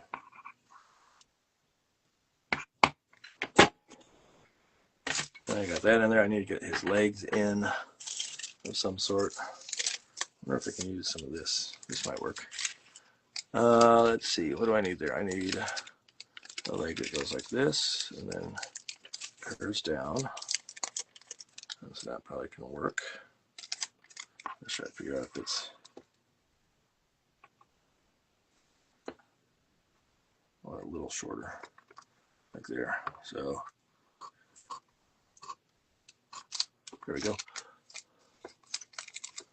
So again, what other questions do people have? I'm happy to answer whatever you may need to know about me or art or things of that sort. So there's that one, and then I need one more leg that sticks out the bottom. This one doesn't have to be much. Let's see. Boom, boom, boom. Actually, even smaller than that. There we go. Okay, let's see. Boom, boom, boom. Where is my glue? There's my glue.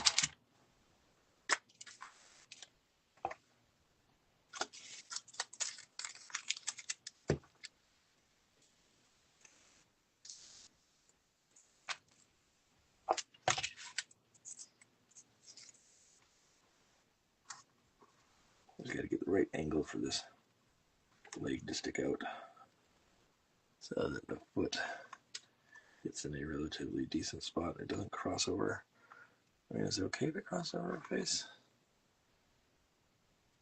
No, I don't like it crossing over her face, so we'll do it right there.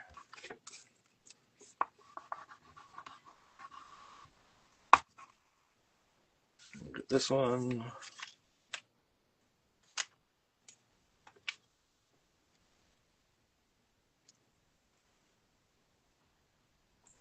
About 9 minutes, and then this feed will be up, and then I'll jump to another one. Make sure I get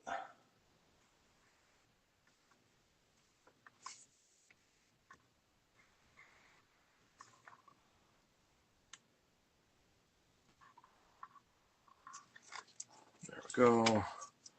Okay, let's get some fingies in here on this so I can get this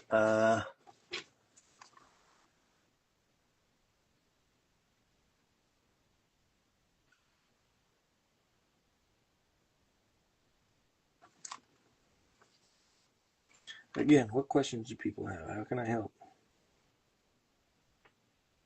I mean, maybe I can't help at all, but I was hoping I could. I was hoping someone would care. And if you can, if you don't care, it's all right. I'll survive, but oh, here we go. We got one. Jimmy_art. What's the common mistake you see in emerging illustrators' portfolios? Ooh, now we're talking gossip. I dig it. But we're talking gossip. The thing that I would probably say that sort of challenges a portfolio, like, so I'm dealing with a lot of college students. Those college students obviously are, there's maybe a little bit of a difference for someone who's in college versus someone who's out of college in early portfolios. And what I mean by that is oftentimes college-based portfolios tend to feel assignment oriented, i.e. the work tends to look like it's coming from an assignment versus from someone's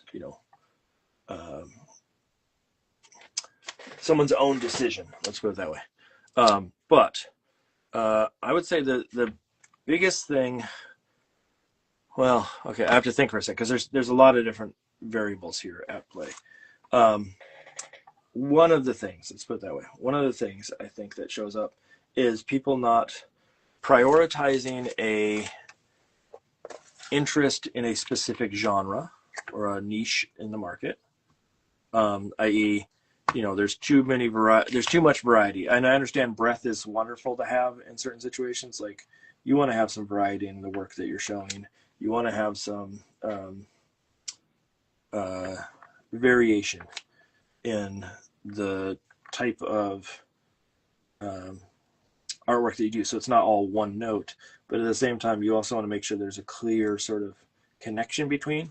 But then that follows up with another challenge, which is people assume that everything has to be so connected visually or stylistically that in turn that causes that problem of people sort of sticking too close to a singular approach.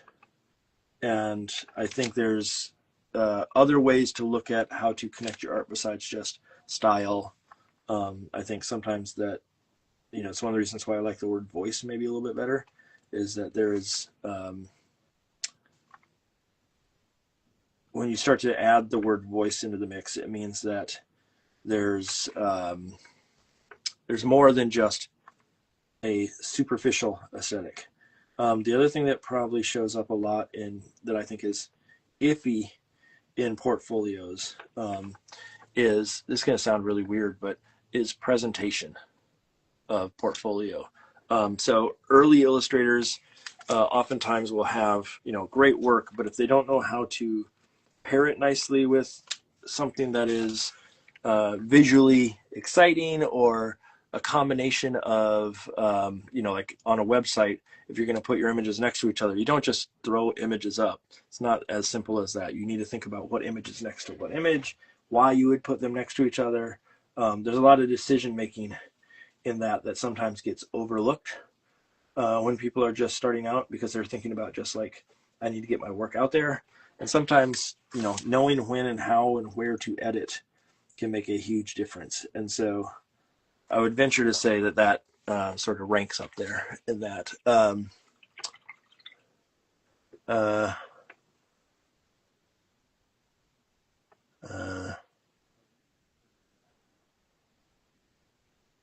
Oh yeah, okay.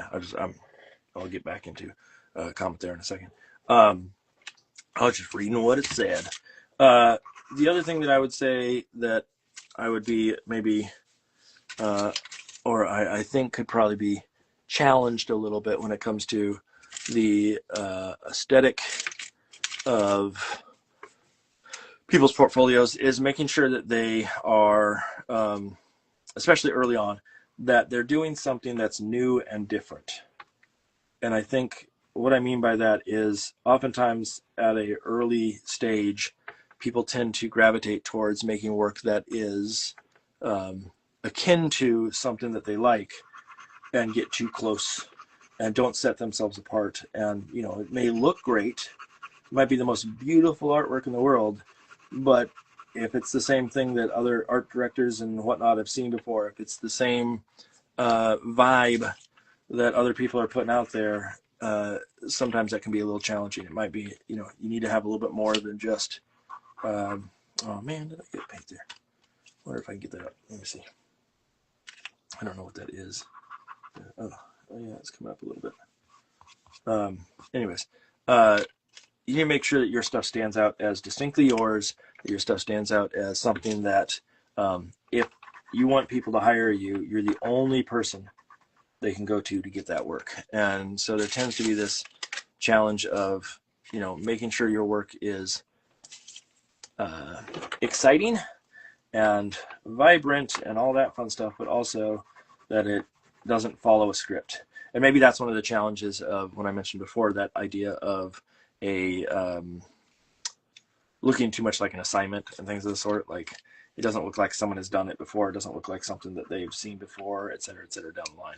And so I would venture to say, make sure that your work is distinctly you and you alone, and that you are even at the risk, it's going to sound weird, but even at the risk of making your work not the most popular thing or the thing that everybody's striving to do or to see, might be beneficial, because all of a sudden you're sort of maybe a little bit more niche. You might be something that's not as common, but at the same time setting yourself apart from everybody else that's trying to do the same other thing. So to me, it's a matter of making sure you are clear with your intentions, that you are doing something that's unique, something that people can't hunt down otherwise, and you'll be okay. Put it that way. And then underneath, Chris7605 says, I get that you're not into doing animation anymore, but you have to admit that Soup to Nuts shows and the people that were able to break into the industry because of it are nothing short of amazing. Yeah, no, I mean, the studio itself was, I think, crazy. Like the quality of people that came through, the experience they had. I think the people that I met there, there was lots of things that were fabulous about that studio. I mean, I met my wife at that studio. I can't really complain too much because she's part of the whole deal, whether I want her to be or not. And so, yeah, no, I get it. There's some cool people that ran out of there, and some of the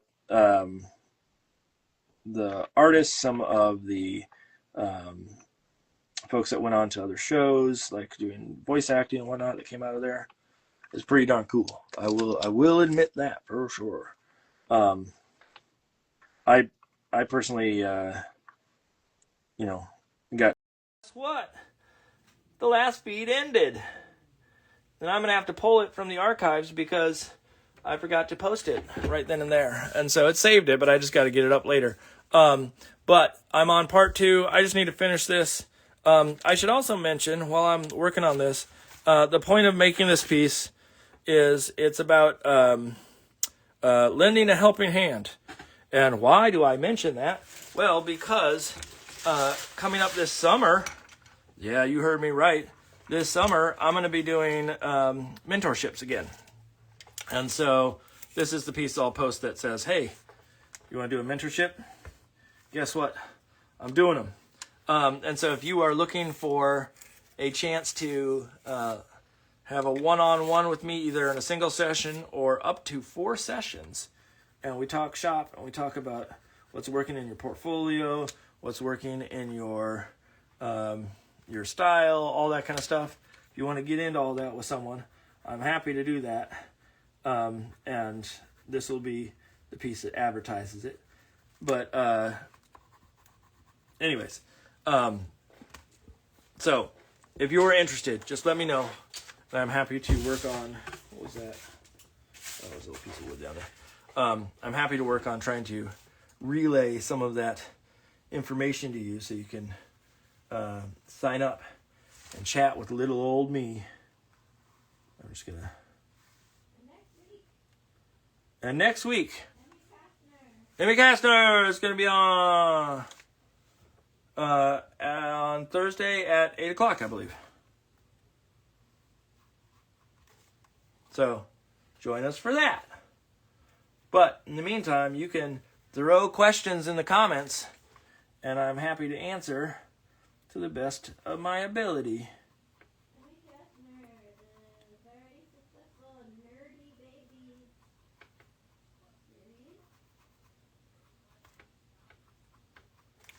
Can you put the link to who it is, Mama, in the comments?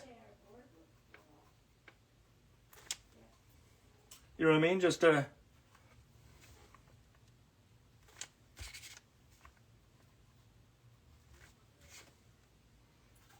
a little extra fun thing, it's in there.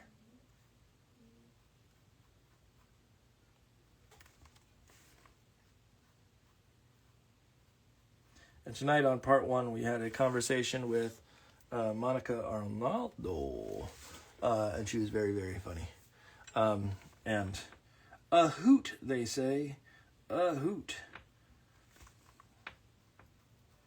And so if you have a chance, go back and watch part 1. Again, I will have to post it after this. It's in the archive for Instagram, but it my dumb self did something with it where it disappeared a little bit, and I will have to go back and get it again. So bear with that.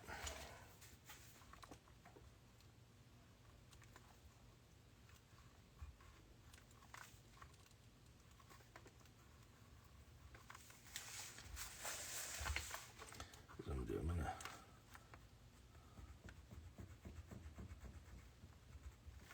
color this hair here. I'm gonna go back and I'm gonna get a little bit of white and do a little band in the hair there. I'm gonna get some white on these sleeves. So next week, Emmy Kastner is Emmy K Makes. I wanted to make sure I got that right. Therefore, we got it right. So join us for that. I'm not sure where the talk is going to go. It's going to go somewhere. Tonight I didn't know where it was going to go, and it sure went somewhere. It went somewhere weird and wild, but it was well worth it. I assume those who tuned into part 1 got something out of it, because it was some strange conversations, including biker mice from Mars and how hunky they are, and the new terminology, clock that butt. I know everybody's looking for new terms for butt jokes, and clock that butt is it. Right, Lauren? What? Clock that butt? I don't even know what that means. It means something.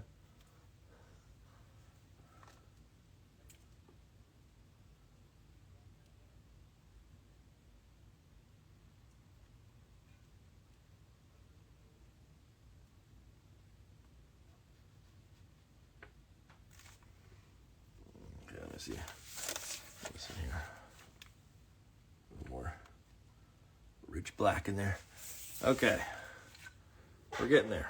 We're getting there. The guy's coming along. I'm gonna go put some bells and whistles back in here. How about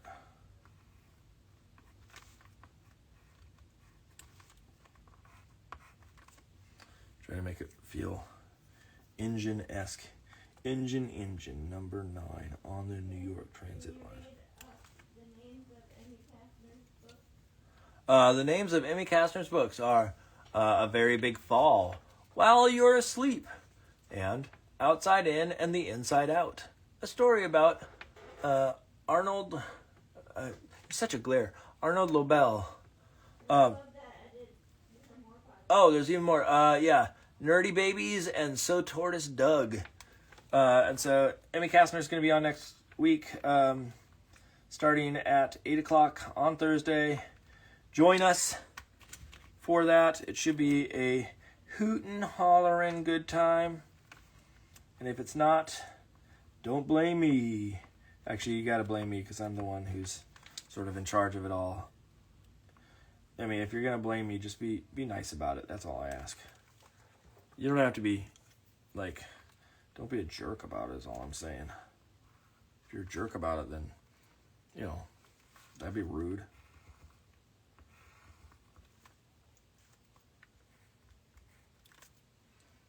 Let's see. Okay, we're getting that in there. I'm trying to figure out sort of toning down some of these elements in the background.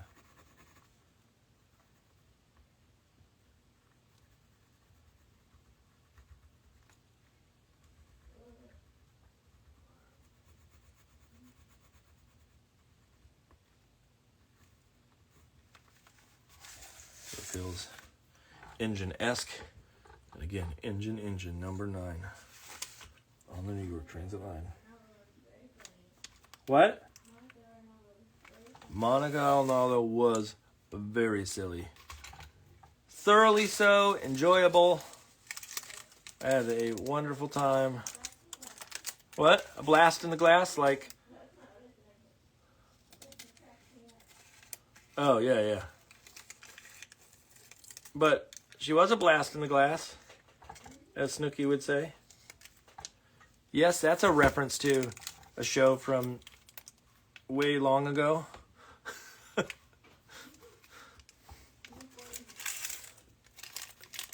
A show from many years ago. What? It was an important piece of television history. A blast in a glass, you say? I do say.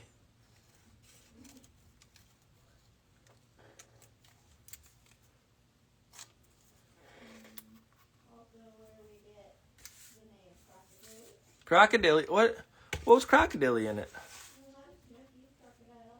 Oh, that's right. Snooki had a crocodile stuffed animal in there called Crocodile, and we have one of our dog's toys is named Crocodile. I didn't realize that it came from there, or I forgot rather that it came from there. What?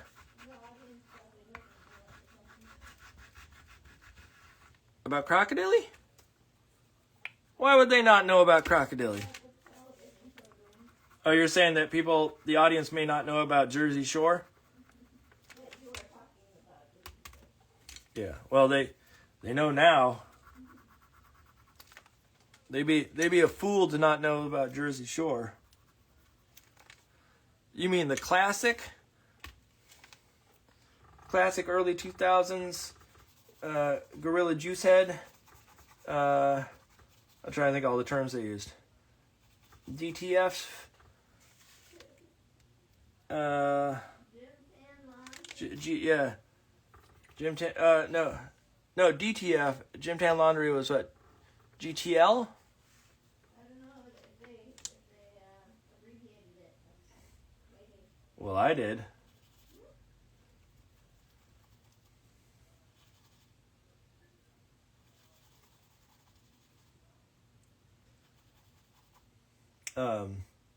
Anyways, yeah. That was a thing. Gina also said, Doctor, I made it a good time. Another one of her. Or I said one of the ladies on the show said, "Don't threaten me with a good time." I'm a good person. This is what's law.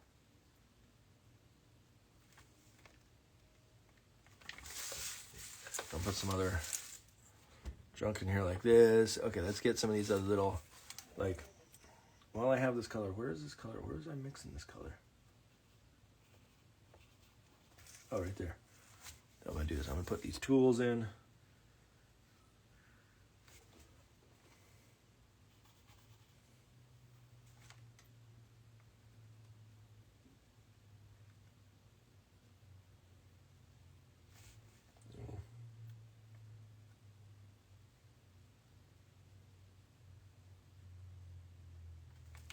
Socket wrench on the floor. I think that's what that's called, is a socket wrench. I don't 100% know.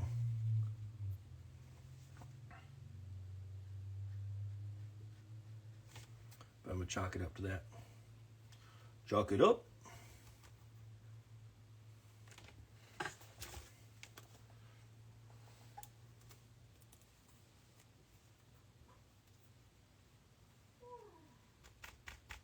Sorry I'm going late tonight, Lauren.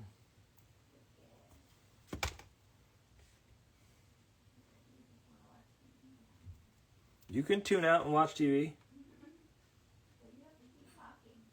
I have to keep talking? About what? I'm going to get yelled at, everybody.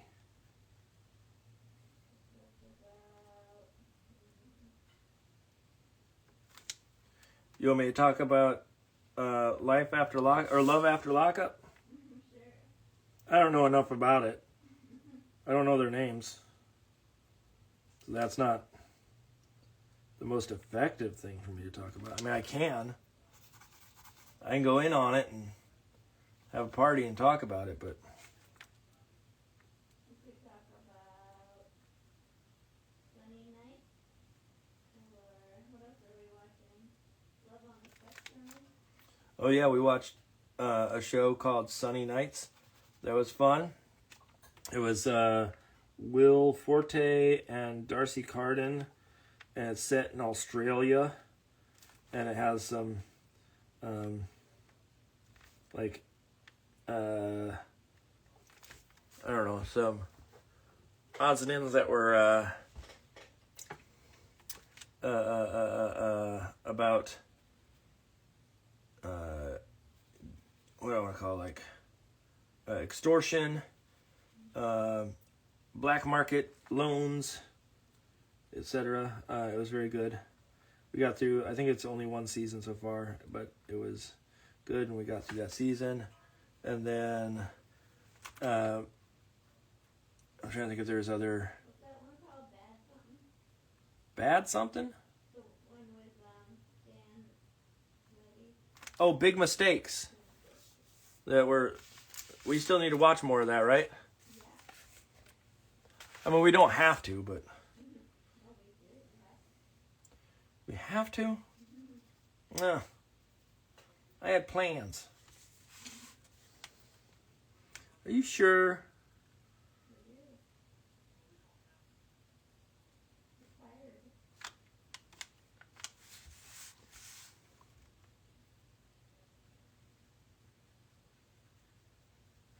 So I'm gonna get a dry brush like this.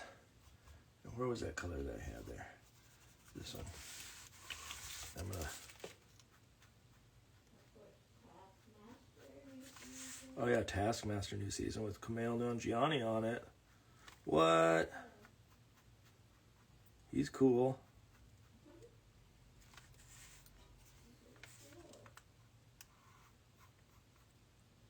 If anybody's never seen Taskmaster, you need to see Taskmaster. Taskmaster's a fabulous show.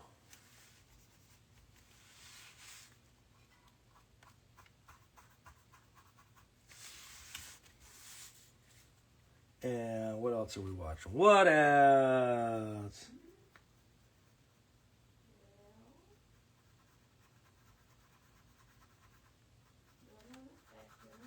Love on the Spectrum. And what's the new guy's name that's adorable? Is it Logan? Maybe. I don't know any of their names. I think it's Logan. He's amazing. A real sweetheart. Jim and Polar Art, shout out from Australia. Who was the illustrator or workshop that you mentioned where you learned to use collage? Oh, that was on here. It was on Gavin Doodle. And it was an artist named Brianna Carzoo. Carzoo, I think, if I remember correctly. And they are a collage artist. They did a book called Lou about a fire hydrant that is peed on. And they did a book, I forget what the sandcastle one is. I have it back there. One about a green light and a red light at a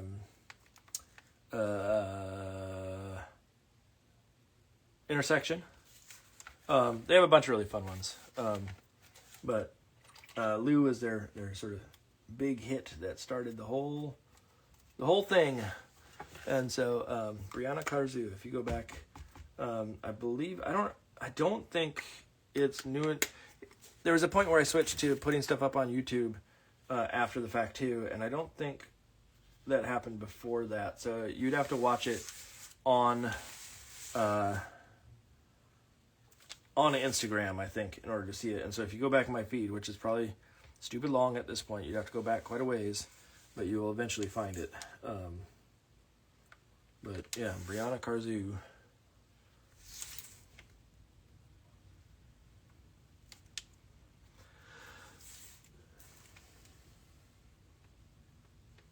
Well, I think has a series of board books that just came out or are coming out at some point soon. That may be worth getting your hands on, everybody, if you haven't already.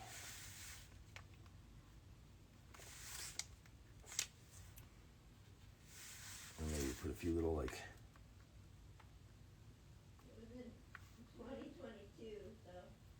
It was in 2022, my wife said, which means it's way back there. Back that far. Yeah, I don't know. It was one of the first ones. Yeah, early on. So, good luck trying to hunt it down. What? She was the 14th guest, really? Wow, that I didn't realize. Well, I mean, I did realize it was a ways back. I didn't realize it was that far back. There was a 14th guest. I would have assumed it was like the, 30th or something like that.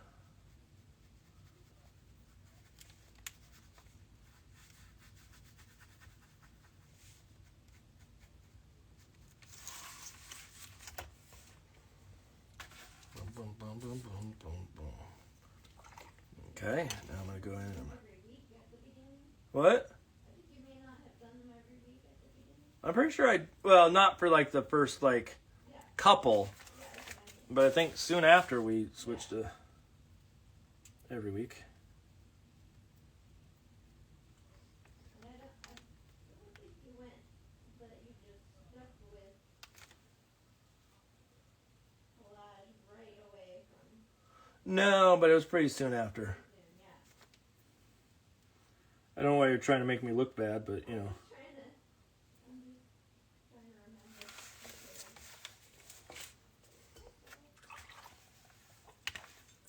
my wife's up there trying to throw me under the bus.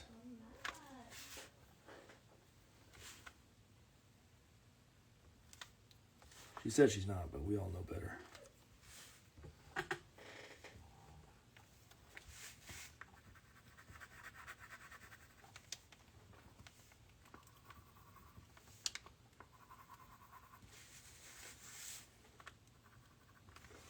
All right, I'm trying to get these cheeks. The right tone here. Come back with this.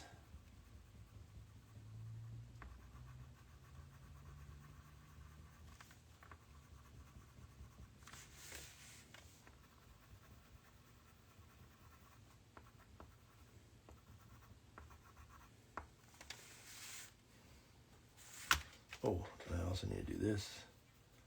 Oh, I need more black. It's titanium white. This is Mars black. Mars black. Mars black. Mars black. Doo doo doo doo doo doo doo. Mars black.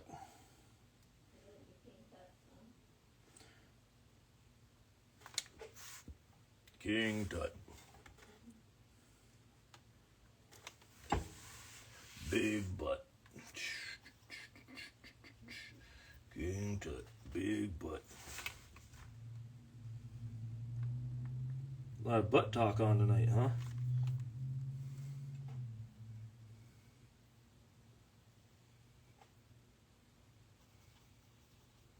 Sorry about that, everybody.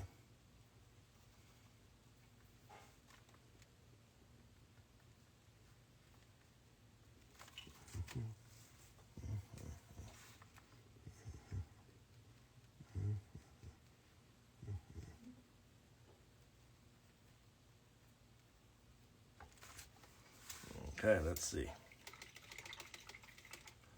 Bum, bum, bum, bum, bum.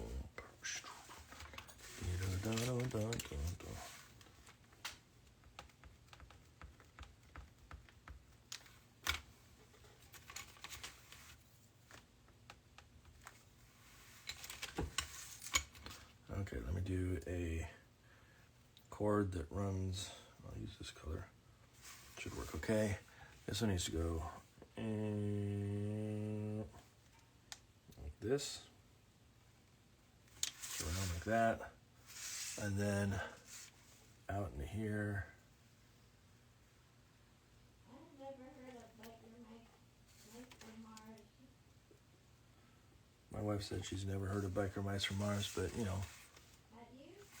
Yes, I have. I don't know where, but I do remember it.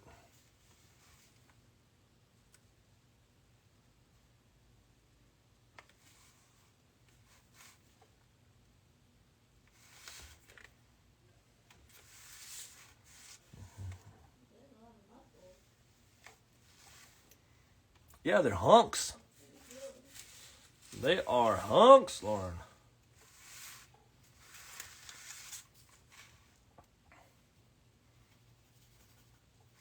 Talk about lookers, you know.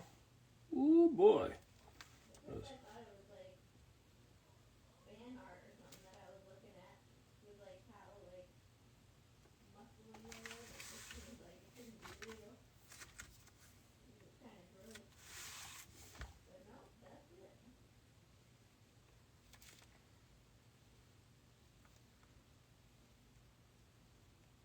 It's called They're Dreamy.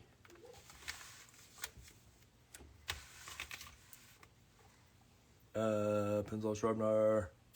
There it is. 8 tips for creating a village scene from above. Camera angle. Oof. First of all, when you say village, does that mean just houses, or does that mean more than that? Because if you're talking more than that, like people and stuff like that, oh, don't do that to yourself. That's dangerous. If you're talking that it's like, you know, relatively simplified. Is that dark enough? Oh yeah, that can actually work. Actually, is it? No, that's not going to work.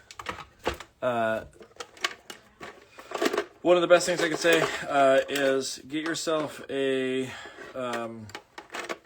photo to work from, honestly. I know it sounds probably silly that that's the answer, but I really think if you have a photo to play from, it makes it a whole lot easier on yourself, so you're not having to sort of reinvent. I forget who it was. It was someone from Marvel who like had trouble drawing Spider-Man and like all the perspectives and things that they had to use, and so they would just take aerial photos that they found online and sort of just trace them out a little, you know, move it around, etc., and get something that was akin to a shot that would work. But it's not a perfect solution. Let's put it that way. I wish I had like an easy answer. I could be like, oh, this is exactly how you do this. But some of it is just reference, and taking the time to really study the angles that you want. I would say, you know, don't do a straight down view. Straight down view is probably going to be a bad decision all around. Make sure that you do a 3/4 down. Straight down is just going to end up with just a funky image altogether. And so I think give yourself the opportunity to have a little bit more of like a 3/4 down shot to give yourself one, maybe an easier, I don't know if it even would be easier, but more so a shot that is maybe a little less confusing. When you have that straight on shot or straight down shot, understanding sort of perspective and what's overlapping and all that kind of stuff can become a problem. So I would say avoid that if you can help it. So here's what I'm going to do. I want to get some, you know, the equivalent of some oil stains. Little moments in here that sort of feel grungy back in this range.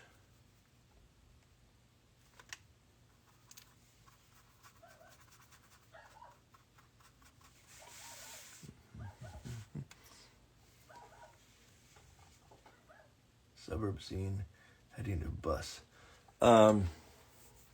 So one of the people that I was talking to, where was it? I think we were talking today in class, honestly. I think it was a student that said this. I think it was a really poignant observation. Was it there? Where was it? I was talking to someone about this. We were talking about perspective, and the notion came up that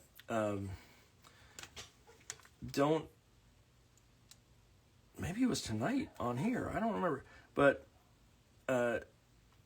make decisions about perspective loose enough that it adds character. And so that idea of like if you sit there and try to make your perspective and all that kind of stuff perfect, it's going to lack character. It's going to lack story. It's going to lack a lot of things. And so that idea of just let yourself have a little bit of freedom with perspective. I mean, my perspective on this is all sorts of crazy. The wall line is here, but for some reason the car is up, like goes past that, which doesn't make any sense. And so allow yourself to be a little silly with it. And it's going to add so much more voice and sort of interest to it than if you were just to be so pure and try to get the perspective and everything to be perfect. And so I would just, don't get too finite. Let's put it that way. It will make a better piece, I think, in the end. So, I'm just trying to figure out what color do I make. I want to use that. I guess it's the gray again. Or maybe this. Can I use this? I'm trying to see if I can get like...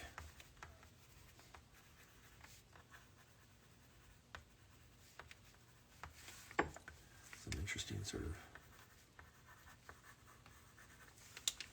texture in this.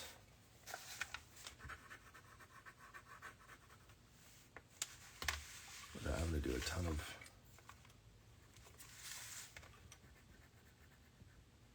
sort of creative work to get around it. I also want to see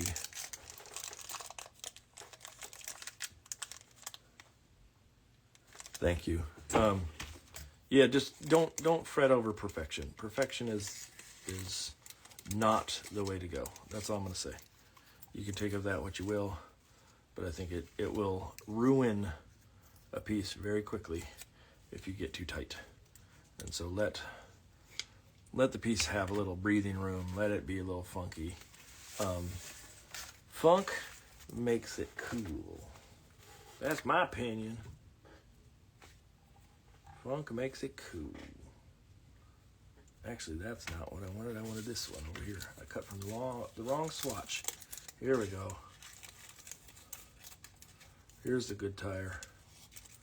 Let's see. And then, yeah, like that. There we go. Okay, that'll work.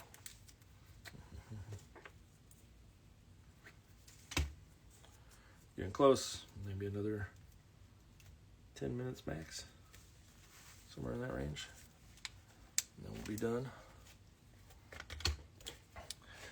I had a color that I really liked. And I don't know where it is. Oh, this down in here. Ooh. Is that it? Let's see. That can work. And I want this one.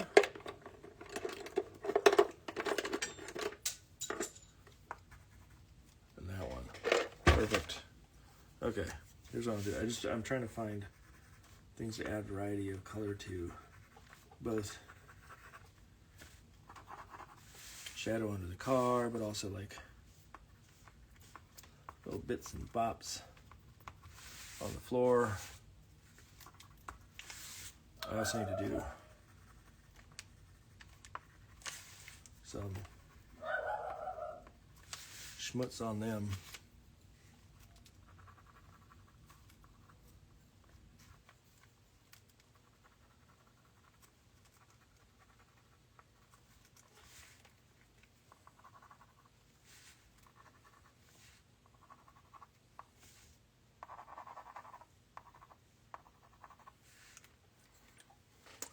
Where's my eraser? There it is.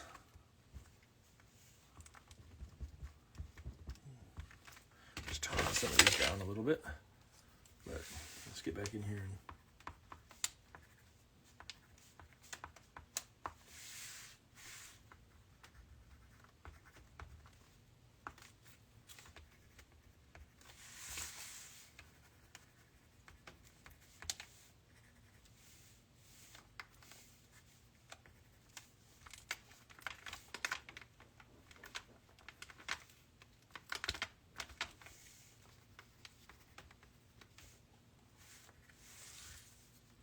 what just happened? Oh, that's a different tire. Never mind.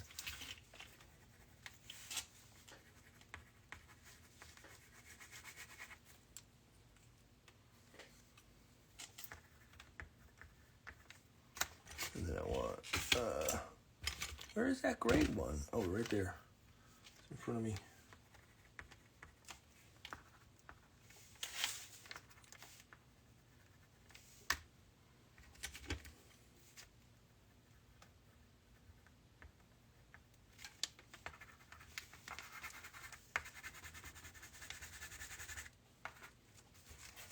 Okay. Oh, I'm way off screen.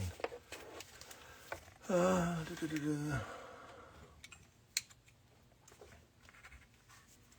see. I'm gonna do this.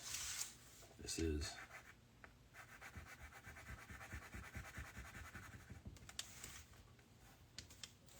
the floor of the back seat. That didn't show up.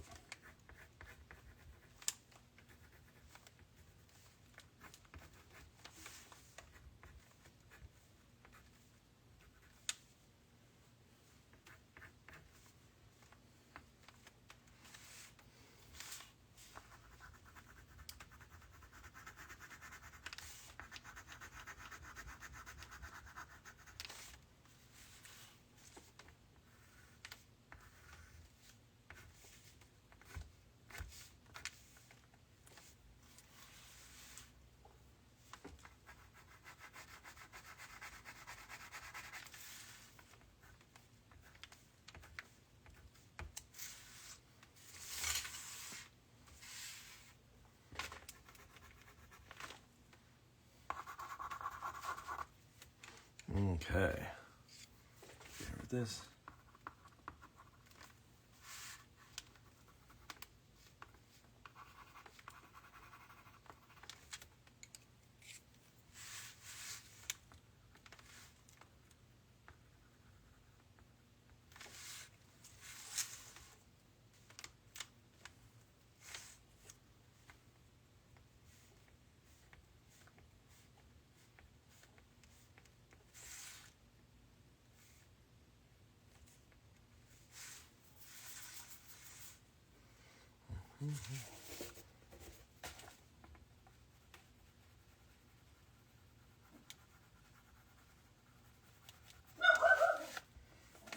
Okay, let's see what else we can do.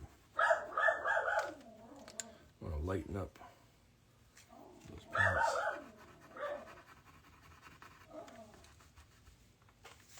Just a tiny bit.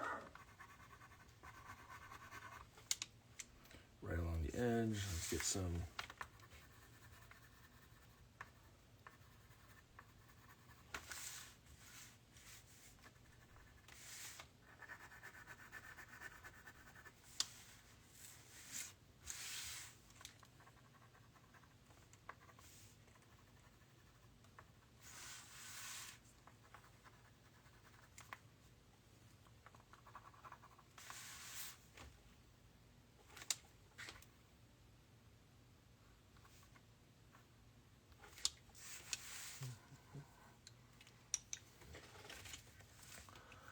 Okay, let's see, maybe.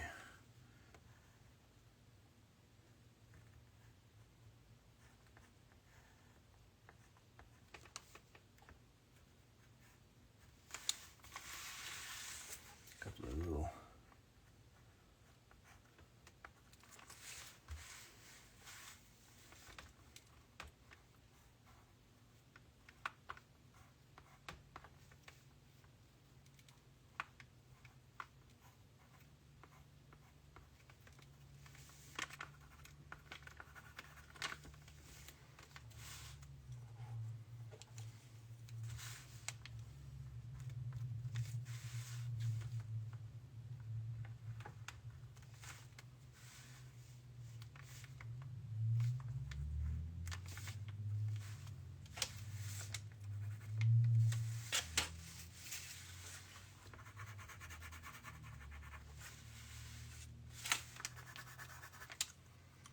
Get the orange here. We're getting there.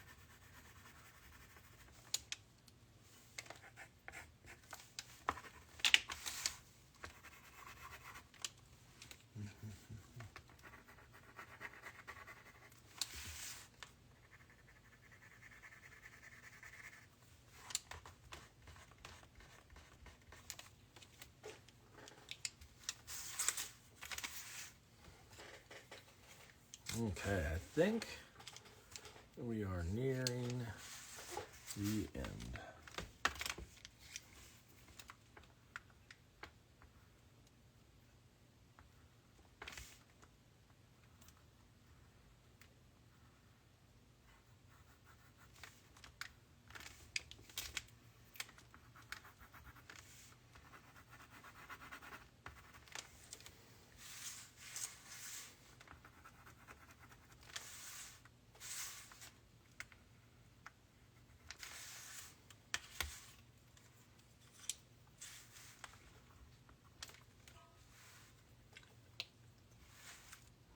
Okay. Trying to think if there's any other little doodads I want to throw in the mix.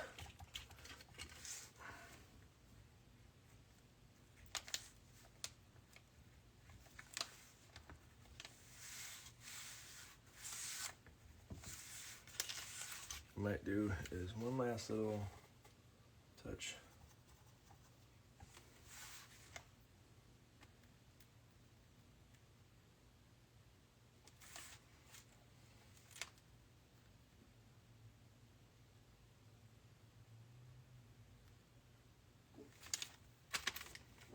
Here's something like that. Let me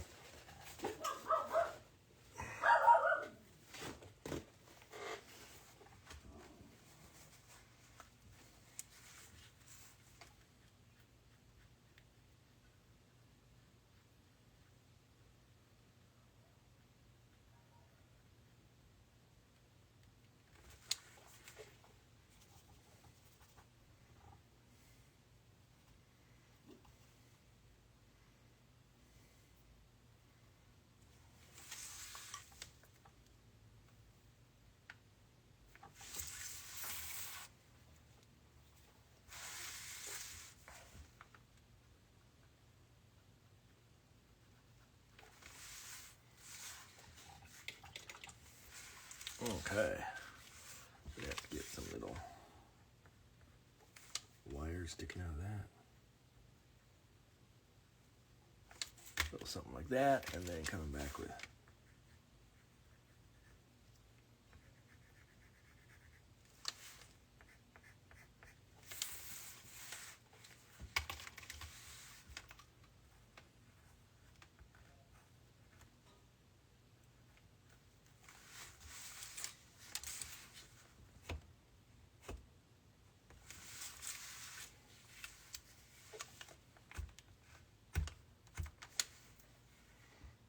okay. What do we think? What do we think, folks?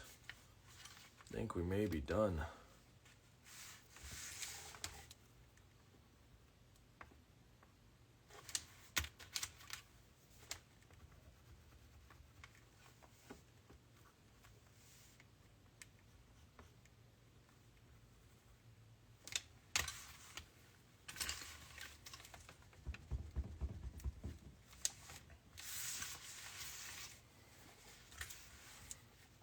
Okay.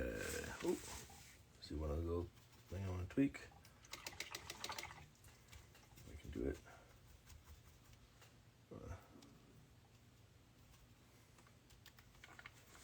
Making this maybe a little bit more.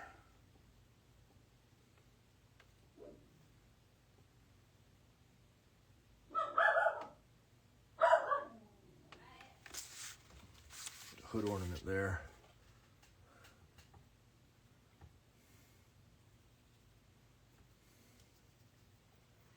A little lighter.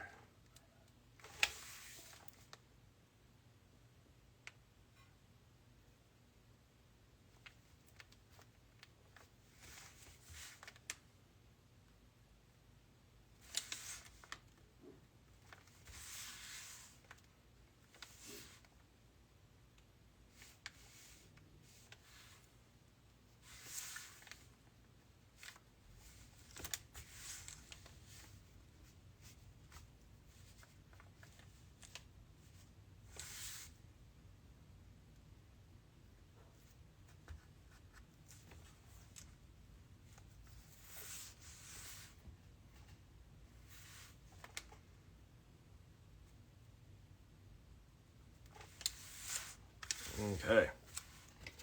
I think we're done. I'm gonna stop. Can't do anymore. That's it.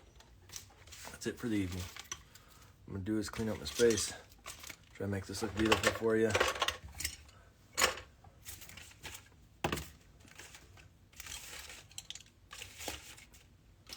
Space is a mess, but I'll try to get it at least semi-clean.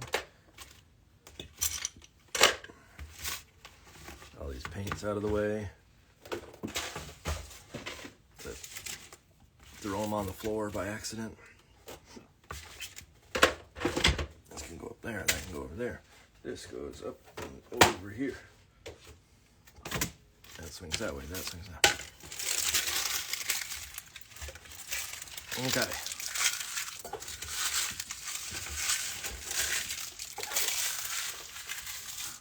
Let me get the board that I used. What was that?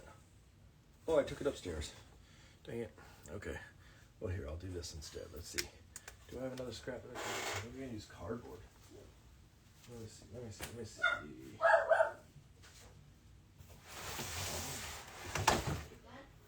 I'll look to see if I have a nice... Well, here's a nice new clean foam cord that I can use that will make it look pretty. It's about making it look pretty. Okay. So, let's get this shot finalized here. There we go. There's my piece. What do we think? Everybody like it? I like it. Okay, anyways, y'all have a lovely evening. I will see you next week again on Thursday. Hold on one second. I just want to scroll up real quick. Thursday at 8 p.m. with Emmy Kastner. We will have a lovely time. Otherwise, join us then. And as a reminder, again, for anybody that's watching right now, this piece is going to be about, or I'm going to post this in relation to, there we go, me doing mentorships again this summer. So if you were interested in doing a mentorship with me, let me know. You can DM me on Instagram. I will have a form that you have to fill out that basically says what you're looking for. I do 1 session, 2 sessions, and 4 sessions. That's the option. So you can either do a single session, which is basically a portfolio review, a 2-session thing, which is a portfolio review and an assignment, and 4 sessions, which is lots of portfolio reviews, assignments, check-ins, business strategies, etc. And so you can reach out to me. Let me know if you're interested in that. You can go back. The prices are on my website, or not on my website, on my Instagram. If you go back and find an old mentoring post, but I'll repost the information when I post this guy. So other than that, go get that done, and hopefully we will be able to work together. Otherwise, that's it. I'll see y'all next week. Bye, everybody.